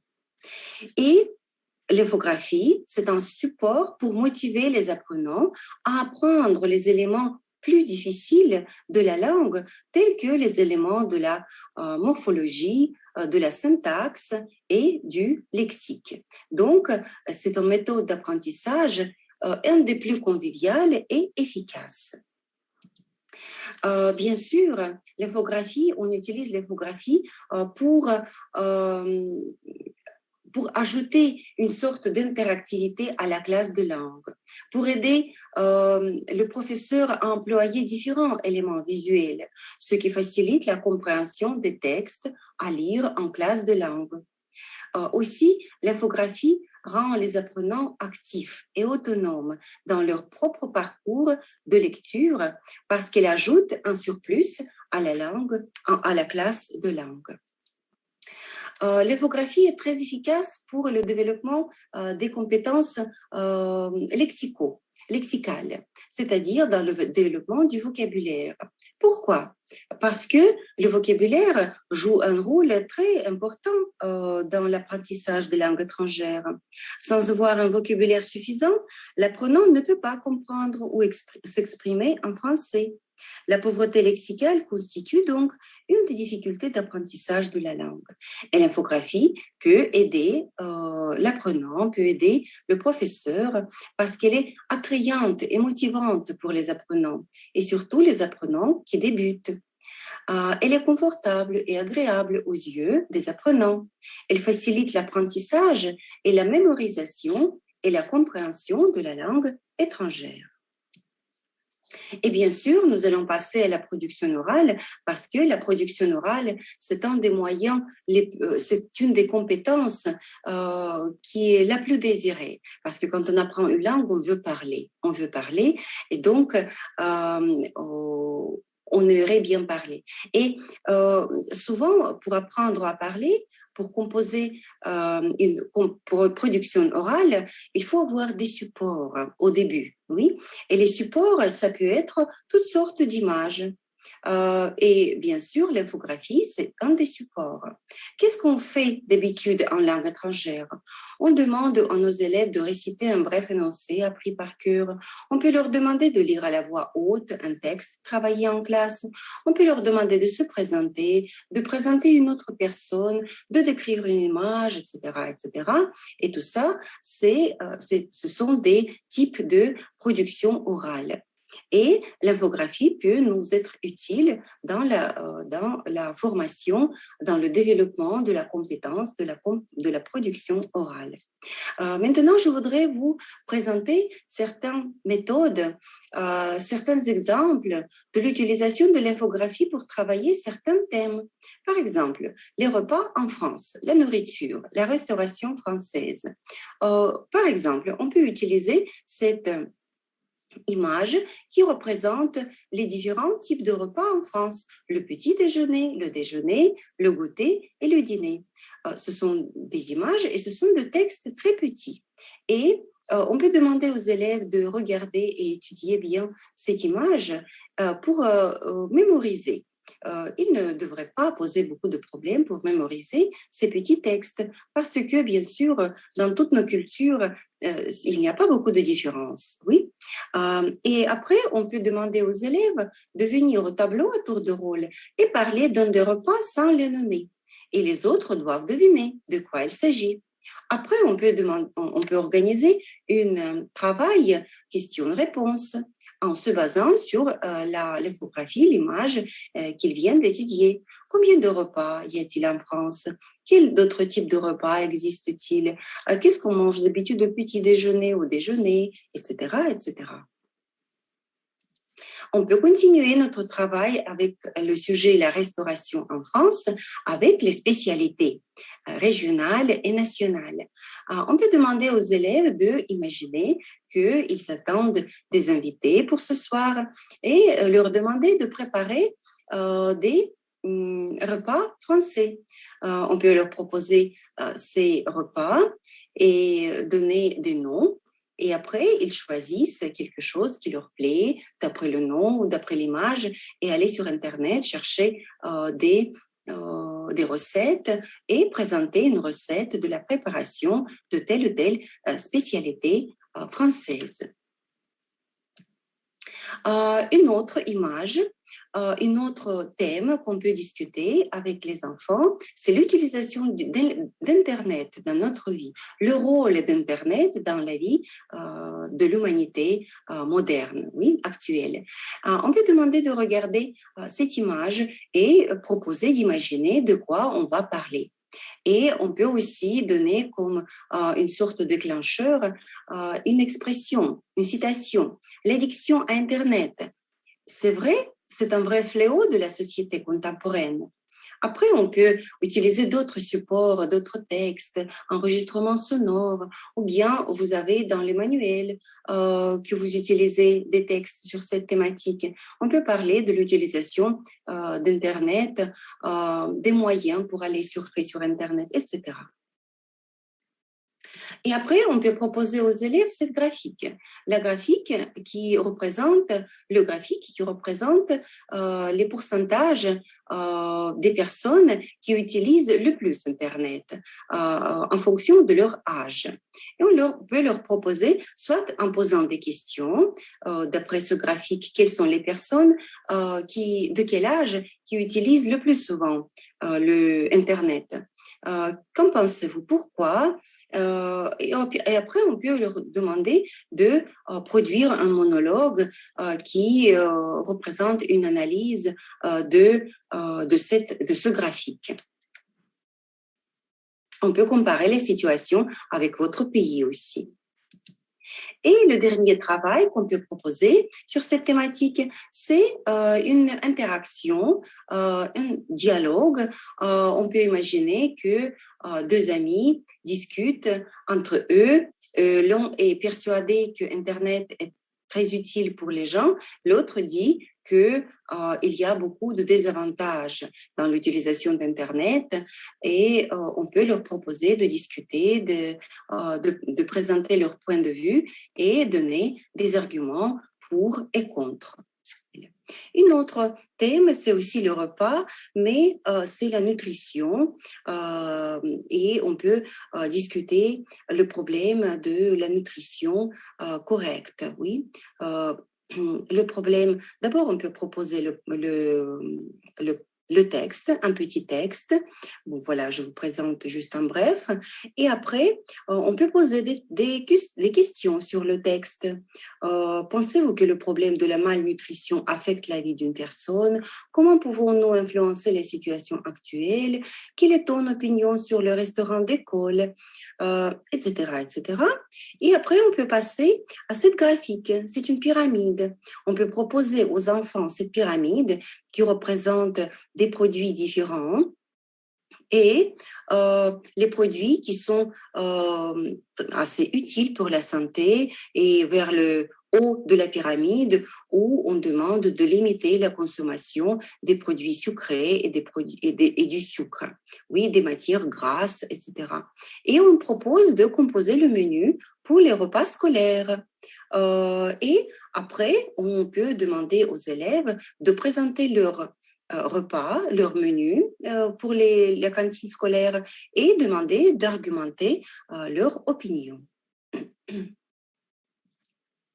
Un autre sujet, c'est les jours fériés en France. On peut aussi demander aux élèves d'étudier cette infographie. Vous voyez, ici, ce sont de petits textes avec de petites images qui illustrent de telle ou telle manière les fêtes en France. Ici, on peut aussi demander de lire attentivement, après venir au tableau et parler, présenter, parce que c'est très court les textes et il n'est pas facile de retenir les informations essentielles. Venir au tableau, Recording stopped. Et les autres élèves doivent deviner de quelle fête il s'agit. Et après, qu'est-ce qu'on peut faire? On peut demander aux élèves de comparer les périodes de vacances en France et les périodes de vacances dans votre pays. Après, les jours fériés. Quels sont les jours fériés en France et dans votre pays? Et on peut proposer les phrases qui peuvent être utiles pour discuter. Premièrement, deuxièmement, de plus, cependant, etc. Ce sont des mots connecteurs qui nous aident à composer notre production orale d'une manière cohérente et logique. Un autre moyen de discuter les vacances, en général, les vacances des Français. On propose 3 images, par exemple, ça c'est la première image, les vacances des Français qui partent cet été, les Français qui envisagent de partir et les Français qui ne sont pas partis l'année dernière et ne partiront pas cet été. Et encore 2 autres images, de quel type d'hébergement il s'agit et où les destinations. On propose de les étudier bien, de discuter avec les enfants, d'attirer leur attention sur tel ou tel type d'hébergement, sur telle ou telle destination préférée des Français. Et après, on peut proposer aux élèves de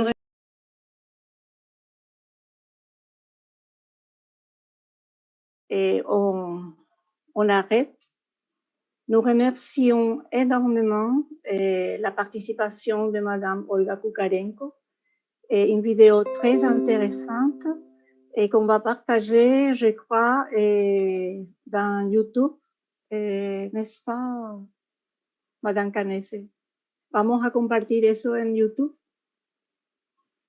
Así mismo, todo esto se está grabando en el YouTube, la transmisión de directo se queda ya grabada, pero también los videos que nos enviaron, las conferencias individuales también se están levantando individualmente para que las personas puedan acceder directamente a la conferencia específica de los conferencistas que nos enviaron videos por separado.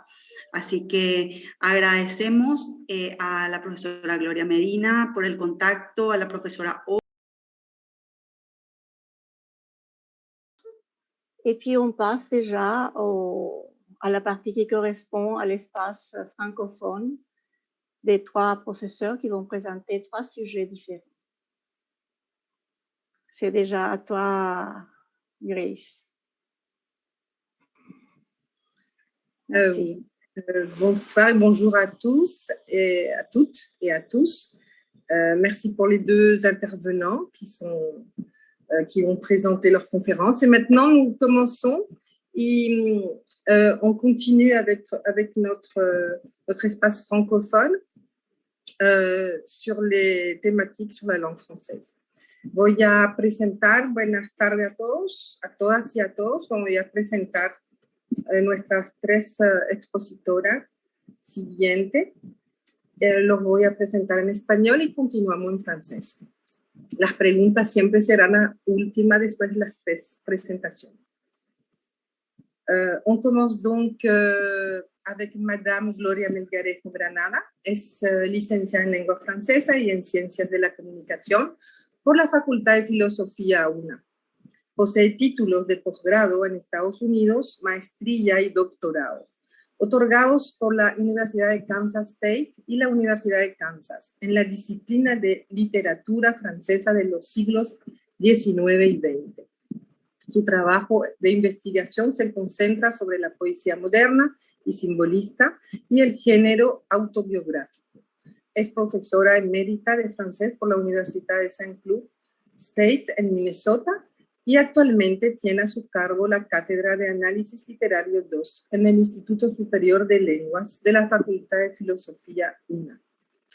El título de la ponencia de hoy es Les voix déguisées, voix narratives, valider son langage personnel à l'heure de l'autobiographie dans Le Premier Homme d'Albert Camus.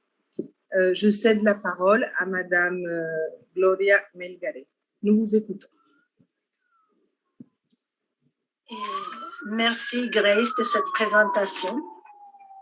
En effet, je suis en train de travailler un peu sur l'écriture autobiographique, dont celle de Camus qui a été publiée après sa mort en réalité. Donc, il vaut bien la peine de dire dans quelles circonstances est-ce qu'on a retrouvé les notes et les manuscrits de ce roman autobiographique qui s'appelle Le Premier Homme. Albert Camus, en effet, il était de retour des vacances de Noël et de fin d'année et il rentrait vers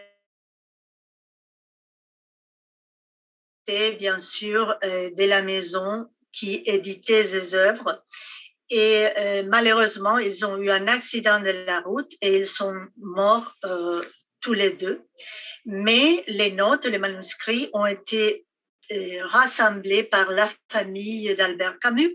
La femme Francine a dactylographié et disons une première version parce que c'était un manuscrit de l'auteur, etc.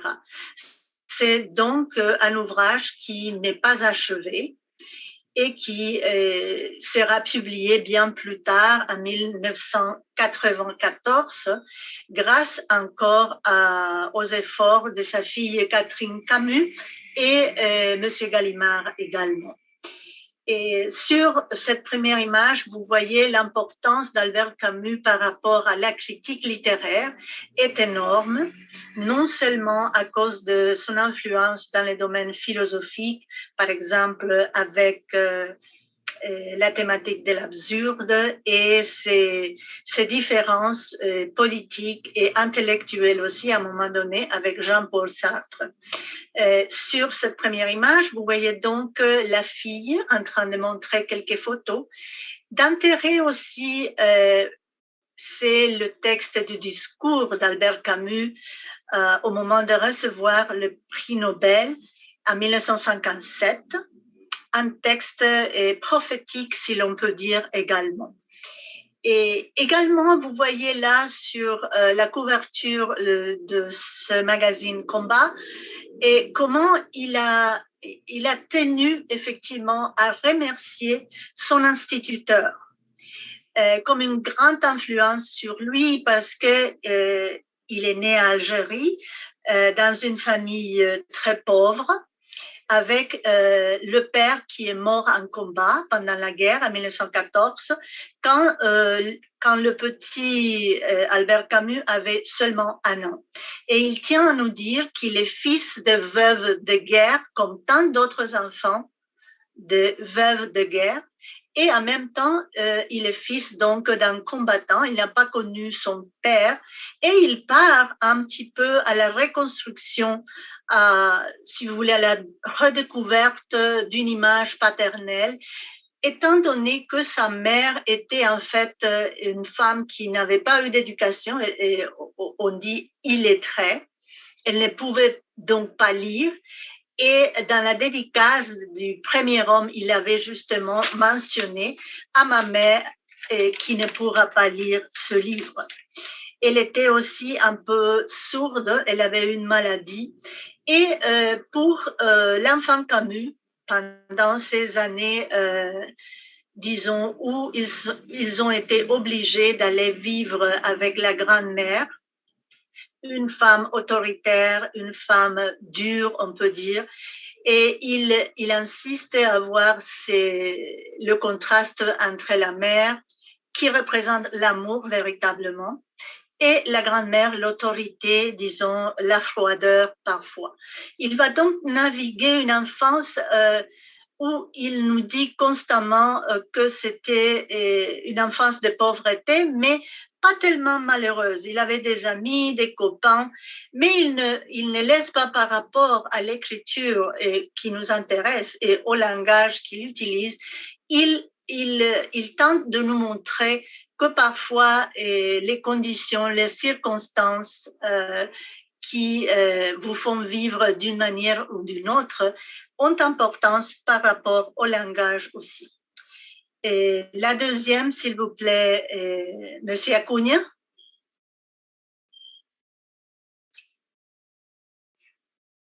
Pouvez-vous passer? Señor Acuña, ¿puede pasar la segunda? Bien. Ici, justement, je retrace donc et je vous présente quelques photos. Voilà la couverture, l'une des couvertures du premier homme avec des photos de l'enfant Albert Camus. Également une carte de l'Algérie et l'on considère aussi Camus comme un écrivain donc de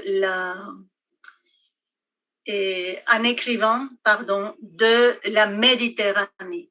La mer absolument présente, comme vous avez sans doute constaté aussi lors de la lecture de L'étranger, par exemple, et l'attachement à l'océan, à la mer, à cette Algérie lumineuse, par contraste parfois à une France pendant l'hiver qui était froide, etc. Très importante donc cette partie de la vie de Camus à Alger. Et il va constamment, n'est-ce pas, si l'on veut, être du point de vue idéologique, mais historique aussi, concerné par, bien sûr, l'Algérie, colonie française, la guerre d'Algérie, l'indépendance de l'Algérie, etc. Et la guerre, en fait, où son père, en 1914, évidemment, lors d'un autre combat, et il va nous décrire comment son père est mort et comment là il a vécu, c'est-à-dire son père a eu une sorte de mort obscure mais absurde en même temps, comme c'est la mort en combat parfois de tant de personnes, de tant de combattants. Il ne laisse pas de nous dire aussi que son père malheureusement restait un inconnu. Il parlait peu aussi peu que sa mère probablement, mais il est évident que la rétrospective, l'introspection que Camus fait dès ses années d'enfant, il le fait aussi avec la conscience d'un adulte. Et quand nous parlons d'autobiographie, quand nous parlons d'introspection, il faut toujours parler des itinéraires dans l'espace et dans le temps. Il commence avec une longue description d'un voyage de déménagement que ses parents ont fait. Et pendant ce voyage, ce déménagement, le petit Albert est né. Les circonstances de sa naissance et comment sa mère a eu l'enfant, etc., prennent donc un rôle important aussi dans ce texte autobiographique. Et la siguiente, señor Acuña. Bien. Aquí ustedes van a ver si el señor Acuña puede hacer un clic en el enlace para exactamente, gracias, para fijarse cómo es importante la cronología de la vida. Excusez-moi, mon cerveau vient de retrouver l'espagnol. Comment il est important de noter donc que la chronologie des événements importants dans la vie de Camus sont retrouvés, pas tous évidemment, mais on les retrouve aussi en parallèle dans le premier homme. Il faut dire ici qu'il n'utilise pas le jeu, il ne se présente pas à moi, Albert Camus, je vais vous raconter mon histoire. Il choisit de nous raconter la vie de Jacques, qui serait donc l'alter ego d'Albert Camus. C'est donc de la famille Cormery qu'il va nous parler, du père, la mère, le frère et le petit Jacques. Hein.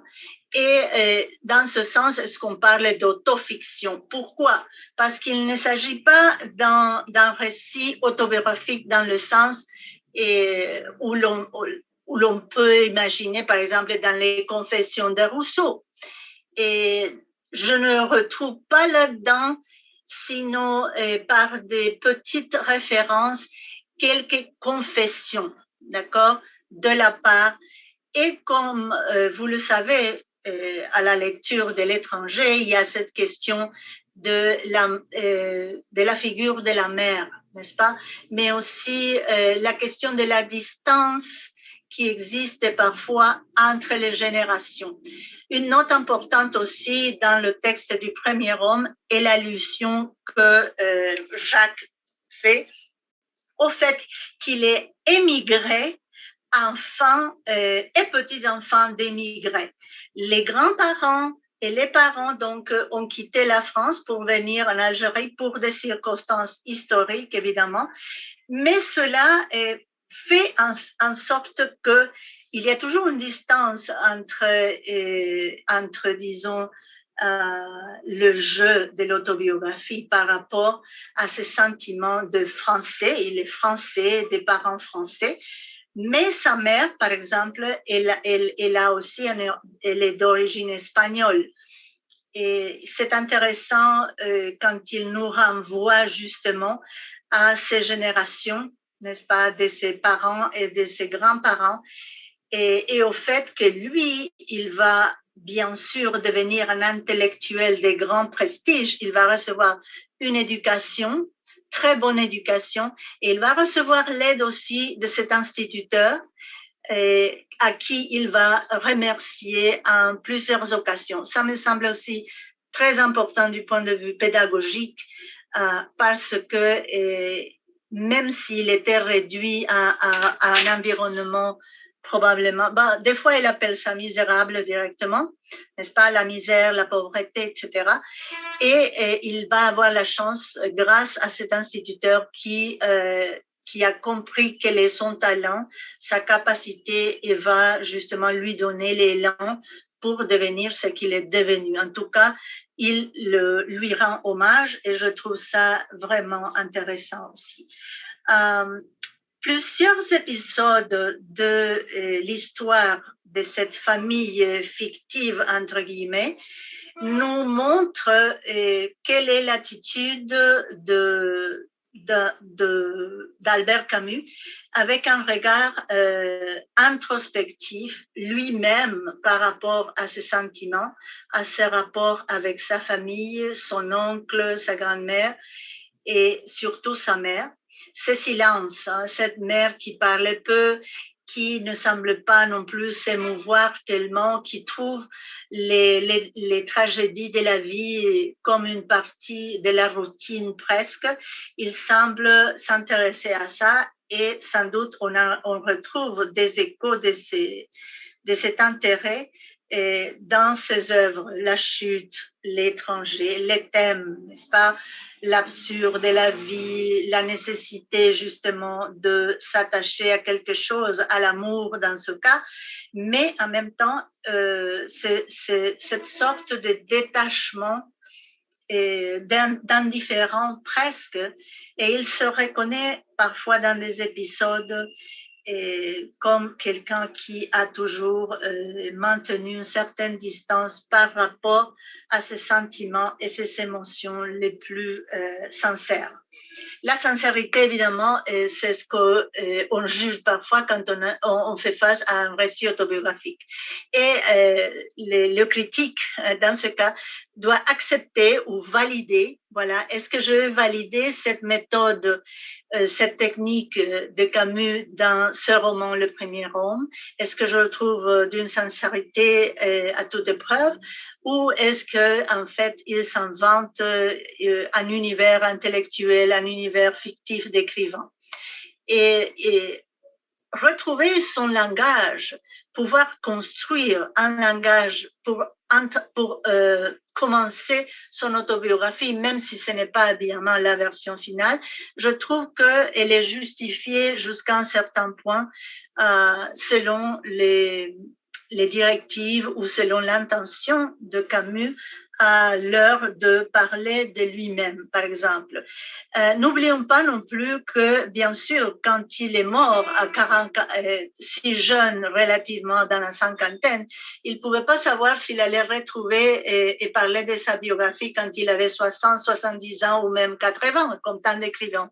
Non, lui, sa vie a été coupée, interrompue, et ce matériel biographique reste très important pour les critiques, justement, parce que même interrompu, nous pouvons retracer déjà l'importance qu'il accordait à cette trilogie de l'absurde, de la révolte et finalement de l'amour. Voilà. Señora Acuña, si puede pasar la siguiente. Creo que son fotos, nada más. Ya estamos por cumplir Bueno, tengo unos minutos más. Sí, sur la carte de la... Voilà. La photo de la maman, voilà, vous pouvez voir cette femme humble, cette femme que l'on appelle simple des fois, qui tient dans ses mains la photographie de son fils. C'est une photo très émouvante, n'est-ce pas? Et il va évoquer cette simplicité, cette femme que même si ses enfants peuvent lui donner une meilleure vie, elle préfère toujours rester dans son environnement et au lieu de chercher les conforts matériels, par exemple. Sí, otra foto, señor Acuña, creo.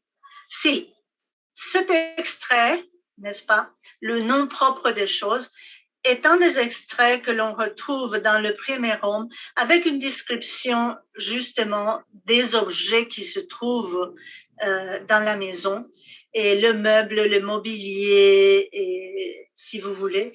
Et il dit que justement, quand il découvre d'autres maisons, des gens plus fortunés, et c'est là que l'on apprend à nommer les objets, les vases, les coupes, les statuettes, les tableaux.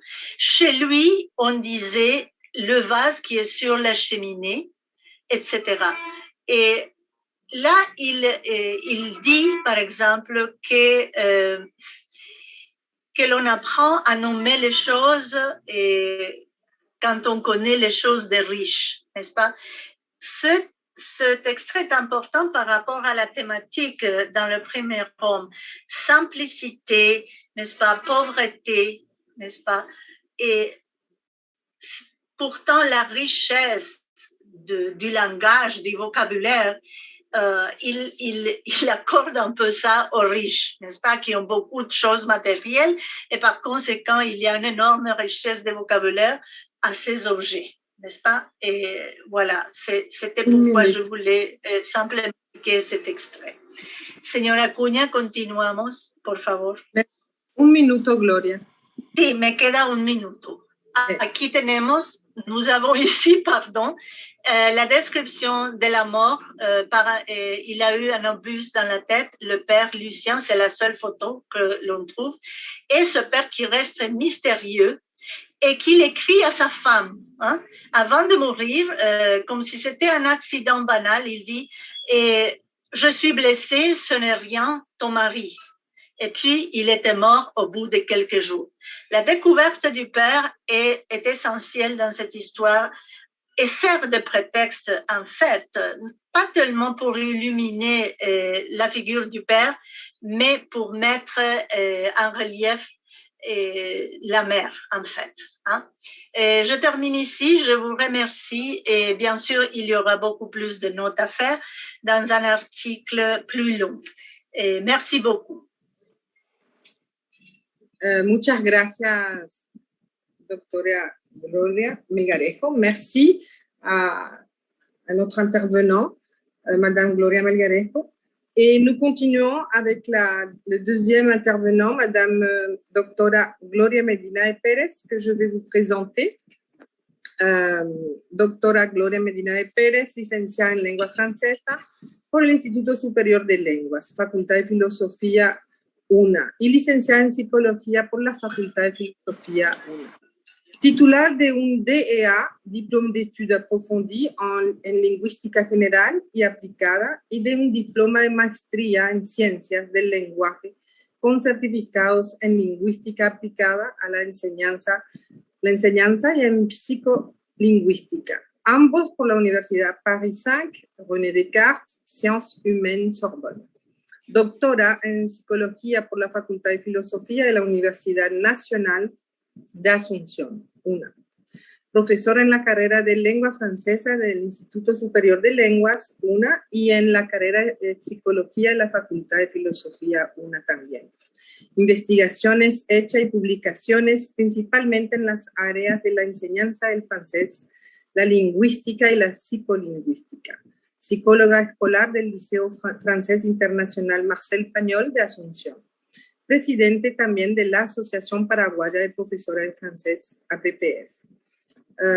Bonsoir madame, Gloria, nous vous cédons la parole y el título de la ponencia de hoy, le titre sera la paraphrase dans le récit d'enfants francophones. Nous vous écoutons madame Gloria. Merci Grace.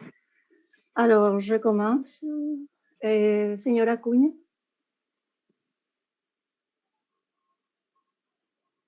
Voilà, donc ça c'est le plan de présentation. Donc je vais parler tout d'abord de la problématique et de l'objectif de l'étude, puis de la démarche méthodologique. Troisième, le récit et la paraphrase. Quatrième, analyse des résultats et finalement les conclusions. Siguiente. Voilà, donc nous voyons ici la problématique de la recherche sous forme de questions, n'est-ce pas? Quelles sont les paraphrases produites et quelles sont les caractéristiques de ces paraphrases produites? De quelle manière les enfants modifient le texte d'origine en fonction de l'interlocuteur? Et les objectifs d'écrire les paraphrases produites et analyser les modifications en fonction de l'interlocuteur. Siguiente. Donc, voilà la méthodologie. Il s'agit d'une étude descriptive, d'approche qualitative. Et il y a une description des productions. Il s'agit des productions orales. Et il y a l'analyse des récits. Donc, le corpus est composé de 16 récits oraux recueillis auprès de 8 enfants francophones de 10 et 11 ans. 2 récits par enfant. Donc, il y a la participation de ces enfants. Il y a 8 enfants pour raconter et 8 enfants qui vont jouer d'interlocuteurs. Puis, il y a les récits enregistrés et puis, il y a une transcription orthographique. Donc, je n'ai pas fait de transcription phonologique parce que ce n'est pas le but de l'étude. Et je fais directement une transcription orthographique en respectant évidemment quelques caractéristiques du français oral. Les tâches demandées aux enfants, donc tout d'abord, une lecture silencieuse d'un mythe grec. Il s'agit d'un extrait de l'histoire de la flûte de Pan. Puis une paraphrase du texte lu adressé à un adulte, donc dans ce cas-là, moi. Une paraphrase du texte lu adressé à un père. Siguiente. Alors, tout d'abord, je vais présenter ce qui est relié au récit. Alors, tout récit consiste dans la figuration des personnages protagonistes d'un scénario événementiel. Et il faut la représentation d'au moins un événement pour parler de récit. Des événements ne deviennent de récits que lorsqu'ils sont représentés, rapportés, racontés par quelqu'un. Et le récit trouve son sens à accomplir un certain effet sur celui à qui il est destiné. Donc, évidemment, quand on raconte quelque chose, on s'adresse à quelqu'un et on essaie toujours d'avoir un effet quelconque sur notre interlocuteur. Siguiente.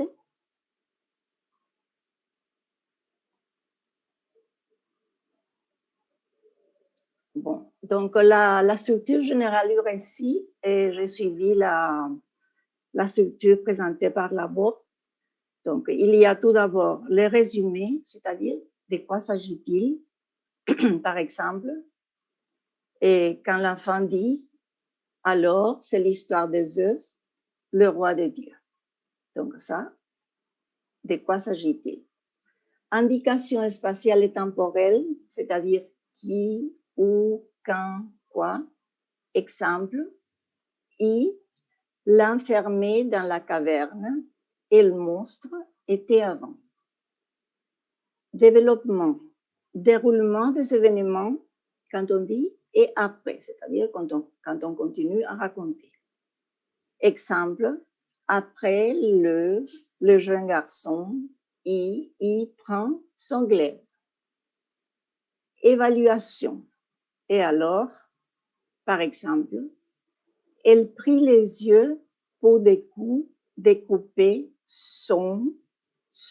décorer son oiseau. C'était un pont. Résultat. Comment cela s'est-il fini? Exemple, on devrait bien voir et on trouverait les sentiers d'Argus. Et finalement, la chute qui clôture le récit, par exemple, et c'est tout. Quelquefois aussi, les enfants ont dit, et je ne sais plus, ou ça y est, voilà. Donc, ça, c'est la chute du récit. Siguiente. En ce qui concerne la paraphrase, donc, on peut dire que il y a ce qu'on appelle dialectique du même et de l'autre, suivant Fuchs. C'est la diversité des expressions qui correspondent à un même contenu. Relation entre du pareil et du pas pareil au niveau même du contenu. Un même couple d'expressions sera jugé dire la même chose par les uns et dire des choses différentes par les autres. Donc, il y aura toujours cette dialectique entre du même et de l'autre. Aussi, la dialectique qui est constitutive de la problématique de la synonymie et évidemment de la signification.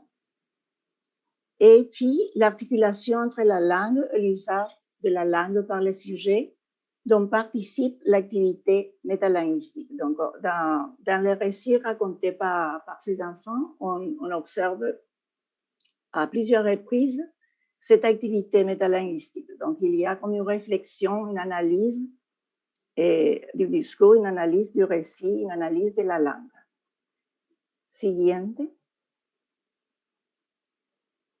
Donc, je vais vous présenter quelques parties de l'analyse et des résultats parce que, comme vous comprenez, il s'agit de 16 récits oraux, donc ça fait beaucoup d'informations, beaucoup de données. Donc, j'ai pris que quelques parties peut-être les plus importantes. Tout d'abord, un discours ne peut pas être repris sans être modifié. Donc, il y aura toujours cette question de la modification. Il renvoie dans l'échange à un monde commun et en même temps à une différence de point de vue. Donc, il y a toujours quelque chose qui est par rapport à ce qui est à l'origine, mais de l'autre côté, il y aura toujours aussi l'apparition des points de vue, des différents points de vue. Donc, si on peut commencer à comparer, vous voyez le texte d'origine, Zeus, le roi des dieux, se disputait fréquemment avec sa femme Héra. Donc, ça, c'est le texte d'origine. Regardons maintenant, par exemple, dans le corpus 1. Bon, c'est le Zeus qui est marié à Héra. Zeus, le roi, c'est le dieu de Dieu. Il n'aime pas beaucoup sa femme. Et dans le corpus 2, ou le récit 2, si vous voulez, alors, c'est Zeus, le dieu, qui est marié à Héra. Il n'aime pas beaucoup cette femme. Donc, vous voyez qu'il y a quand même des différences, il y a toujours des modifications qui apparaissent. Et par rapport au texte d'origine et aussi par rapport à l'interlocuteur. Et dans la partie appelée Corpus 1, Et ça serait le récit 1 adressé à l'adulte et le corpus 2 ou récit 2 adressé à l'autre enfant. Donc, vous voyez qu'il y a, par exemple, des différences de points de vue. Ici, dans le récit 1, il y a l'apparition de « il n'aime pas beaucoup cette » et puis il y a comme une analyse et l'enfant corrige et complète sa femme qui a une relation directe avec le texte d'origine. Par contre, quand on a dans le corpus 2, le récit 2, adressé à l'autre enfant, donc il dit directement « il n'aime pas beaucoup cette femme ». Donc il y a déjà comme une interprétation aussi des sentiments et de la partie subjective des personnages du récit. Siguiente. Il y a deux pôles, celui de la référence commune et celui du point de vue, d'après Frédéric François. Et il y a aussi de l'ancien et du nouveau, d'après Bakhtin. Et regardons le texte d'origine qui dit « Le monstre, charmé par cette musique, devint parfaitement aimable. » Et Magda dit « Alors le monstre, il est tout émerveillé par l'air et il devient très gentil. » Donc vous voyez, il y a déjà un changement ici, une modification, parfaitement aimable et très gentil. Thomas dit, il raconte, et puis Argus, il était enthousiasmé. Donc il y a une autre expression qui apparaît, une autre modification, qui a un rapport avec le texte d'origine, mais quand même il y a l'apparition de ce qui est nouveau. Benjamin, alors le monstre, trouvait ça très joli. Donc, parfaitement amable, devient très gentil, était enthousiasmé et très joli. Vous voyez qu'il y a toujours des rapports, il y a toujours des relations, disons, par rapport au texte d'origine, mais il y a l'apparition, pas seulement des points de vue, mais aussi de ce qu'on appelle du nouveau, d'après Bakhtin. Siguiente. Bon. Il y a un ajustement du discours à l'interlocuteur, une activité métalinguistique, d'après Rondal et Breda. Donc, je vous ai dit au début qu'il y avait un récit adressé à l'adulte et l'autre adressé à un autre enfant. Donc, un enfant qui racontait deux fois. La première fois à l'adulte et la deuxième fois à l'autre enfant. Et nécessairement, ces enfants ont dû ajuster leur discours dépendant de l'interlocuteur ou par rapport à l'interlocuteur. Et regardons l'exemple de François. Dans le récit 1 adressé à l'adulte, il dit « Et là, Héra, la femme de Zeus, elle prend les 100 yeux du monstre et les met sur les plumes de la queue du paon. C'est pour ça qu'il y a les mêmes couleurs, ça fait comme des roues, il y a des yeux. » Et dans le récit 2, c'est-à-dire le récit adressé à un autre enfant, il dit « Alors il y a Héra, elle prend les yeux, les 100 yeux du monstre et les met sur les plumes de la queue de son animal favori, qui est le paon. Ça fait, tu sais, les yeux là. Il y a des yeux sur la queue du paon. » Et vous voyez que quand l'enfant s'adresse à l'adulte, il y a quelques expressions qui ne sont pas utilisées, n'est-ce pas? Par exemple, dans le récit 2, il y a « tu sais ». Tu sais directement à l'autre enfant. Et chose qui n'apparaît pas dans le récit numéro 1. Donc, et il y a comme une adaptation, un ajustement de son discours dépendant de l'interlocuteur. Et aussi dans la partie même de la description et du développement de son récit. Il y a des différences toujours. Siguiente. Alors, conclusion, rapidement, capacité à paraphraser le discours d'autrui et son propre discours, en changeant la forme syntaxique, le degré d'explication, le style, les points de vue. Donc, par exemple, en ce qui concerne le degré d'explication, il y a beaucoup plus d'explications dans les récits qui s'adressent à l'autre enfant, par exemple. Et aussi, il y a une forme syntaxique plus simple et dans les récits adressés à l'autre enfant. Le style aussi est beaucoup plus simple.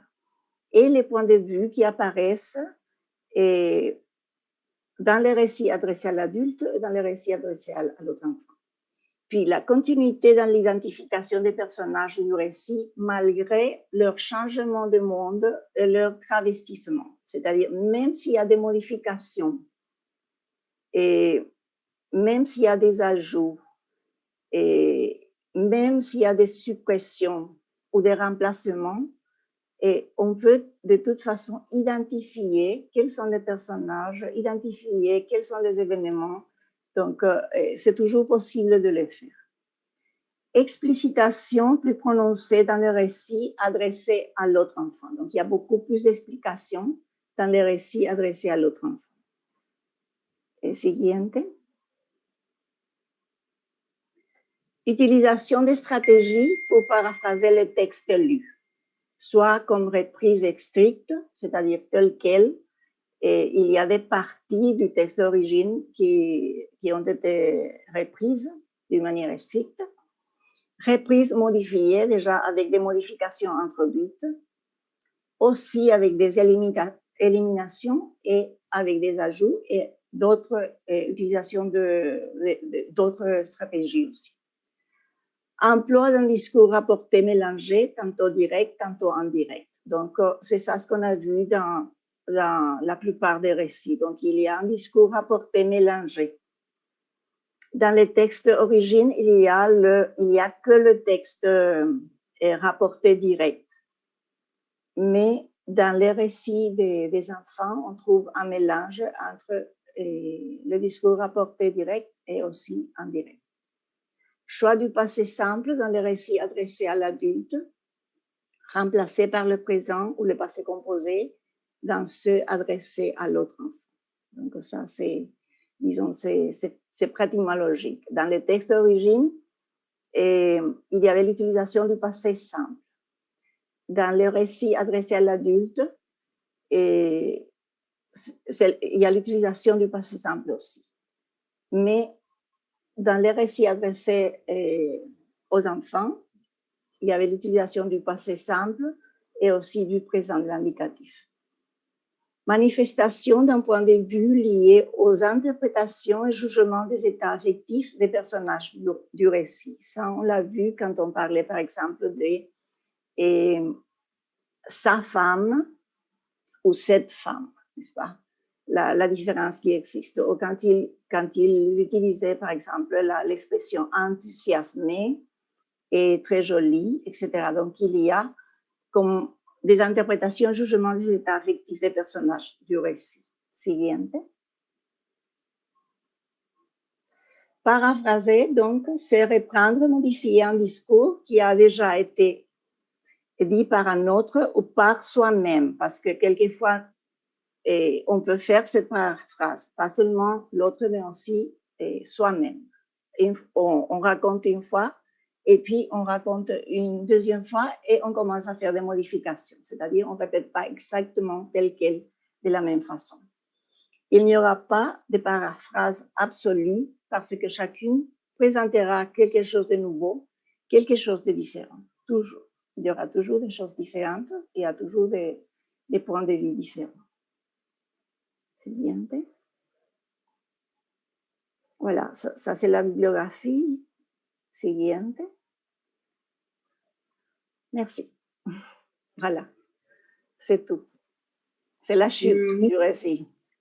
C'est la chute du récit. Oui. Merci, Madame Gloria Medina, pour cette présentation. Nous continuons donc à la dernière intervenante de la soirée, Madame Cristina Boselli, cantero, abogada por la Universidad Católica Nuestra Señora de la Asunción, diploma para la enseñanza del francés en el extranjero por la Universidad de Niza, Francia, Facultad de Letras. Diploma de francés superior de la Alianza Francesa de París, diploma de francés superior de la Alianza Francesa de Asunción, ex profesora de la Alianza Francesa de Asunción, profesora asistente de las cátedras de traducción y didáctica especial del FLE y coordinadora docente de la licenciatura en lengua francesa en el Instituto Superior de Lenguas de la Facultad de Filosofía UNA.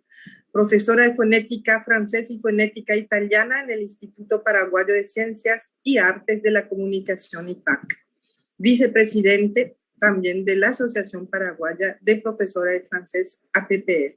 El título de la ponencia de hoy, de l'enseignement du français au français langue étrangère. Bonsoir Madame Cristina Boselli, nous vous écoutons. Bonsoir Grace, merci de cette présentation. Je voudrais demander, señor Acuña, por favor, si quiere ir pasando las diapositivas. Voilà le titre de ma présentation. Siga pasando, por favor. Bien, on va commencer. Voilà, allí, por favor. Introduction.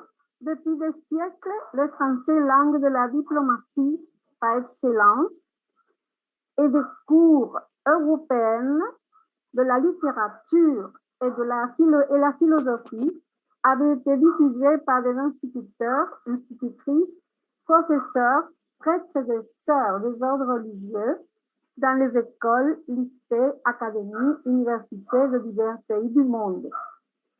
Cet enseignement était souvent basé sur les œuvres des grands romanciers, faisant du français une sorte de latin moderne. À ce propos, on peut dire que dans notre pays, le français avait été, disons, apporté ou introduit ou diffusé, si l'on peut dire, mieux dire, par les ordres religieux. Par exemple, l'ordre de Bétaram, qui avait fondé le collège de San José, et l'ordre de Saint-Vincent de Paul, le collège de la Prudence, et d'autres ordres religieux, donc, qui ont joué un rôle important dans la diffusion du français au Paraguay. El siguiente, por favor. Déjà en 1883, la création à Paris de l'Alliance française marque le début de la diffusion de la langue française à l'échelle globale. Nous pouvons voir donc que l'Alliance française a déjà une longue histoire. Pas? Après la Seconde Guerre mondiale, un autre visionnaire, le général Charles de Gaulle, avait perçu que les langues et cultures constituaient des biens identitaires patrimoniaux, qu'elles faisaient partie de la puissance d'un pays et par conséquent des moyens de répandre l'esprit de la France sur l'ensemble de la terre. Suivante, s'il vous plaît. Le chant du fleuve. Le chant du français langue étrangère a acquis une existence autonome au fil des années. C'est dans les années 60 qu'on a commencé à distinguer le français, défini comme langue maternelle, du français qui est l'objet d'enseignement et d'apprentissage des personnes non natives, soit le français langue étrangère. Suivante. Là, nous devons marquer, nous devons dire qu'il y a une coupure, pas? Avant la Deuxième Guerre mondiale, on parle de diffusion culturelle. À partir du XVIIe siècle, la France a un rôle culturel très important en Europe et le français devient au XVIIIe et XIXe siècle une langue internationale d'élite grâce au statut du pays sur ce continent. Suivante, s'il vous plaît. Toujours avant la Deuxième Guerre mondiale, nous voyons la diffusion politique, la colonisation, les Amériques au XVIe et XVIIe siècle, l'océan Indien au XVIIIe siècle et l'Afrique au XIXe siècle. L'enseignement du français et la diffusion des valeurs françaises dans les colonies et aussi dans d'autres continents. L'Alliance française fondée en 1883 pour la propagation de la langue française dans les colonies et à l'étranger. Suivante. En parlant toujours de la période avant la Deuxième Guerre mondiale, l'enseignement du français à l'étranger jusqu'à la Seconde Guerre mondiale vise donc essentiellement à une élite qui aspire à se distinguer et à rester distinguée. Le français est une langue de classement social, une sorte de consommation ostentatoire. Je cite Louis Porcher dans son ouvrage de 1995. Suivante. Maintenant, à partir ou après de la Deuxième Guerre mondiale, nous voyons d'autres moments de l'évolution. La diffusion politique. En 1945, Charles de Gaulle instaure au ministère des Affaires étrangères, MAE, la Direction générale des affaires culturelles. Mission, la diffusion de la langue et la culture française. Suivante, s'il vous plaît. Continuons toujours dans la période après la Deuxième Guerre mondiale. Diffusion politique, nouvel ordre mondial, au début de la mondialisation, un besoin réel de parler des langues étrangères. Le français est en concurrence, notamment avec l'anglais. Suivante. Autour de l'année 1960, il y a un tournant. Les choses avancent plus rapidement, changent. Avec la création du CREDIF, Centre de recherche et d'études pour la diffusion du français, qui est à l'origine des méthodes audiovisuelles, la création du BELC, le Bureau d'études pour la langue et la civilisation, qui dépendait du ministère des Affaires étrangères, et la création de la revue Le Français dans le monde, qui est la revue emblématique du FLE. Suivante. En 1983, se produit un fait très important. C'est la création de filières universitaires en didactique du FLE. Il faut savoir qu'avant 1983, les universités avaient des cours, mais qui étaient faits pour les étudiants étrangers et qui donnaient un diplôme pour l'enseignement du français à l'étranger. Moi-même, je suis titulaire d'un diplôme que j'ai pu obtenir à l'université de Nice, à la faculté de lettres. C'est un diplôme pour l'enseignement du français à l'étranger. Mais à partir de 1983, on parle du FLE, c'est-à-dire on voit la création des filières universitaires. C'est-à-dire que le FLE entre à l'université, aux universités, en tant que FLE. Il y a déjà comme une uniformisation. La mention FLE de la licence dans les licences de lettres modernes, sciences du langage ou langues vivantes étrangères.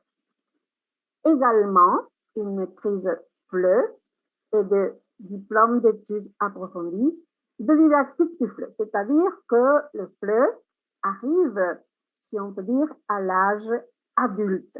C'est le moment où on voit déjà dans toutes les universités françaises, au moins la plupart, que je sache, la filière universitaire FLE, et qui est consacrée non seulement aux étudiants étrangers, mais aussi aux Français. Parce qu'il y a beaucoup de Français qui s'intéressent aussi à la mention FLE de la licence pour exercer l'enseignement soit en France, soit à l'étranger.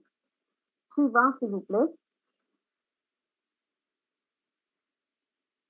Également, dans les années 80, se produisent des événements importants, la création d'un test FLE composé d'unités capitalisables, nous connaissons tous, et qui a évolué également, qui n'est plus le même qu'au début, le DELF et le DALF. Dans les universités françaises, la didactique du FLE est enseignée au sein du département des sciences du langage, et ceux qui font une thèse en FLE sont les plus souvent inscrits en sciences du langage. Suivant, s'il vous plaît.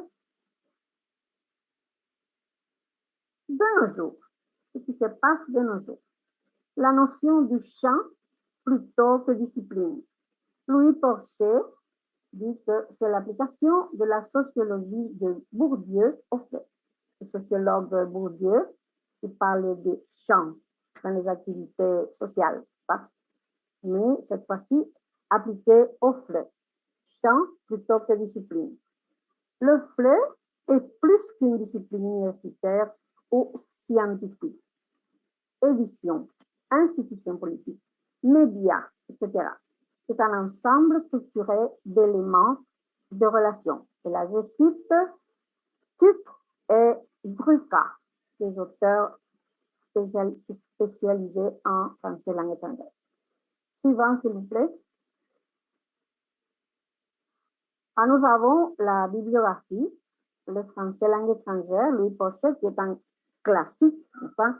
Un vrai classique, Hachette Éducation, Paris 1995. Cours de didactique du français langue étrangère et seconde, Kuck Jean-Pierre, Gruca Isabelle, Kuck PIC Paris, 2009. Je vous remercie de votre attention. Merci, Madame Cristina Bosselli, pour votre présentation. Et je crois qu'on va passer aux questions, s'il y a quelques questions.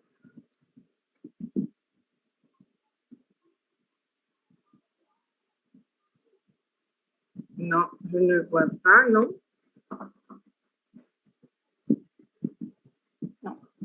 Micrófono.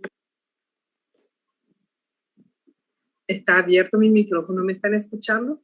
Tú, Valentina, si quieres hablar tu micrófono, si podés abrir tu micrófono. Bon, y buenas tardes. Agradezco a los conferencistas y a los ponentes de esta noche, y fueron aportes muy interesantes, muy enriquecedores para nosotros. Y gracias también por el espacio francófono que nos dieron. Valentina, si quieres decir algo. Yo nada más quiero agradecer a la profesora Gloria Medina, a la profesora Cristina Bosselli y a la profesora Grace Fretes por organizar este panel. Y no sé si tenemos unos minutitos todavía, si quieren comentar algo, realmente aportes muy interesantes. También las conferencias que nos trajeron fueron de mucho valor. Quiero comentarles que todo esto va a quedar grabado en YouTube. La conferencia grabada de la profesora Olga también va a ir independientemente, va a tener su propio link para que lo puedan compartir. Y bueno, agradecer a todos y invitarlos a que mañana nos acompañen a partir de las 8 de la mañana. Tenemos también un programa muy extenso. Realmente estamos muy felices y agradecidos con todos ustedes. Muchas gracias. La profesora Melgarejo también, Valentina, que participó en el sí, panel. Perdón, la profesora Melgarejo más que nadie, y sí, realmente su ponencia muy interesante. Lo poco que entiendo de francés realmente me pareció muy interesante, y sobre todo la perspectiva de la literatura en la enseñanza de francés, realmente muy, muy importante, muy interesante, y muchas gracias. Yo quiero decir algo, Grace. Perdón. Non, te cedo la palabra, Cristina, si querés, si vous voulez fermer cet espace francophone, notre espace, je vous écoute. Verdaderamente no voy a hablar en francés. Quiero agradecer a la profesora Valentina Canese, que está imprimiendo una dinámica sumamente interesante al Instituto Superior de Lenguas. Es el segundo año del COMPLA y vemos que esto se convierte en una cosa muy seria, ¿verdad? Entonces, gracias Valentina por tu empeño, ¿verdad? Por darnos espacio, por poder mostrarnos a nuestros estudiantes, a nuestros colegas, y que vean que en la licenciatura de francés también estamos trabajando, aunque sea en una medida que no es todavía muy grande, en la investigación. Gracias Valentina, sinceramente, ¿verdad? Quiero que eso quede, quiero decirte en español porque es mi sentimiento y yo creo que es el sentimiento de todos. Sí, bueno, muchas gracias, como le digo a ustedes, por los aportes y sobre todo a todas, como dijo la profesora Medina, también a la profesora Melgarejo, que desde este año está con nosotros en el instituto y es un gran exponente para nosotros y muy importante tenerlas. Y realmente nos pone muy contentos poder brindar estos espacios a todos nuestros docentes, investigadores. Queremos a partir de ahora ir haciendo crecer esta línea y bueno, esperamos que puedan enviarnos sus artículos en lengua francesa para que podamos publicarlo en nuestra revista. Muchas gracias. Gracias. Gracias. Muchas gracias. Hasta mañana y que estén todos muy bien. Hasta mañana. Gracias a todas. Gracias a todas. Gracias a todos.